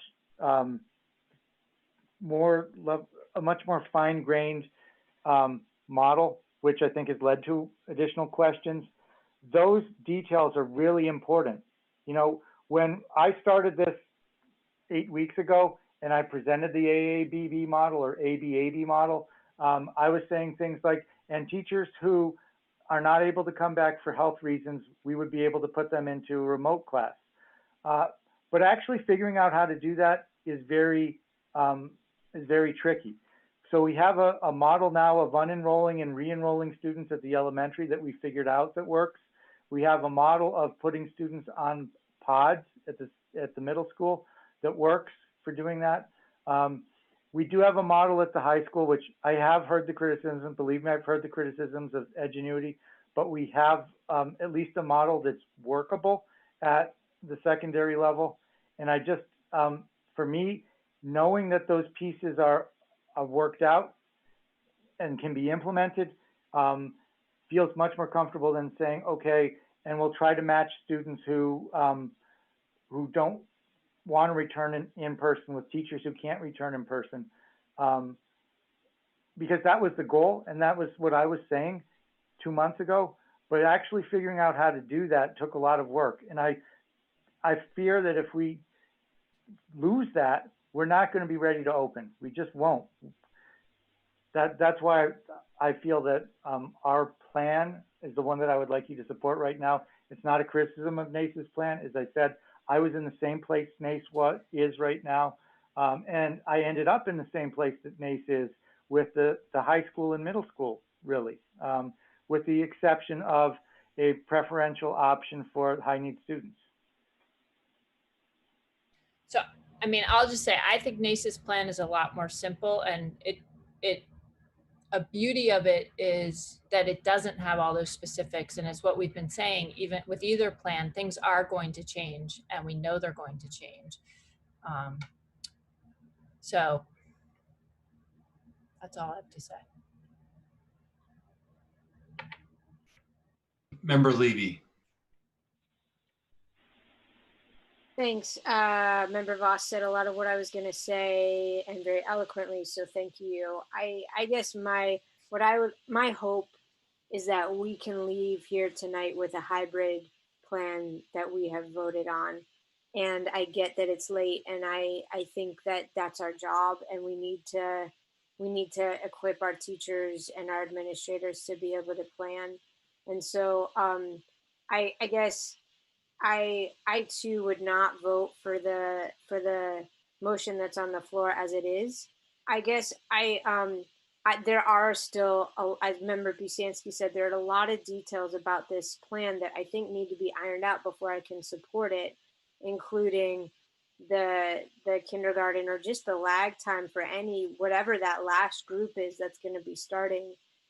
That's a long time to wait, whoever it is, whatever grade level, and a number of the other things that have been mentioned. And so if there's a way that, I guess my question is whether we could iron out some of those details tonight and then vote, or whether it's got to wait for another meeting, which would make me sad, but I will defer to the group. Member Kaufman. Thank you. So thanks for the input. I mean, again, I didn't, it's not like I came into the meeting thinking I was going to make a motion, but if somebody wants to enhance the motion, change the motion, I'm make a friendly amendment, I'm all for it, but I have no confidence that we're going to iron out all the questions. But I think that's the irony here, is that Dr. Provost has said time and again that he needs us to give him a plan so that he could then focus on responding to the questions, not only that he's hearing from us, but I think once the community and once the NACE and the educators see this, there's going to be many more questions. So yeah, it's kind of it is very loose. It's kind of saying, Dr. Provost, go ahead and use this, publicize it, but know that we are expecting major refinements over the next 6 weeks, which not only comes from the questions that I think people have raised tonight and the priorities of more detail they want to hear, but even more so, the virus itself is changing. The information is coming. I have no expectations that we would stick with exactly where we are tonight, but I do think it's important that we move ahead. So unless there's another idea to streamline this or to identify where it is, I still like to get a sense on where the committee is. So I don't want to pull my motion. I think we should vote on it, but if there's opportunities to enhance it, I will certainly consider that. And I still think it's valuable to give Dr. Provost the approval to move ahead with the very clear understanding that we have a lot more to work to do on it. For me, that's okay. For others, I totally respect the fact that that's not clear enough. I do get it. Member Gold. Yeah, first, just to clarify, by me saying end the meeting, it was meaning that we would get our work done, not just end the meeting for the sake of it. Like the meeting will come to an end when our work is done. I do fully think, and I would hope members would go back and watch the videotape of what we're talking about. There's a lot of things that are being asked that are relevant to the hybrid model that we're picking. In all honesty, like zoom through the video, look at what you're saying. It doesn't have to do with the hybrid model. And it's not just one or two of us and against any single person, probably myself as well. I've gone back and looked and seen, what am I doing to make these meetings go so long? because I'm cognizant of the fact that it's not democratic, that the public can't participate when it's this late. With that in mind, with that clarification, I'd like to call the vote, if that's the correct way to say it, so that we just vote on this motion. So call to vote, if that's what it's called. You can certainly call the question, but that requires a second, and it requires, majority vote. So you can move to call the question, and then that requires a second. Thank you. Move to call the question. Okay. Does someone second that? Okay. So there's no second on that. So so the debate continues. So Member Voss. I wanted to yield to Member Goldman if she still wants to speak, because her hand went up and down, and then I have something to say. Thank you, Member Voss. And I can put my, thank you. Member Voss, I actually have a question directed to you because I got a sense from a past meeting that you were requesting, that you were interested in a model that phases where we weren't putting all the students into the school at the same time, that we were sort of phasing in and trying sort of, can't we just bring in some students, and then this way we can see what's working and what isn't before everyone's in there. And and so I'm a little confused where now it seems, I just wonder how the current model, which addresses that concern more. I hear your concerns about the high school, and I hear the issues that you're having with other aspects, but it's just this particular piece where I did feel like some of this was off the table, and now we are putting the AAXBB or the AAOBB or the ABC models. Like we said no before, and now they're back in the plans because we kept rearranging things. But just that part about how you feel about phasing people in, and maybe that's changed drastically now because we know so much more about the virus, so we're very concerned that people are going to have very little exposure, very little in-person time before we have to go all remote. I'd appreciate that.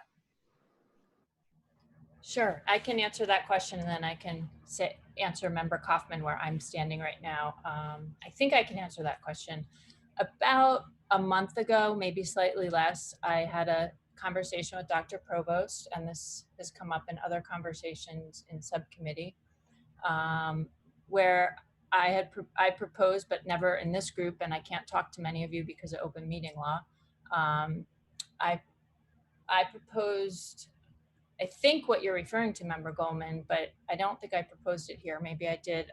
An idea where it was a lot like the NACE proposal, and it was a lot like some of the 6, 7, 8, 9 in Dr. Provost's initial work, but make it 4 groups and go back at 25% the beginning of the year. And it really wasn't worked out, but it was more to say, if you had 4 groups, A, B, C, D, and the virus stayed stable and didn't come into the schools, maybe then you could go to 50% after a certain amount of time and have 50%, which is really what the NACE proposal is. Today, in middle to end of July, I am far more concerned about this virus raging through our schools than I was in June. And so I look at this every day for work. I'm part of major conversations about how to keep people safe in the higher ed world, and I'm worried about it. And I do think we should go back slowly and see what's happening. And the thing that makes this virus so dangerous is you don't know who has it, and it takes a week or 2 to figure out that it has hit the schools. So I don't know if I'm answering your question, but I definitely feel like slow is better. Is that your question? It is. When you say, so there's a couple ways to do slow is better, do you mean the NACE proposal way where we wait 4 weeks before bringing everyone in part-time? Or do we go slow in the way where we gradually bring students back so it takes weeks before we're at where all students are receiving hybrid or any in-person? I think it's a good question. It's complicated from as a parent, as an educator, I feel like teachers can't go back and just start teaching on day one, given the way school ended and given how they're used to teaching, because it's going to, I just can't envision a scenario where there's not a lot of remote learning, and people need to figure that out. So that's where I come in, liking the plan for giving time. And I know in June I said, can we get people back in the summer? And we didn't get to that conversation. I don't know if we could have. But I think teachers need a chance to plan. So it's a little bit, that's sort of different from what's safe, because if we had a way for teachers to do this work and they're not hired, their contracts aren't for the summer, and it's fine.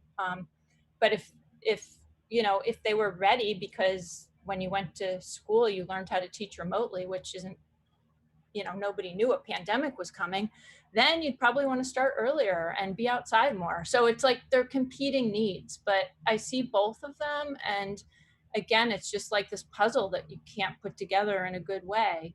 I feel like the educators need space to figure out what they're doing in order to do a good job. And we should not pack our classrooms with too many people. And what is the best way to balance that? So did that answer your questions?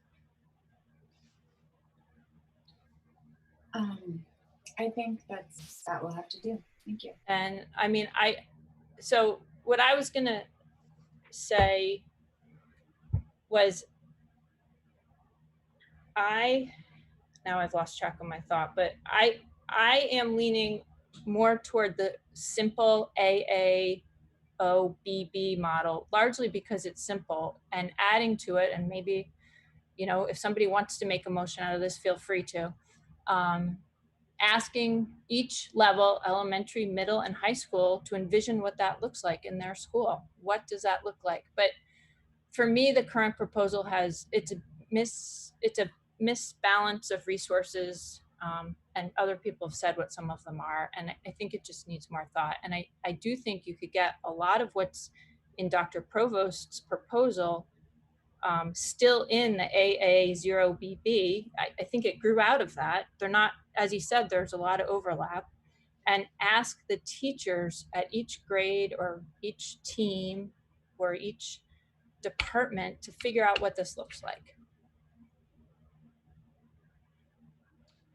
So, Dr. Provost, you have your hand up next. Yes, I realize the motion to call the question has failed, but for this debate to continue, there needs to be an affirmative vote to suspend the rules. You raise a good point. Would someone like to make a motion to suspend our rules to continue past 11, now that it's 11:08? Motion to continue past 11. Is there a second? Second. Okay, I'll ask the clerk to call the roll.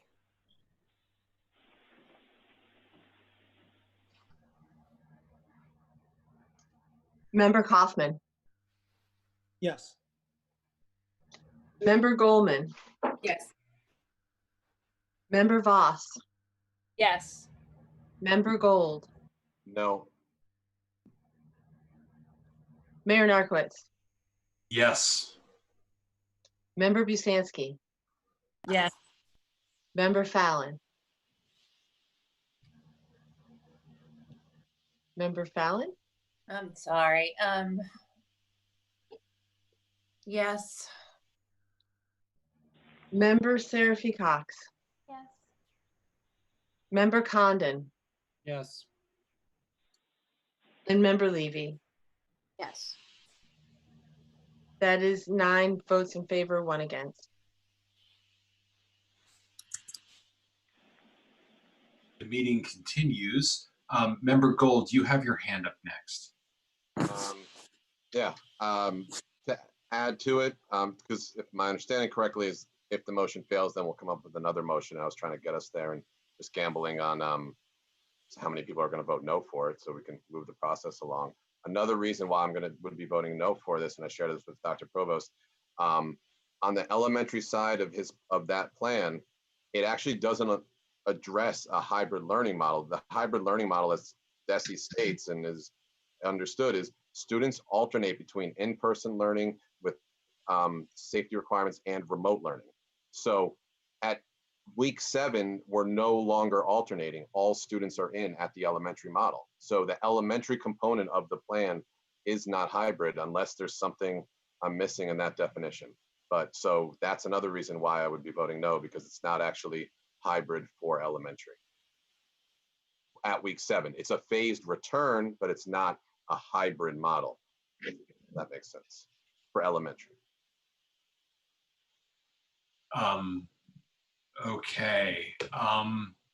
So there, Andrea Gito has her hand raised. Generally speaking, we don't recognize people from the public, but in this case, you gave a presentation, so I feel like I'll recognize you, Andrea, just because you may wish to speak to your part of the presentation, I guess. So if you want to go ahead. I was actually, thank you so much for recognizing me. And I was actually going to just say exactly what Member Gold said, which is that Dr. Provost's proposal for the elementary model isn't really a hybrid model, because by week 7, it has 100% of the elementary students in the building, which is something that, as I said earlier, we don't feel is safe at this time. And so that's really an all-in model as opposed to a hybrid model. And also just in the AAOBB model, I don't know if I made this clear, but there is the discussion of prioritizing at-risk students for in-person learning. So it doesn't necessarily stop at-risk students from having the priority of coming in with their peers at an earlier time and having more face-to-face learning. But it would just be in the not coming in isolated, but coming in amongst their peers in an A or a B group or both. So thank you. Okay, thank you. Dr. Provost, did you wish to respond or to the couple of issues have been raised about the remote learning aspect, our hybrid aspect of the plan? So I would just say that it is true that we have all students back by the 7th week in our plan. I don't think that invalidates it as a hybrid plan, because as we've said, this is the first time any of this stuff has ever been done.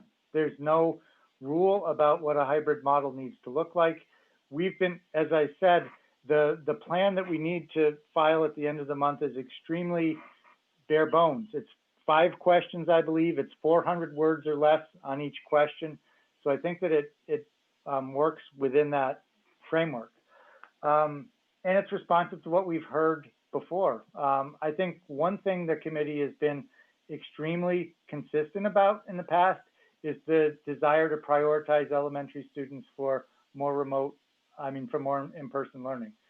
If it would make you feel better to have that be 4 days instead of 5 days, certainly that can be done. If we can do 5, we can do 4. I also just want to really thank Andrea for her comments about the high-risk students. I think it's really important that we bring them front and center in this discussion. I'll just say this is, and I hope this is taken in the spirit that it's intended, because Andrea and I have talked about this so much. We're so close in the 2 models we're presenting tonight. I think there's a lot of agreement, but it concerns me that I haven't heard more emphasis on that tonight until Andrea re-brought it up. I worry about the sort of phase 1 and phase 2 for all students, because for a lot of our students, it's a step backwards, right? Our most at-risk students are in school right now. And so telling them, no, you have to stop coming to school so that you can get ready to come back to school does feel very strange for me, for the students who we feel are most at risk and the ones that we most want to try to serve through this time. That's because they're in summer school. That's what you're making reference to. Correct. Okay. Okay, so Member Kaufman, your motion is on the floor. It's been seconded. Is there any further debate? Do you wish to modify, withdraw, move forward with the with the question on the floor, I'll call the roll if unless you have anything else.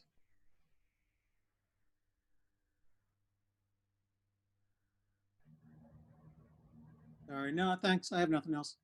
We can Okay. move. Okay. So, Dr. Provost, did you have a question? I did not. Sorry. Did I raise my hand? Yeah, no problem. Or I may have just have forgotten to lower it the last time. Okay, so I'll ask the clerk to call the roll. Member Goldman, No. Member Voss, No. Member Gold, No. Mayor Narkowitz, Yes. Member Busansky, No. Member Fallon, No. Member Seraphy Cox, No. Member Condon, No. Member Levy, No. Member Kaufman. Yes. Yes. That's 2 in favor, 8 against. Okay, that motion does not carry, so we return to the debate. I guess the floor is open to any other motions. The floor is open to a motion to continue this discussion and or a motion to seek more information or whatever. Member Levy. I might have a motion. Before I do, I can just ask a question, right? We're having Yes, you may, conversation. of course, yeah. Superintendent, other than the phase 1, phase 2, if you were to take the NACE proposal and make any changes to it that you thought made it stronger in 1 to 2 opportunities to do that, what would that look like for you? I would clarify the preferential option for high-risk students. Andrea has already said that that is something that would be agreeable and may, in fact, be embedded in their motion, if not explicitly clear in the motion or proposal, I should say. The other thing that I would do, if it's still the will of the committee, and I feel like at this point I just have to ask, because up until this night, I felt that the committee wanted to have elementary students prioritized for more in-person instruction. If it's still your desire, then I would want to do that. I do think it makes sense for reasons that have been discussed in prior communications. And I would like to maintain the structures that we've created for moving students into remote learning. I can't emphasize enough how administratively difficult it is to go from the statement that we want to provide a remote option for families in all cases to figuring out a plan that would actually allow that to happen. So I would want to be able to maintain that, which would mean our structures for enrolling and unenrolling students, getting good faith estimates from our community about whether or not they're sending students in, maintaining the pod structure that's been developed at the middle school level. We can look at other options for the remote option for the high schools. I have heard what you said about ingenuity, but maintaining something that maintains that same kind of format, because that's the only way that I can see providing a feasible way to provide a remote option for families while we're still providing in-person instruction for any students. And I actually think I'll just add this, whether it's the NACE model, whether it's the all teams model, I think that it's only the hybrid model that offers any choice to families. If we declare that it's all remote, it's all remote. If we declare that it's all in person, we can try to do what we can do to support families, but the reality is we're going to need all of our staff in place to do in-person instruction. So what we'll be able to do for a remote option is very limited.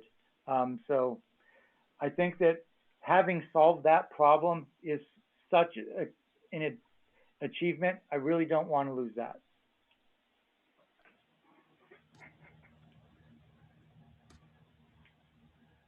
Did that answer your question, Member Levy? That help you inform a motion? No. Okay. Member Voss. Okay, a comment and then maybe I can try to form a motion. I am going to respond a little bit more to this idea of treating the younger kids with more class time than the high school kids. I don't have a problem with that. I understand why you're saying that. We've supported that, but that doesn't mean providing an inferior education option for the high school. And that's what I see here. And that's part of the coming up with a good plan, is talking it out, brainstorming, asking a lot of people for feedback, which is partly why I keep asking how have the teachers contributed, because they have ideas that are different because they're in the classroom and they understand how it works.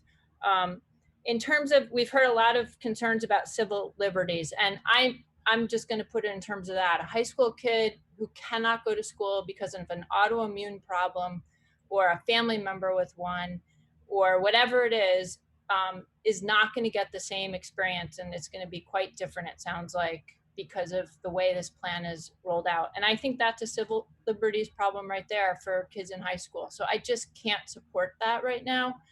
And I think there's ways around it. And NACE's, none of these plans are great. And it may be that we can't get elementary school kids back 4 or 5 days a week. And we tried.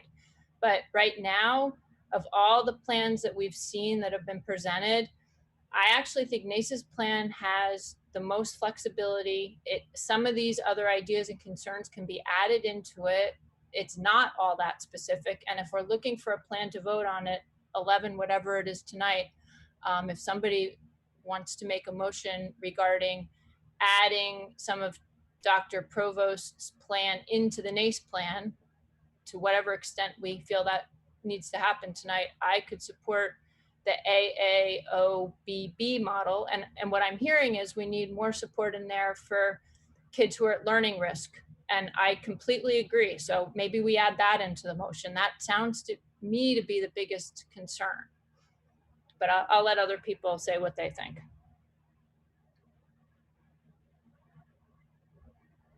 Member Busanski. Whoops, I didn't quite realize I was next. Okay, so Dr. Provost, I really do appreciate your prioritizing high needs students. And I apologize for not saying that sooner. So thank you for bringing that up.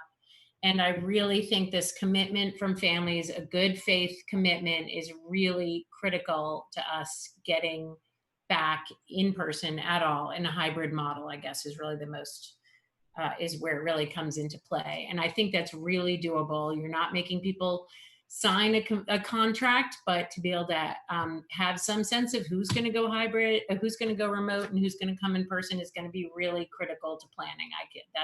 I can totally see that. I feel comfortable with the NHS plan, except for the edgenuity piece. And it seems to me very aligned with the NACE plan. And maybe Susan, I'm just Member Voss, I'm looking at it from through a different lens of sort of building some of the NACE plan into the alt teams plan instead of the other way around. They seem pretty closely aligned. The middle schools similarly, I feel like, well, I guess I'd rather see and sorry, just correct me or clarify for me, Dr. Provost, AA times BB means, is that the same as the AAOBB plan? It's exactly the same thing. Right. Okay, thank you. Sorry, that's what I thought. I just want to be sure. So I just, I would feel comfortable doing that sooner than starting that in week 6, having everyone back, trying to phase that in faster. And then with the elementary plan, I'm curious, Dr. Provost, what you would think. Member Gold really hit the nail on the head for me. I wish you'd said it 3 hours ago. but it really made sense. That is my problem with the elementary plan, is that this is a phased return, a phased all-in return. It's not a hybrid model. So, and maybe that's the message you got from us. I didn't feel like that was the message that I was giving, but I am curious, Dr. Provost, what would be your recommendation for you know, a hybrid model that kids are going, elementary students are all going 4 days a week and you're rotating grades? Or what would, I'm just curious what, or I'm just wondering what we could come up with tonight to try to get this, the elementary part of it, to really look like to really be a hybrid model. Sure. Let me thank you for those comments. I actually had my hand up. I wanted to respond to something that Member Voss had said. Sure, go ahead. Which has to do with the similarities between our plan and the NACE plan. Because you called, or the language that you used was an inferior education for the high school. And if that's the reason, because it's an AA/BB, then you should reject the NACE model too, because when we get to October, it's the exact same model. There's no difference. The only difference is how you get from the first week to the second week. And it's, in terms of the quality of the model, I think it's the same. In terms of your direct question. Sorry. I just need to say, I'm only saying that because of the remote learning plan, not because of the other. Ingenuity is what I was referring to, not the other. Okay, thank you for that clarification. But still, I would say, I don't, as someone who's been through this process, I don't feel convinced that what NACE has put forward as a remote model for the high school would actually work. As someone who's looked at all the different things and started from the position of saying, okay, let's match up teachers who can't come in with students who can't come in, we just run into too many obstacles, and it's at the high school level only, and it's because that it's really organized by courses rather than classes or pods, as I've said before. That it's hard for me to share how much of an obstacle that is when you have some teachers who are the only teachers who teach one course. So if they're out, then that means that any student who wanted that course needs to be remote, or we have to find a way to do that course remote. It's a whole level of challenge that doesn't exist at either the middle or elementary level. But anyway, to the question of what we could do with elementary, if the question is how to have elementary students in fewer days, which is how I hear that, what I would say is just make Wednesday a remote day for elementary too. So you could have students in Monday, Tuesday, everybody remote Wednesday, and then have them come in again on Thursday, Friday. And I mean, Dr. Provost, to me, part of the hybrid model is trying to not have every elementary student in the building every, even if it's 4 days a week. So why not just rotate the days so you just have fewer kids in the building? And I think that was one of our original 10 models or something, or somewhere along one of the models, one of the scenarios, right? So that was one of the models. We could do that too. That to me is part of the purpose of a hybrid model, is to have fewer kids in those hallways, in the building, in the bathrooms on a given day. And so you're saying a 4-day-a-week rotation could work? It definitely could. If we can do 5, we can do 4. Okay, thank you. Member Condon. Thank you, Mayor. Dr. Provost, just going back to something you said, it sounds like you and your team have really crunched some data and feel that the Edgenuity is the only option that seems to make sense at the secondary level. I'm hoping I can ask Andrea, as the mayor has let her speak previously, has NACE looked at that problem that Dr. Provost has identified? Do you see a way around that with your proposal that you brought forward today? I think the only way to look at whether or not we can support remote students with remote teachers is to specifically ask the questions of our high school teachers and our high school students to get those numbers. I don't think we can know, and this was something that the NACE leadership team had talked with the high school administrators about this week, that basically having those numbers would allow us to see who, if students can be paired up with actual teachers rather than needing this, prepackaged program. I don't think we can know that unless we have those numbers. Does that answer your question? For a large percentage of classes, yes, but what about the examples that Dr. Provost mentioned where there's a course that only one teacher teaches? Can courses like that realistically be taught in person as well as remotely by that same person?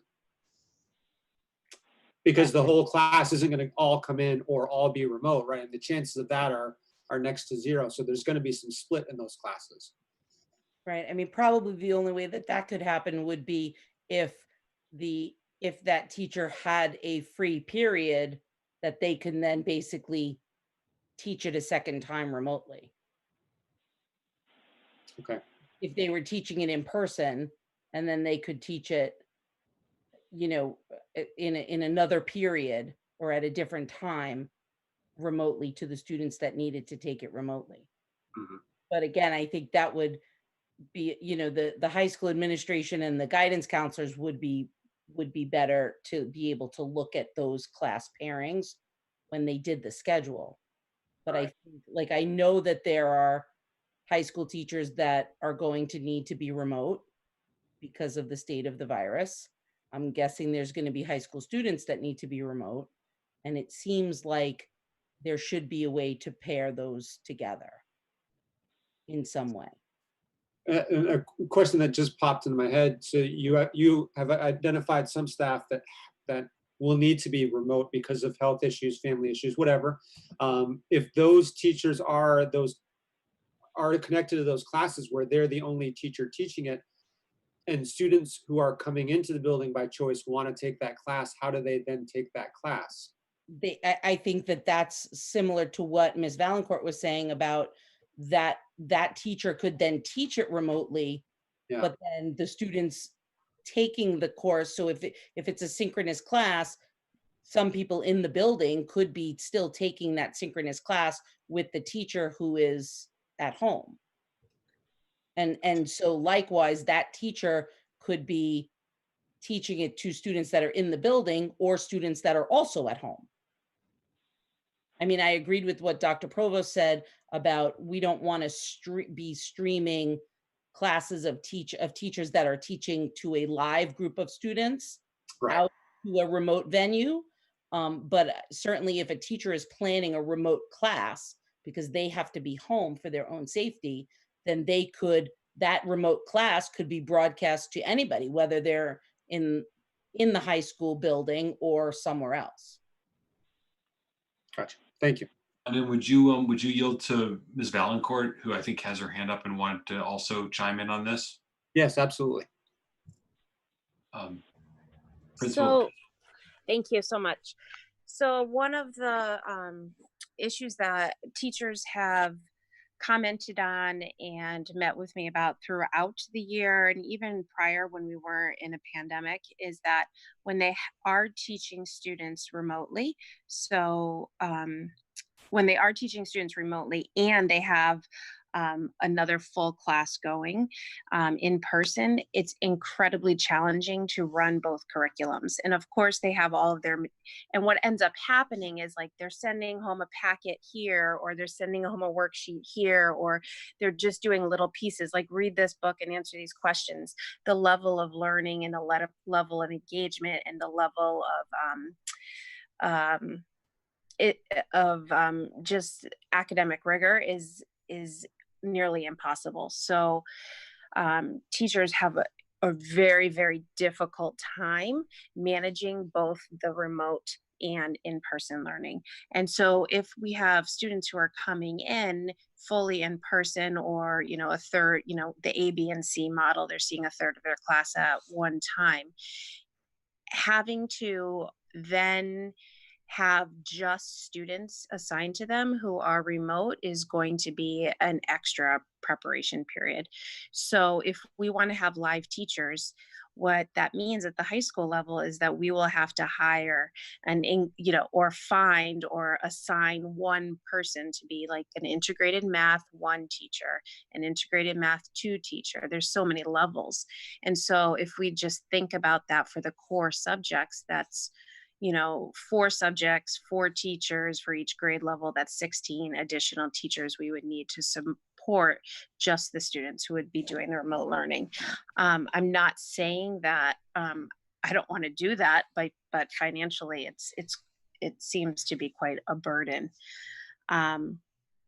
But again, I do love the idea of potentially choosing like one online class through Edgenuity, and then kids doing, you know, picking an elective class that can serve more students. I think that there's a lot of ways to do this. And when we said Edgenuity, I'm sorry that it's caused so much conflict. However, it was meant to say, like, this is one idea for kids who cannot come to school. And of course, when we talk about online learning, it means blended learning in a lot of different ways. So those students could still do an online internship with Misha. They could still do a capstone with another teacher, which would be easy to do remotely. I think there's a lot of options, and I would hate for this to be the thing that stalls us in determining an appropriate plan for the high school, because I work with some awesomely creative folks who are definitely willing to problem solve this, and I don't think it would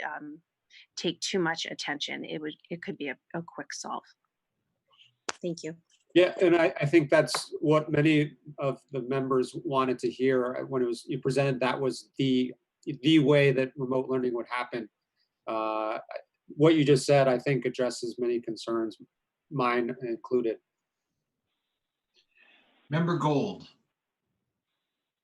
Yeah, I'd like to make a motion to approve a hybrid plan that for elementary utilizes the AB model identified by NACE's AAOBB, also scenario 6, and Dr. Provost, and for JFK and NHS to utilize Dr. Provost's hybrid model shared today, with the caveat that the offering for the all remote high school students be revised.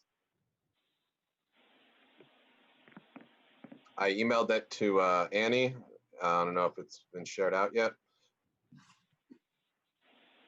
but that's my motion. I don't know on the tech. Can you repeat it? Yep. And I don't know if on the tech side, maybe Emily knows, member Seraphy Cox knows, if someone posts it to everyone in the chat, will we all be able to see it, even though we can't chat back? But anyway, my motion is, I'd like to make a motion to approve a hybrid plan for the that for elementary utilizes the AB model identified in scenario 6 by Dr. Provost and NACE's AAOBB. So the AB model from today that we saw for elementary, and for JFK and NHS utilizes Dr. Provost's hybrid model shared today, with the caveat that the offering for all remote high school students be revised. I will second that.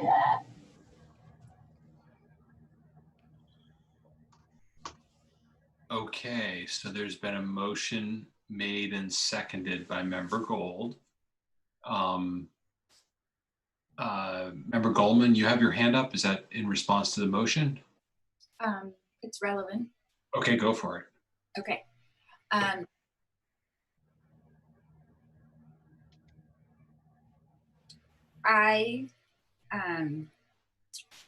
Can you clarify, does this plan include the phasing in Superintendent Provost's plan? Is that a question for me? Yes. The motion strictly identifies the hybrid model to be used. Right, so the hybrid model for the elementary would be the AAOBB. AAOBB. Yeah, also which was scenario 6. That's why just so we all, if we need to look And at our all notes. students would begin at the same time? In NACE's model, all students will be assigned, if I understand it correctly, and Andrea can jump on here. All students are assigned the same week. I'm sorry. K through yes. If I K yes through for 12 will all begin on the same week. yeah, I think we got a virtual thumb from Andrea. Yes, that's how I understood it as well. K through 5 in the AAOBB all would show up for at least 2 days during that first week, and then rotate. The rotation would continue for elementary. And are you proposing they all begin on the first week of school, or after some sort of, after the NACE proposed That's a good question.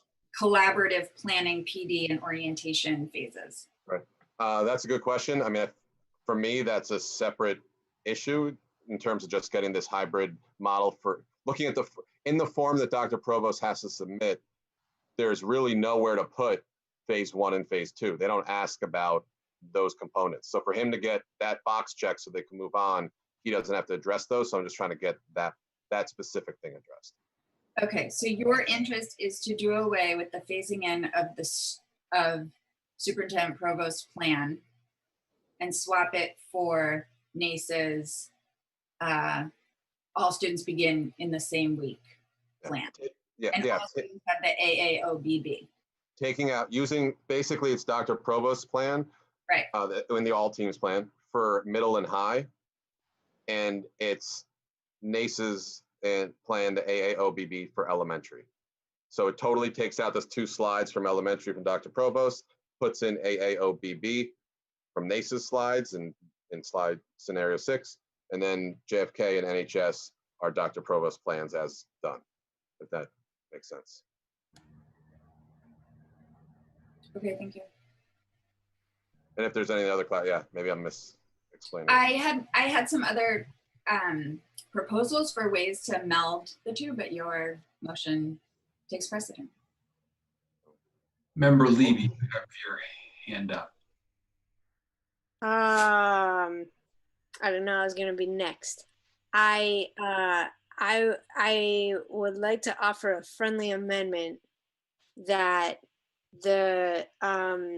that this proposal specify that at-risk students in the elementary school, maybe in all of them, have the option of attending all days. Yes, I think NACE's plan does that. NACE's plan, they said at-risk populations are, and I agree that's a priority, and I love that about Dr. Provost as well. NACE, and his scenario 6 had that as well. Like, no, but I asked that question of Andrea, and she said it could, and I just want to specify that it should.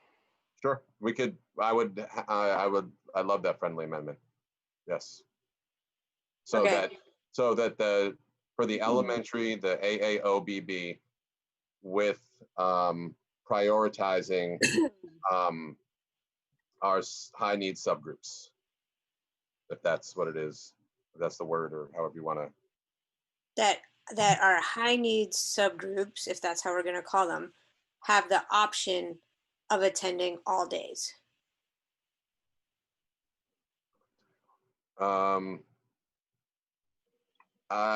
Just because I've worked with some of the plans, I don't know if mathematically that'll actually work out with the schedule anymore. Okay, A days and B days. Because nobody's there, right? If they've seen that, if they work through the plan and that can happen, I'm down with it. But I don't think you can rotate. I don't think you could take a class of. You can't take Mr. Gold's class, split them into A and B, and he sees both of those. But if he has more than half of his kids in the high need subgroup, now there's mathematically, I can't see all my kids anymore. I don't think. Yeah, I think there would have to be some creativity so that you don't have in your class, you don't have more than half of your kids as high needs. I think it would have to be sort of split so that the math works, so that no, I don't know. I guess I'll defer to the superintendent whether that would work. And I will also just say before I do that, because then I'll yield, that I have feelings about this because I do not think 2 days in person is enough for elementary school kids. Now I'd like to ask the question. So. Member Busansky?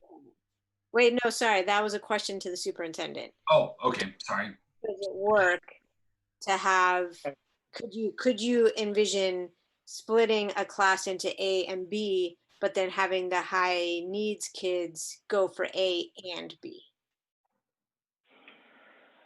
Yes. Can I just say that I feel what you're expressing right now. It seems to me like the committee is in the process of talking itself out of a lot of in-person instruction that could be provided for elementary students, and that feels tough for me too.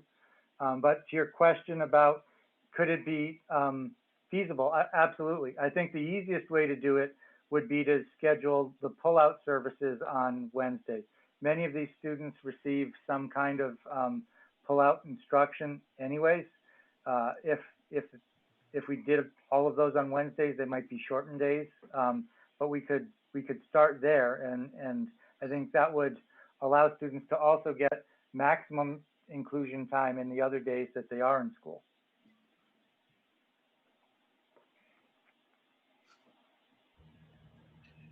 So does that inform your plan at all, Member Gold, in terms of any modifications or? I wouldn't know how to, if someone could reword the motion for me, that I'm not, I heard it all. I just don't see how that gets worded into a motion anymore. And I don't know, again, that's why I was like, if Andrea, because, yeah, they, I wonder if they flushed that out to see if that would coincide with the AAOBB. And I guess, for what it's worth, if I'm understanding correctly, and I don't know if everyone had a chance to look through the form, but I looked through the entire form that we have to submit. We just have to come up with a sample model. Like if Dr. Provost types in there, we're going to do an AAOBB or an AB schedule, and he just uses what he typed in there, we're good, and we've got our box checked with DESE, and then we can flush out the details of what the rotation is, right? Like we're not telling parents today that it's AAOBB in September in terms of what kids and all of that. We're saying we're doing a rotation model. And what I'd hope is that we could now move forward and really dig into, as he was saying, that we need to really flush out like he did for the high school and the middle and the elementary that he proposed today. If someone could put it in there, I'm down. I don't know. Do I still have the floor, Mayor, or am I, because I would love to respond to that. Go ahead. No, I was just, you had raised a request, and I was trying to see if the maker of the motion could accommodate your request, so. Yeah, I guess my response, Member Gold, is that I'm not in, I know that we've got to get the DESE form in, but given that it's so bare bones, I'm more interested in getting something that we can articulate to parents so that people can make plans and teachers can make plans. And so I guess for me to say I'm going to vote on something that in the end is going to look entirely different from what I'm voting on is really hard for me to vote on it. Like I'm uncomfortable voting on something without knowing that there's more in-class time for elementary school students.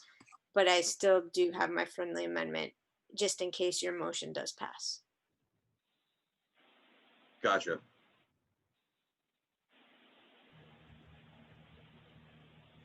Okay, so Member Busansky, you have your hand up next. Sure. Sorry, I'm just confused. Member Levy, do you have a friendly amendment to Member Gold's motion? Wouldn't that need to come before we vote on the motion? Yeah, I made my friendly amendment. I think he accepted it. Okay. Do you want me to say it again? You repeat it? Yeah. Yeah. Okay. I think it's that that all I don't know what words we're using now. high needs. Oh, the high needs. Okay, I'm with you. Sorry, I thought I had missed something else. Okay, thank you. All high needs students have the option of attending A and B days with their pull-out services occurring on the O day. Got it. Oh, so that's a little bit, all their pull-out service, O day. If they have them.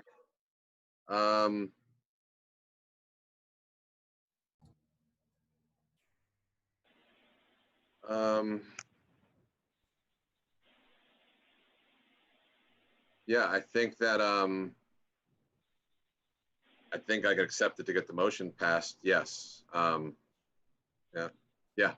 So again, it's all high need students have the option of attending the A or B day with their pull-out service. And A and B day. The AA. Okay. A and B days. Okay. I'm just going to put it in the chat.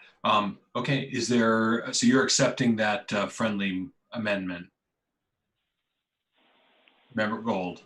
Yes. Dr. Provost, did you have a comment before we go too far? I think it would be really important to hear from the special education director on this.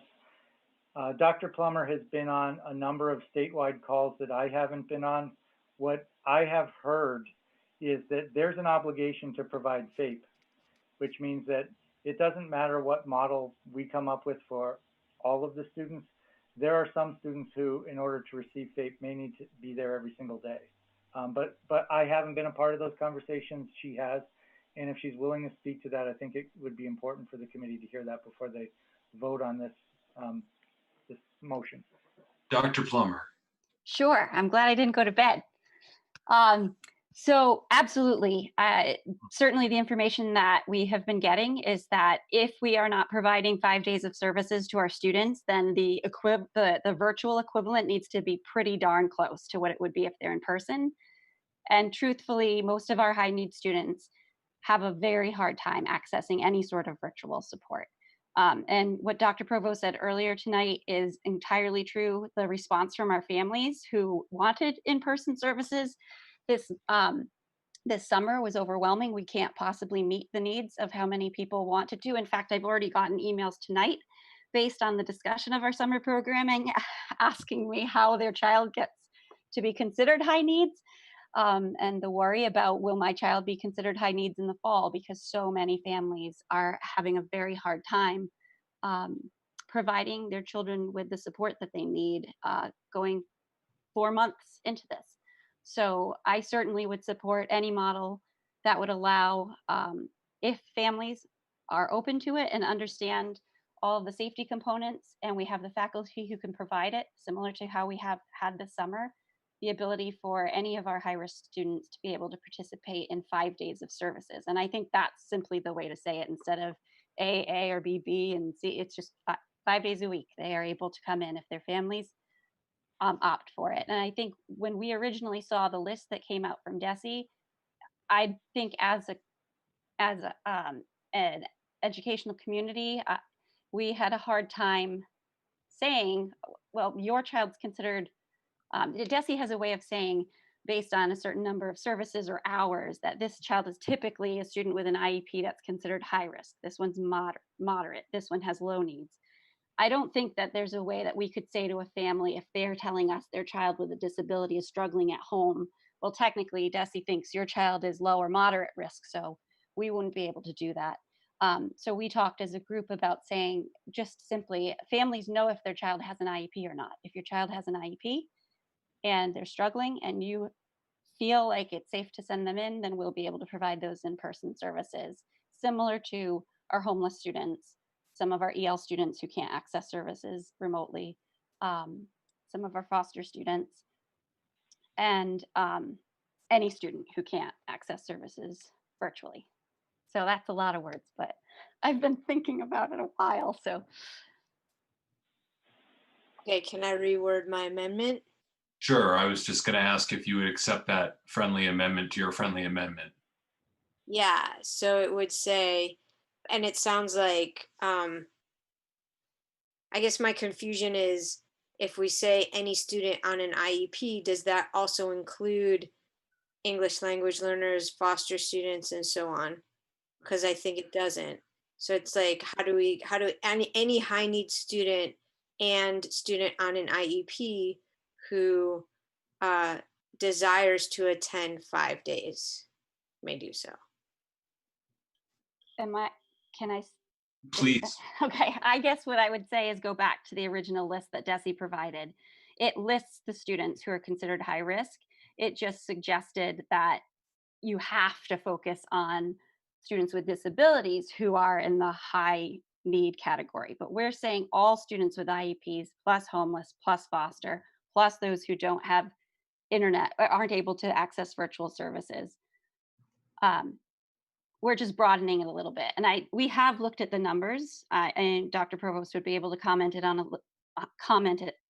on it more. I provided a list of all of our homeless and foster and EL students and students with disabilities to every principal, and broken down by school. So we're able to see, based on the room capacity, if all of them opted in, which they won't all opt in, what would our numbers be like? And I think with the model that was proposed today, I feel like it wasn't quite more than 33% at first, but he has a better sense of that. So, yes, I can do that if you'd like. The list of students, it appears several times within the presentation. The first time, I think, is on slide 6, where we're listing the groups and the phases that we were proposing. So if that's a helpful reference. And then, yes, it is roughly a third of students in some schools and less than that in others. So there's no issue with spacing with that group, regardless of whatever other students you put in with them.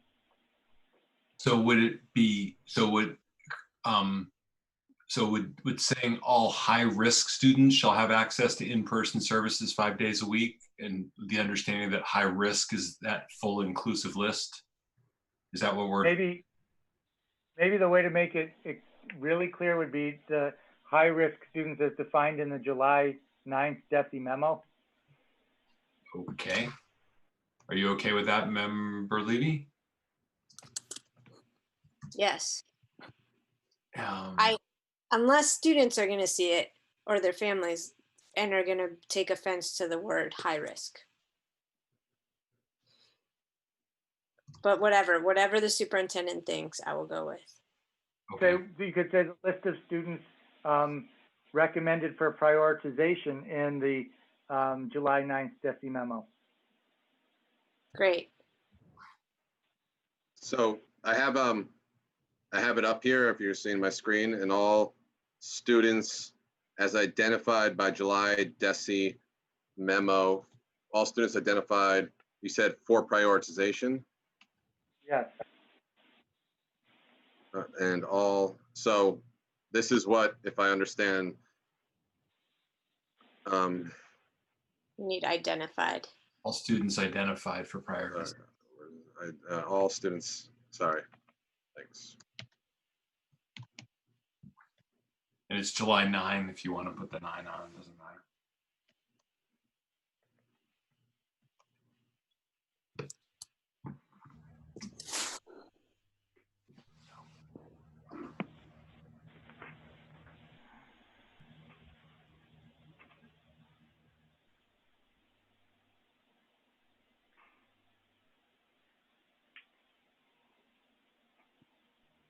Okay.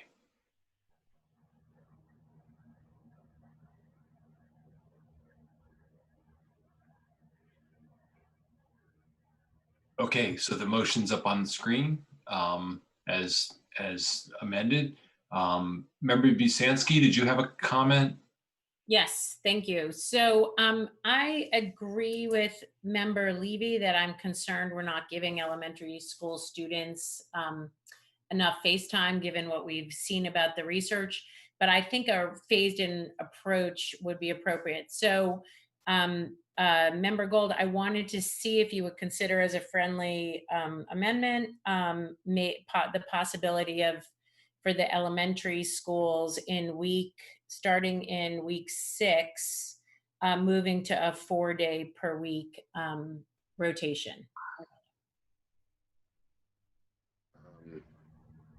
So that we start for the first 6 weeks with the AAOBB, and then if all metrics remain good, using science and thresholds like we've talked about already, and keeping the whole high needs piece. Obviously, I'm not touching that, but moving, if it remains good, that after 6 weeks, we then move to a 4-day week rotation for elementary students. 4 days a week. And then can you describe the 4-day-a-week rotation? Well, I'm really kind of relying on what Dr. Provost had said, but I think we had seen that in an earlier scenario, what I'm imagining, but Dr. Provost, feel free to jump in if I'm not getting this right, that so K through 4 goes on Monday, then 1 through 5 goes on Tuesday, so you don't have as many kids in the building every day. You have it right. We could go back to that model. Absolutely. Can you repeat that one more time? I don't. K through 4 goes on Monday. Instead of having 6 grades in the building, right? K through 5, 6 grades in the building every day. You would have 5 grades in the building every day. Oh, right. I remember that now. Yes. Sure. Can you tell me where to type that in? Motion to approve that for utilize the AB model. I think it's also a little confusing that we're utilizing the AB model and the AAOBB. Could we just say that NACE's AAOBB model? But whatever, I'm not going to get stuck on that. And NACE's AAOBB model for the first 6 weeks. So I guess that would mean then in week 7, we would, and in week 7, change to a 4-day rotation schedule. Does that make sense, Dr. Provost? Yes.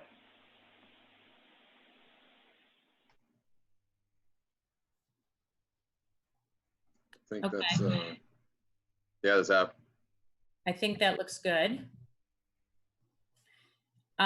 And then, and do you think we need to say something about if the metrics still look good? I mean, I assume all of this relies on science and that we're setting thresholds, Dr. Provost, for when we're moving from, because, week 7, we could be moving to an all remote schedule if things aren't looking good. Right. I think we would say based on the trends in the Massachusetts Department of Public Health dashboard of COVID-19 metrics. Okay, or should we be more specific in saying based on sort of Meredith O'Leary's more specific to Northampton, because we know Eastern, different parts of the state could look different. Different regions look different based on our region's metrics. Sure, I would imagine that she probably would feel more comfortable with saying in consultation with her rather than based on her. Okay, Because I think based on what Member Gold put in here, based on meeting health and safety metrics, seems good to me. Like our school district is gonna decide what those health and safety metrics and you're talking to Ms. O'Leary 3 times a week. So I don't feel like we have to lay out exactly.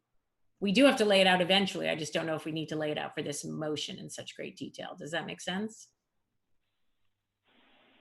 Makes sense to me. What about this member? Zansky. Yep. AB model identified by Dr. Provost in scenario up until health and safety metrics are met, at which time we move. Because maybe if we meet him in 3 weeks, let's go to 4 days. Like if it, you know what I mean? Like for some reason after 3 weeks we hit it, then I limit us to the 6. If that makes sense. Right. I think the question becomes it's going to take a certain number of weeks to figure out what the anyway. I don't know. I like having some point as which we're going to try to move if all health and safety metrics. But I'm okay with that. If you will accept my friendly amendment, I have another one. And maybe other committee members are thinking more clearly about this, but the other one is for JFK, because it seems like what we've laid out now is that all students are going to get some face-to-face time starting at the beginning of the, starting with the first day of school, whatever the appropriate language is, except for we still have JFK not getting 8th graders into the building until for a number of weeks. So I was going to propose a friendly amendment where the phased reentry of JFK Middle School changes to, I was thinking of an ABC, sort of the, what Nace had proposed, I guess with the high school maybe, but the ABCO ABC model, so that each day one grade could come back. So that's 1/3 of the building, or half of each grade could come back if that works better scheduling wise. I don't know. Does that make any sense, Dr. Provost, to you? I think, I don't know if Mr. Caldwell is still on this call, but I think that the only way to do it, or the better way to do it, would be with having a different grade each day, because breaking the pods into thirds, I think, could be complicated. But I know that he's worked on that schedule extensively over the past 2 weeks he's been with the district. So if he has any thoughts, I would defer to him. Okay. Or, I mean, it could be an AB schedule. I mean, it could just be the same thing, the AA, BB. I guess all I was trying to do is get the middle schoolers some face time in smaller groups faster. Right. So if you did 3, and I see that he's on the call. I don't know if he can unmute himself. So it's 3, but I did on.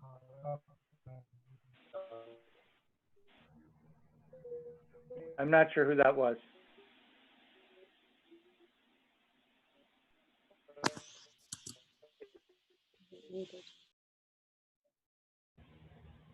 I'm not sure that was. Okay. I think my phone just got extremely laggy. I think my phone. It has. Yeah. I'm going to try calling in again. Okay. Sorry, do we want to come back to this and let someone else go ahead maybe? So we can keep this. I'm going to call in. Certainly. So I don't know, Member Gold, what do you think of the kind of general idea of the friendly? Yeah, I'm trying to put it in here and see if this is what it means. Like, is this enough to? Enter your meeting ID followed by.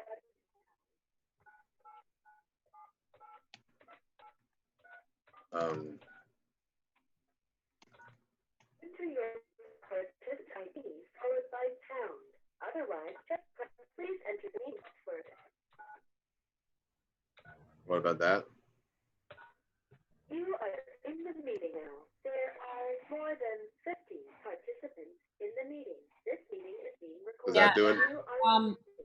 I think so. I don't think you even have to include the NHS, because we're following NHS, Dr. Provost's NHS plan, which has them back in the first weeks. It has them all. Okay, cool. I didn't have it all in my head there. All right, cool. It's really JFK. And then something about changing the remote plan, or thinking something about the NHS ingenuity. Yeah, that we have with that. Okay, great. Then I'm good. Thank you. So I'm back now. I don't know if you can hear me now. You can.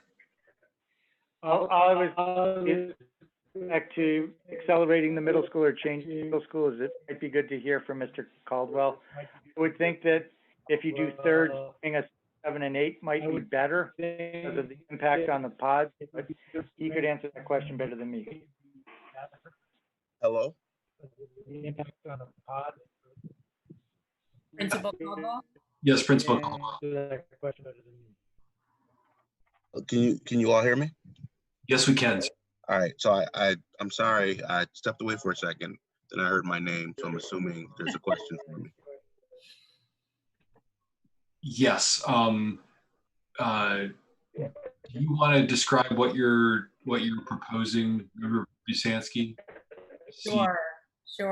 Hi, Principal Caldwell. Welcome. Thank you. To midnight meetings. No. So I was trying to include as a friendly amendment, and Member Gold seems open to it, to try to get JFK students to have some face-to-face time with their teachers sooner than week 4, 5, or 6, especially given that this motion has the NHS students and the elementary school students having some getting in front of their teachers faster, but still doing it in smaller numbers. So I had said maybe we could have an ABC day and split it by grade, so only 33% roughly of the school would be back at a time, or would it be better to have half of each grade back? I just was trying to, or something like that. Sure, let me ask a clarifying question to make sure I understand what you're asking.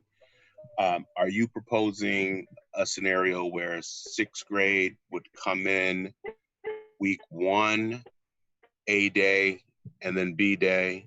7th grade would come in week 2, A day, B day, and then 8th grade would come in week 3, A day, B day, and then week 4, everyone would do it? Well, I guess I was trying to ask Dr. Provost's advice on it, and he said he would have better insight. I had imagined maybe we would have an ABC day so that all grades could come in, maybe they come in 1 day a week for the first week, but all grades come in, something like that. Yeah, so I guess the idea was, well, not I guess, I know the idea was to really get the 6th grade in, and just make sure that, we have all our bases covered, that we have thought through everything, and that we are able to see with this smaller group of students who are going to ask the most questions, what all needs to be tweaked. That's our biggest thing before we get everyone in the build. Well, not everyone, but we have all 3 grades on the A day, B day. So I think we could certainly do it in a shorter amount of time. And it's just a matter of figuring out which model we would use to get them in faster. So, I mean, I don't know if thinking through it right now on the spot is the best way to go about it, but I certainly think that there's a way to do it sooner than 6 weeks. Okay, great. I think 6 weeks was, in our mind, that was probably the safest way to do it. And with the 8th graders having the most experience in middle school. And then obviously all of our students who fall under that DESE description would have access all 5 days. Okay. So the way that we have the motion, the way that the motion reads now, that last sentence, do you feel comfortable with that?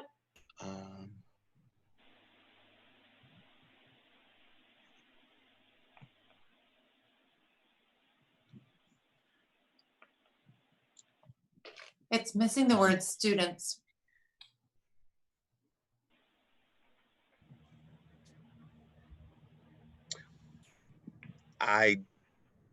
Can I ask if we want to meet with teachers were you trying to say, Member Basansi, like for a day or two? Like we weren't talking about like even, right? Like exactly.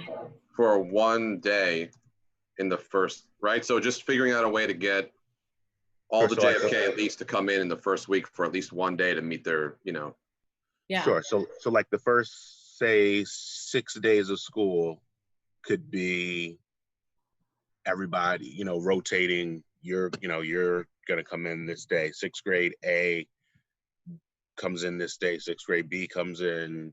Mm-hmm. Yeah, I think that can be done. I worry a little bit about having one group and then not being able to adjust and then see them and practice the next day. So there's that piece of a little apprehension, but I think we can work within the first 2 weeks and figure it out. Okay.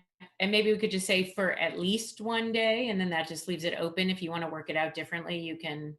Sure. If it allows us to say have 6th grade in more that first 2 weeks, then 7th and 8th, to again have a group of students who are more likely to Be more comfortable in the yeah, building. yeah, Exactly. Thank you. we can figure that out. Okay. Thanks. That's all. Thank you. Okay.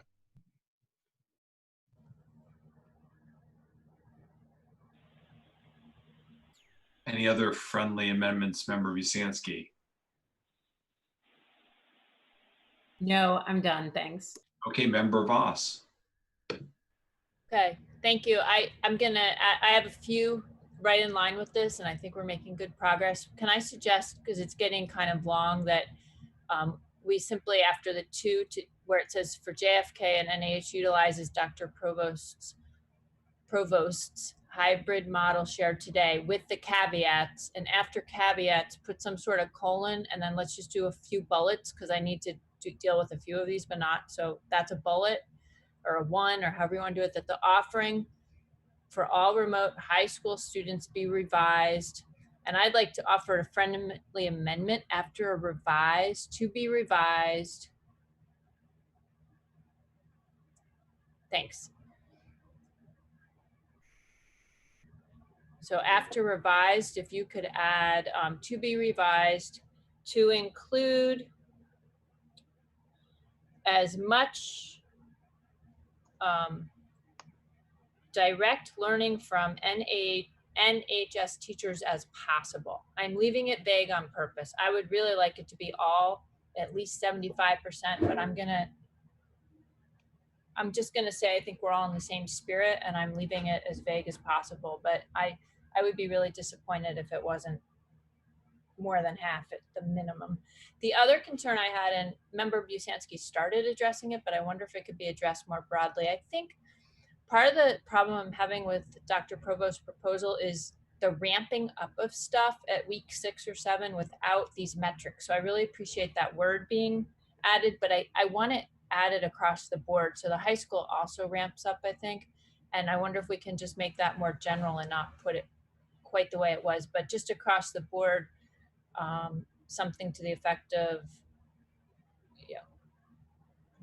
so the virus, don't write this, but my point is the virus needs to dictate when we can add more people to the schools, not that it's week 6 of a plan that we voted on in the summer, right? And I'm sure we all agree with that. So somehow we just need to say we're starting at the starting point, but we're not going to add more people into the schools unless it's safe based on how the virus is behaving. And I think that has to be true for all the schools. And I'm really supportive of what got added for the elementary schools. There's an article, several people have emailed it to me. I wrote the title down. Some kids should go to school, most should stay home. And I think that's really what we need to say is some kids need more school than other kids. And Dr. Plummer said it really well, along with the rest of you, so I'll leave it at that. But that doesn't mean we add more kids at week 6 unless it's truly safe.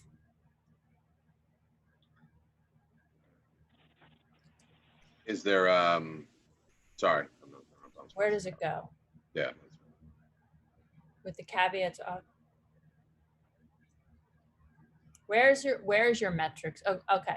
Up until, so where it says in scenario 6 and NACE's AAOBB up until health sorry, I have too many, I can't see on my little screen, up until health and safety metrics allow, and 2. So under this 2, that's good. It can be a caveat there. It can just be another bullet, I guess, that increases in percents of students attending school, percentages of students attending school will not increase without considering safety metrics related to the virus. Without what? So can you? Considering safety metrics, you can leave it at that.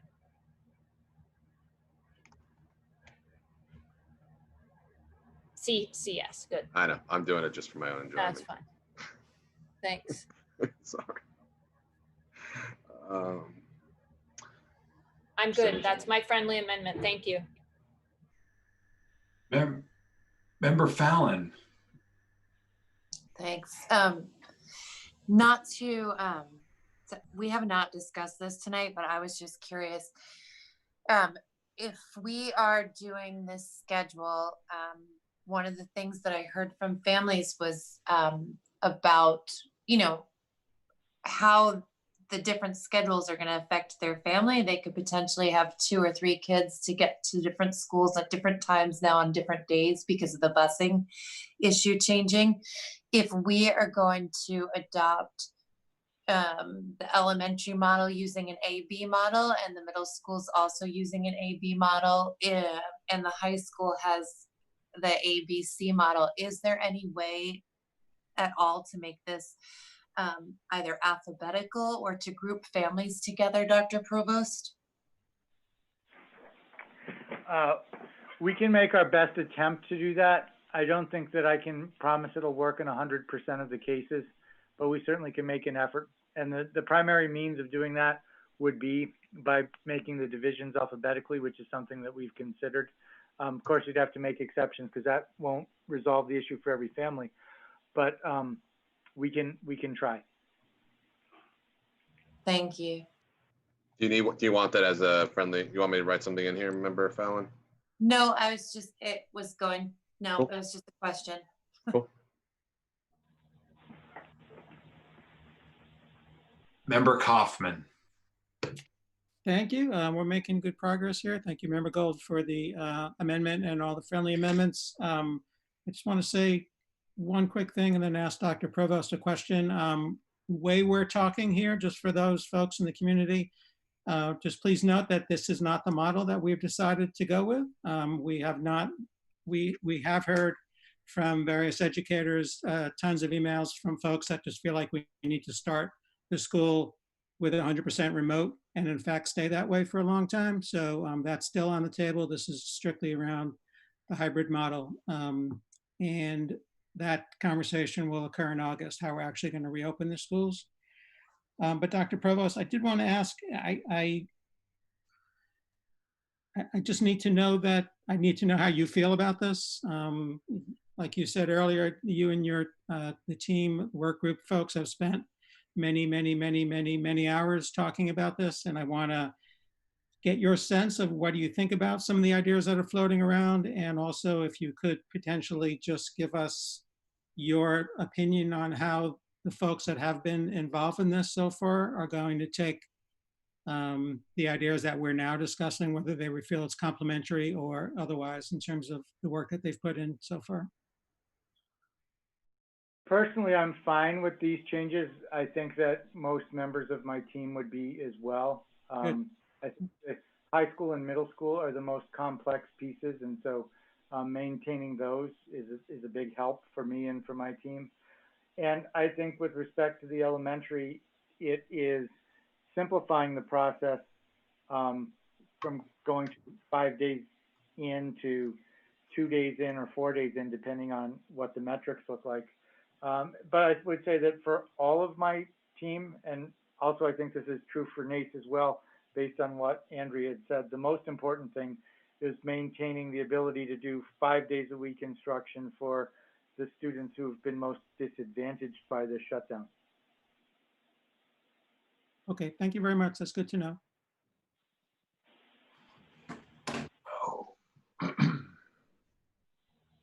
Okay, Member Goldman.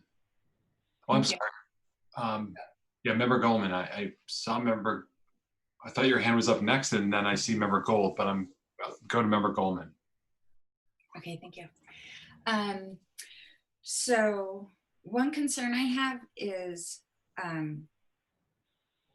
with regard to the elementary school, I also am in favor of elementary students attending school in a hybrid model for more than 2 days a week.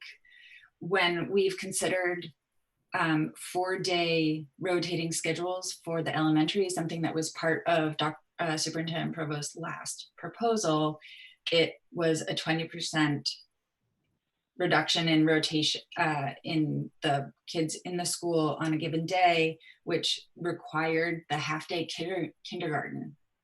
And we really moved away from that, the half-day kindergarten. So I just wanted, for my first point, to confirm with Superintendent Provost that if we went to a 4-day rotating model for the elementary school, that the kindergarten would remain full day.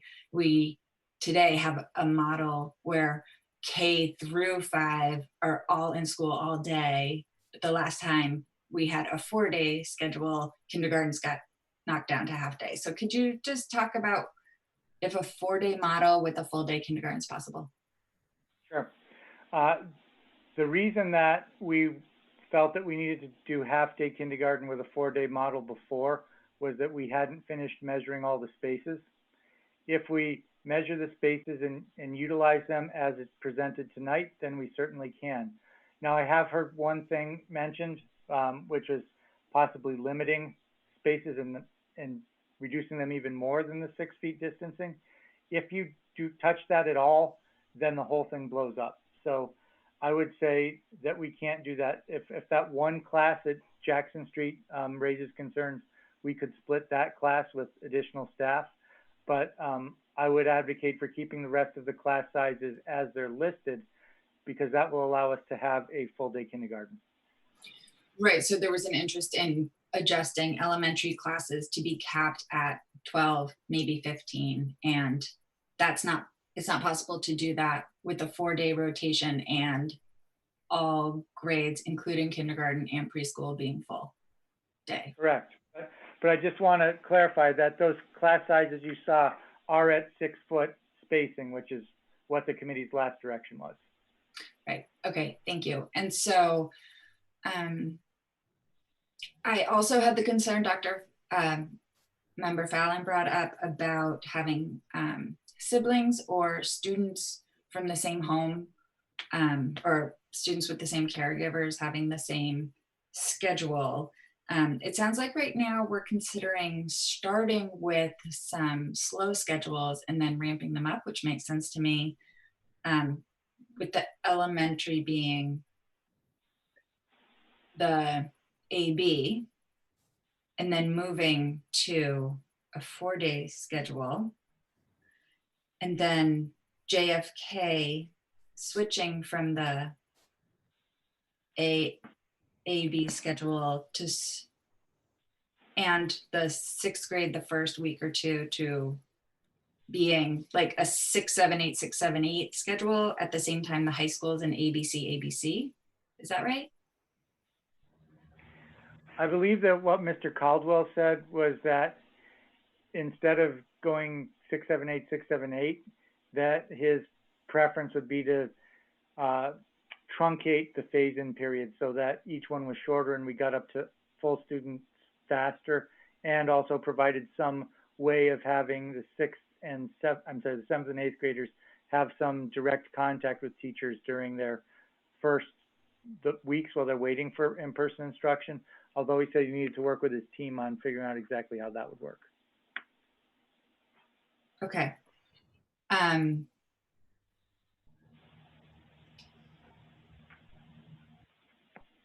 In that case, I also wonder if there's interest in if the JFK is bringing students in those 3 grades over the course of more than a week or adjusting that. I wonder if that kind of an adjustment would be appropriate for the elementary school also, but I guess that's what the AB is. Before you go to the 4-day schedule, you're doing a 2-2. And then my head kind of spins when I think about families trying to figure out with their 4 kids, the whole thing, but it's just gonna be like that anyway, I guess. You know, and then if we stay going and whatnot. Okay, thank you. Member Gold. We're back to the maker of the motion. Yes, I just wanted to say, and I appreciated Member Kaufman reminding me of it. And I mean, do we, Dr. Provost, should we also hear, you know, because the biggest shift here would be for the elementary. And so, I mean, if there's, I don't know if there are any elementary principals on here that would like to give feedback on if this is, you know, what their thoughts are, because I don't know if we heard, you know, so if you think that you can speak for them and based on what you've heard, great. And then they also, like, could we hear from NACE on what they think about this? Because this, you know, they're going to be the ones who have to implement it at JFK NHS. So just, you know, off the cuff, I don't know if Andrea is allowed to, you know, or, you know, however you do that, where you invite someone from the crowd to speak. I'd like to do that with Andrea if she has any input on it. I think obviously it would be better to hear from elementary principals themselves. I think that we've lost them all at this point. There are some telephone numbers I don't recognize, so I'll just check to make sure that's true. Okay, but I'll also say that, you know, the elementary principals and I are meeting for more than 8 hours a week on this. So I feel, and have been since the beginning of March, so I feel that I can speak for them with respect to this issue. And if I make a mistake, they'll be sure to let me know. And I can't see if Andrea's on here. Are you, if you're on here, Andrea, do you want to put a thumb up or down if you want to share something? I think obviously, I mean, as you know, all of these things are going to need to be bargained. And I think that the concern about adding the days at the elementary school to the 4 days, you know, it seems fine because it's based on safety metrics. Because in any time more than half the students are in the building, then that's going to require groups to be with someone who's not their classroom teacher. So the way the initial model was being proposed at the elementary level, that had half of the students would be with an ESP for half of the day, and then the teacher would have to go back and forth between the two groups. And so if having that 4-day model would be the same thing, unless you are able to then have a full classroom in you know, all the students in the classroom without social distancing. But within this social distancing model, part of the reason that we proposed the AAOBB model, you know, obviously we would all love to have the students in school for more days, but you don't have the staffing for that. And then the only other thing I wanted to add, I don't know if there are any JFK teachers on the call, but I know that what's being discussed about having students meet the teachers in those first 2 weeks, that's basically what we're proposing for phase 2. So if phase 1 and phase 2 are implemented, then I don't think that would need to be in as part of the model, because all teachers would get to meet all their students in phase 2 before starting the hybrid model. Does that answer your questions? Yeah, appreciate it. Yeah, thanks for the feedback. I was going to say, I mean, can I make a friendly amendment here? Because it sounded like what she was saying. I guess I could amend mine or whatever it's called. Until health and safety metrics, and if anyone wants me just to delete this immediately, just shout it out. Appropriate staffing allow for moving to the 4-day rotation. I mean, it seemed that's what, if I was hearing you right, Andrea, about, like, you know, who's covering the if I guess you were saying like, yeah, that ESPs, yeah, you know, you don't want to have people floating on classes and all that. It's my understanding from what Dr. Provost had explained with the hybrid model that he was proposing was that the class would basically be split in half because to fit the numbers that he was saying, the amount of students that could fit safely in each classroom. So then if you basically had one classroom with the classroom in there, then he was proposing hiring additional ESPs to staff the other classroom. But that would require the teacher to be going between two rooms, which ultimately increases their exposure and also doesn't have a licensed teacher in with each group for the entire time, because one group would be staffed by an ESP. And so that's one of the challenges as you add the additional days of space time, because we don't have the space in the buildings to have all of the students safely socially distanced and breathing the air in the building. So that was one of the concerns of the staff. Okay, I think I can. So it's not just so you're not just talking about elementary then, right? And sorry if my apologies a bit. That's for any of the buildings having more than either, at the high school, it was a third, at JFK and the elementary schools, it was half the students in the building at one time, because that allowed for the social distancing, but it still allowed them to be with their classroom teacher on the times that they were in the building. Appreciate it. Just a slight correction on that. For elementary, you're absolutely right, Andrea, but for middle and high school, I think we ended up at 67% and 68%. Okay. We could get those in without any additional staff except the special ed and nurses we were talking about. And again, that has to do with the different model. In middle school, there's a pod of teachers, so the students are subdivided among more adults to begin with.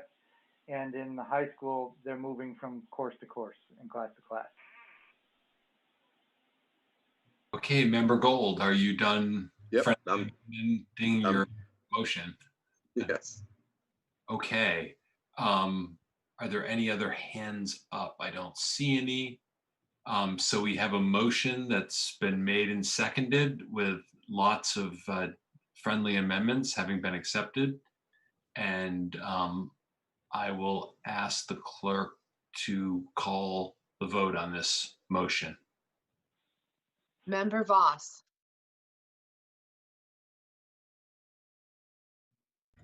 Can you hear me? Sorry. Yeah, sorry, I was getting unmuted. Yes. Member Gold. Yes. Mayor Narcoitz. No. Member Busansky. Yes. Member Fallon. Yes. Member Seraphy Cox. Yes. Member Condon. Yes. Member Levy. Yes. Member Kaufman. Yes. And Member Goldman. Yes. The vote is 9 in favor, 1 against. The motion carries. And so the hybrid plan is approved.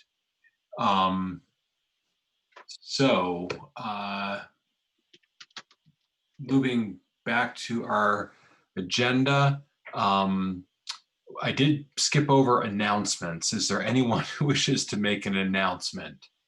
I realized I skipped over that earlier. Any announcements? Okay. All right. Mayor, can I ask a question? Sure. Can you just tell me, at our next meeting, the August meeting, I know that we were voting on which proposal we'll be opening with. Is that when the discussion of whether or not the phase 1 and 2, it's appropriate to also have that discussion? I'll defer to the superintendent on that question. I don't know. I'm not sure I understand the question about phase 1 and phase 2. So I feel like we separated that out from the motion that we just made tonight about when the professional development will occur and whether or not we would have the phase-in process. And so I guess I'm asking is, where does that conversation happen? Is that happen in negotiations, or does that happen when we decide at the August meeting on which model we'll be reopening under? I think that it happens in both places. I would just add, since you're asking about the August meeting, I think there's going to be a need to move the August meeting because I believe the deadline to make a decision is August 10th, and our meeting is currently scheduled for August 13th. So I will get back to the full committee on that. Thank you. Okay, so there is a request on the agenda for an executive session.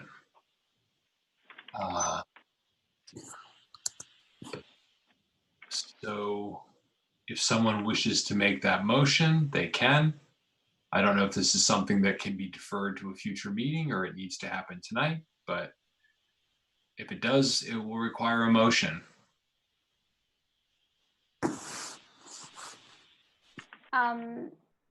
I guess I'll make a motion. I actually don't remember what this is related to, but I have a feeling it's related to my committee's work. So I guess I'll make the motion. Motion to request to enter executive session under Massachusetts General Law Open Meeting Chapter 30A, Section 21A3 to discuss strategy with respect to collective bargaining or litigation if an open meeting may have a detrimental effect on the bargaining or litigating position of the public body, and the chair so declares. Is there a second? I'll second. Okay. Been a motion made and seconded to move into an executive session. I'll ask the clerk to call the roll. Mayor Narkowitz, can I you can discuss this, right? Or not? Sure, yeah. Is it, I am wondering, I don't know what it's about either, but I am wondering if it has to happen tonight, or if we could have it in 2 to 3 days, if we could have just a special meeting of an executive session when it's not, 12:45 at night. And we might just be able to think a little more clearly. I don't know how pressing the matter is, so. I'll defer to the superintendent. I think you could delay, but I think this could be an extremely short executive session. And Okay. so if you're hanging there for 5 or 10 minutes, I think we could wrap it up. Fine, thank you. Thanks for that. Okay, unless there's any other questions, I'll ask the clerk to call the roll. Member Gold, No. Mayor Narkowitz, Yes. Member Busansky, Yes. Member Fallon, Yes. Member Seraphy Cox, Yes. Member Condon, Yes. Member Levy, Yes. Member Kaufman, Yeah.